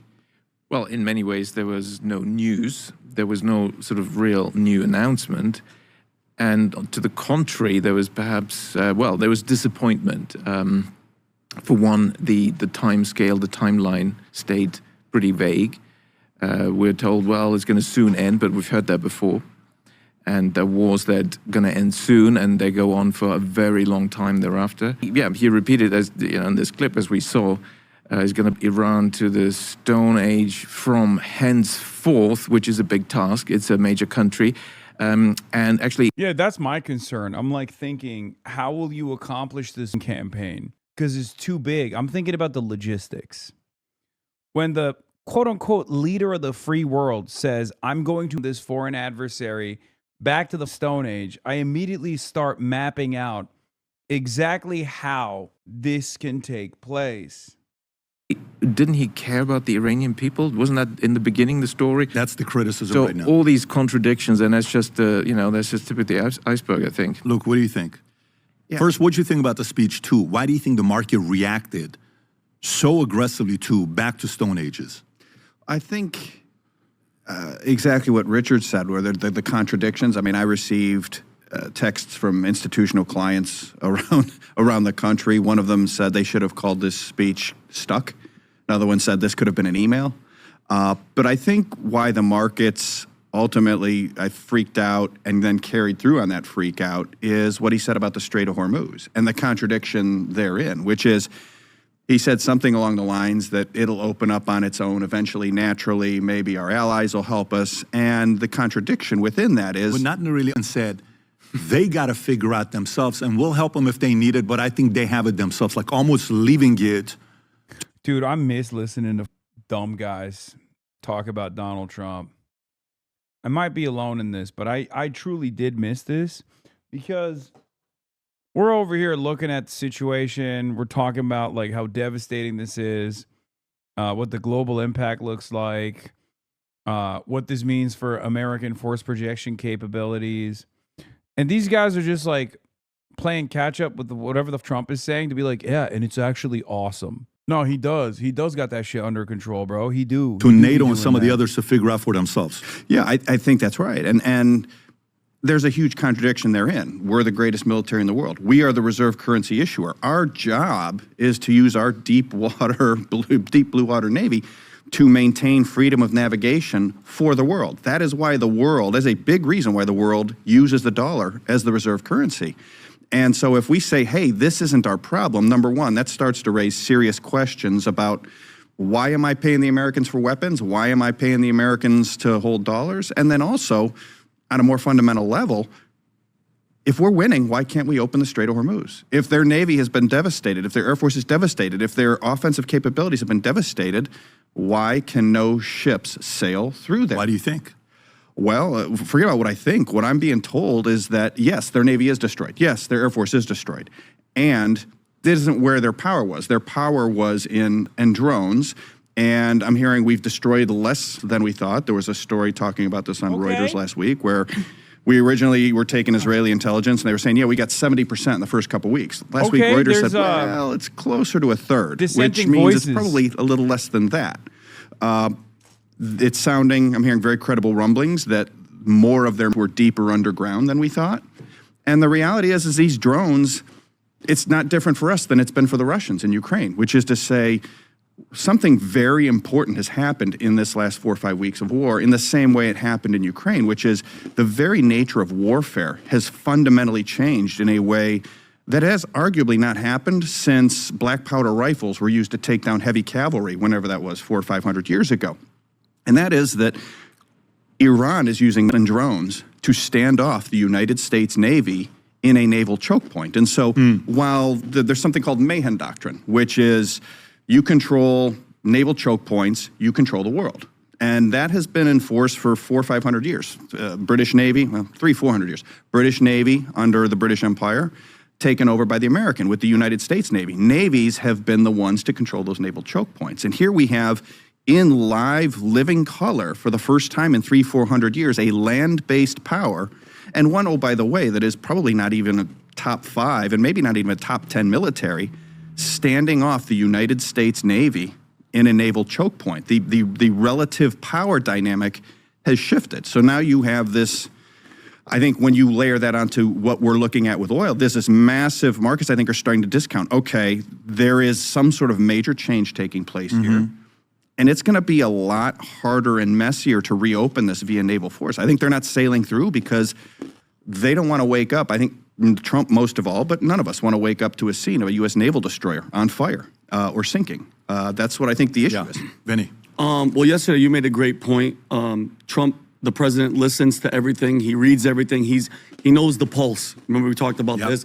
And I think, you know, he had to come out, and the people around him are like, you're going to have to go out there and you're going to have to say something and show strength and say that we're on the path. And you let them know that it's going to go a little bit longer and everything. But we were under, as a regular American that just follows what he sees and reads, we were told that the first attack was at the summer where we went in, it was clean, we left. That was it. We took out all their nuclear launching capabilities. Come to find out now, we were told it was for the people. I haven't heard a single thing from anybody on the ground.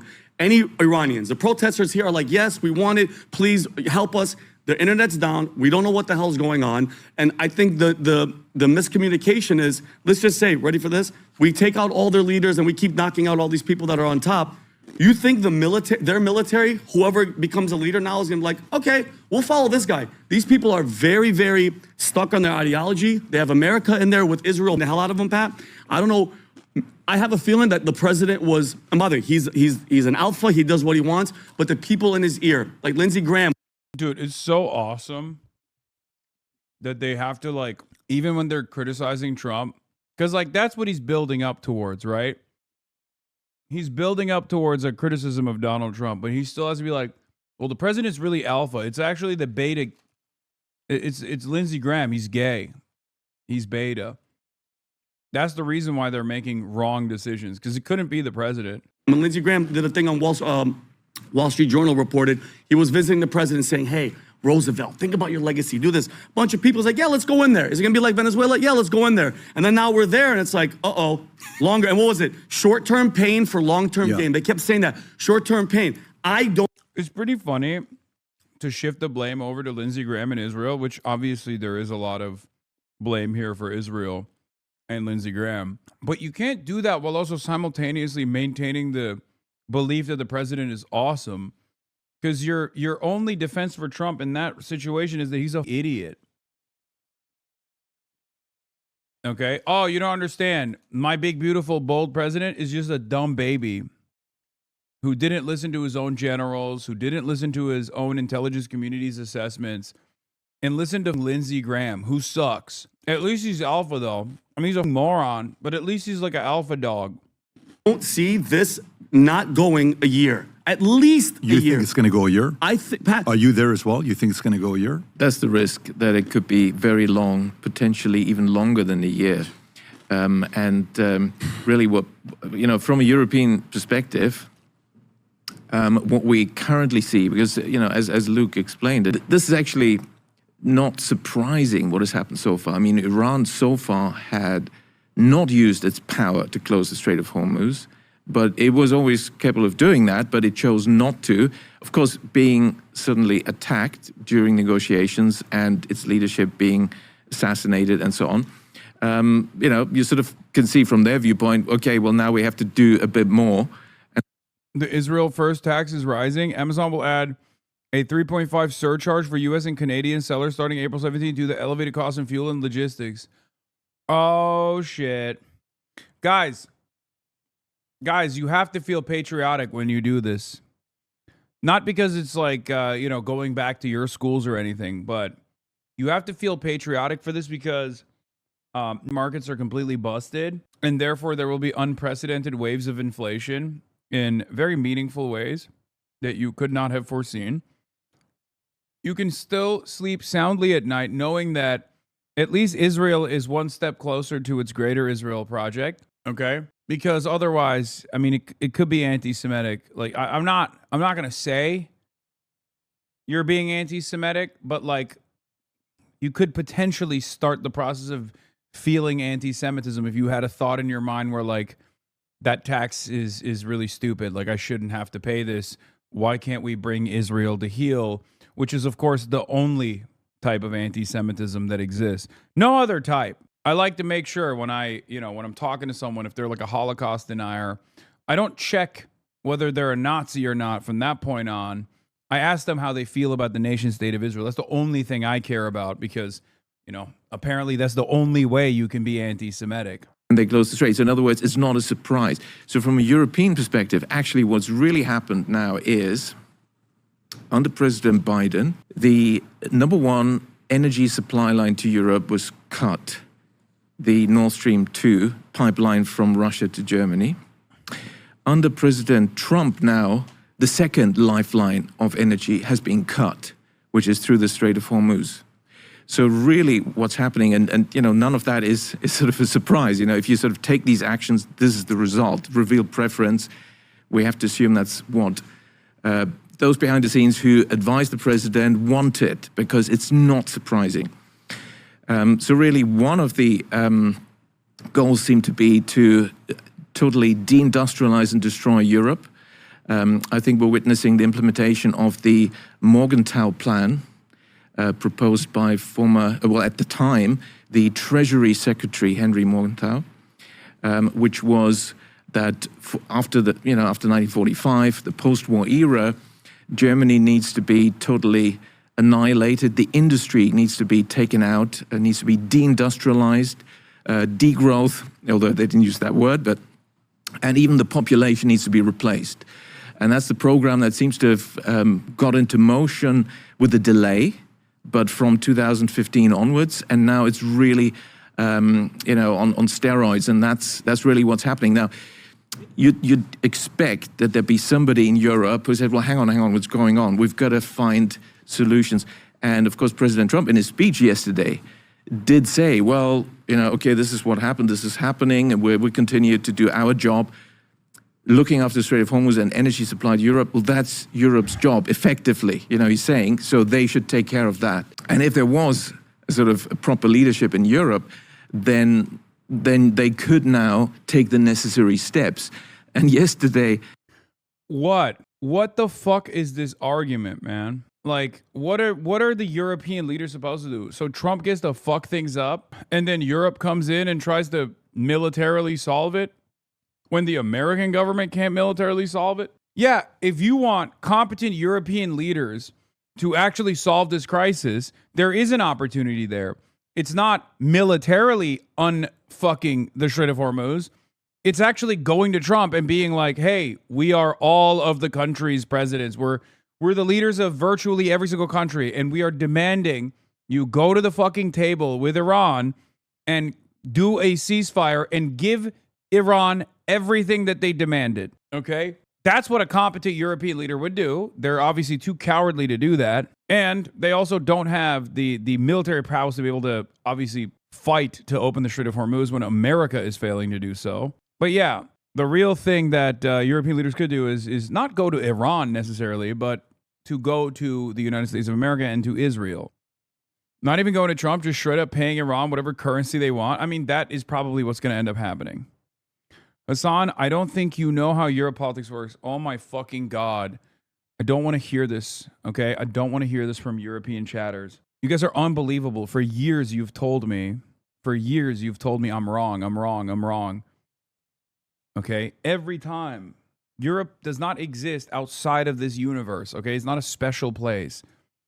Its politics are fairly similar to American politics. You have the rise of a coalition or a party in the parliamentary structure that is like far right, fascist, illiberal, and then you have liberal forces that are trying to maintain liberalism, trying to build coalitions to do that, while casting aside any sort of like principled socialist governance out of any sort of governing coalition. And in the process of doing so, just leaning into fascist parties growing their power because they're the ones who are saying things that people want to fucking hear. It's always Europeans that say, oh, you just don't understand. Okay, it doesn't matter. I don't need to understand. I'm an American. Europeans are vassals, unfortunately. European populations are not. They're obviously resisting. They're protesting. But the European governments are just as vassalized and just... They're slaves to capital all the same, just like our Democrats are.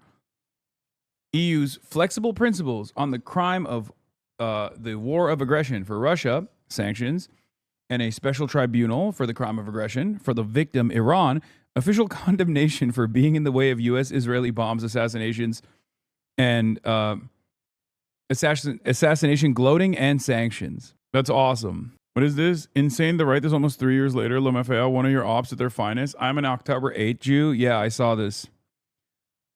She's not even matrilineal. Her mother is a Episcopalian militant atheist. I saw. I think her father is Jewish, and she has never been like she hasn't had a bat mitzvah or anything.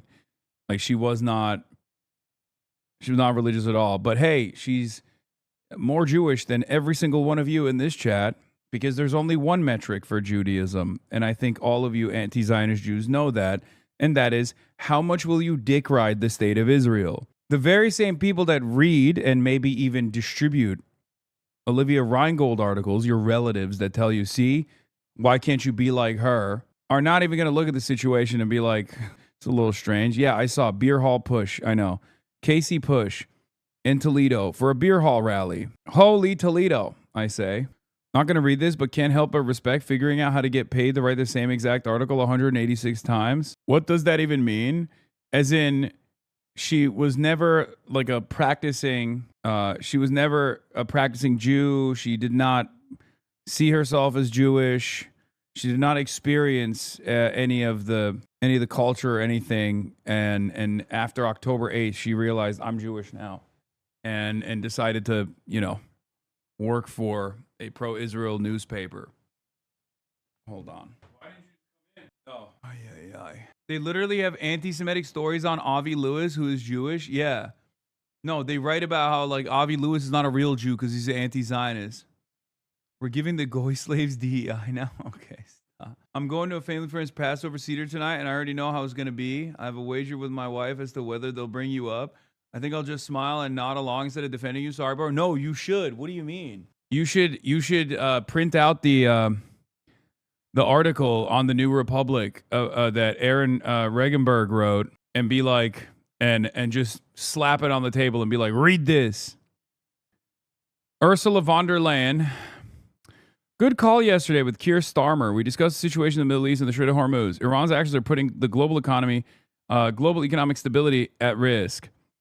We will work with our partners to ensure freedom of navigation can resume as soon as possible. We also discussed the upcoming EU-UK summit, a key moment to deliver on last year's commitments and further strengthen our partnerships. Yeah, Iran is a real danger to global stability, I say. What is this? This op-ed is beyond problematic. NDP has an anti-Semitism problem? Hell yeah. They anti-Semitically elected a Jew to lead the party. Just not the kind of Jewish person we like. One that is anti-Zionist. That's unacceptable. I'm telling you, it's the most anti-Semitic you can be. I'm trying to win a normal off with a bunch of Israel supporters / Hassan haters. I'm not sure bringing a printed out article is going to help my case. Wow, you have no conviction. It's fine. I wonder how many Passover Seder dinners I will be a topic of conversation at. And now that you brought that up, because like especially over a certain age, I feel like there are super pro-Israel people that do legitimately know who I am and are objectively terrified of me. Like they think I'm scarier than like Candace Owens and Tucker Carlson and Nick Fuentes combined. You were one at my Seder. How many Jewish chatters do you have? That's how many. Well, it turns out some of them are cowards like Megaphonics. The timing with the recent media circus around you means is 100% certainty. That's why I'm betting on it. Yeah. Some of them are cowards like Megaphonics who won't actually fight for me, even though they were voted as the #1 chatter of the year, by the way. Okay? Which is crazy. Imagine being voted as the #1 chatter of the year and then not even fighting. Not even fighting your own personal choice of daily consumption. Unbelievable. 422. You can rip it. I'll flip it. No, it's fine. The other camera works.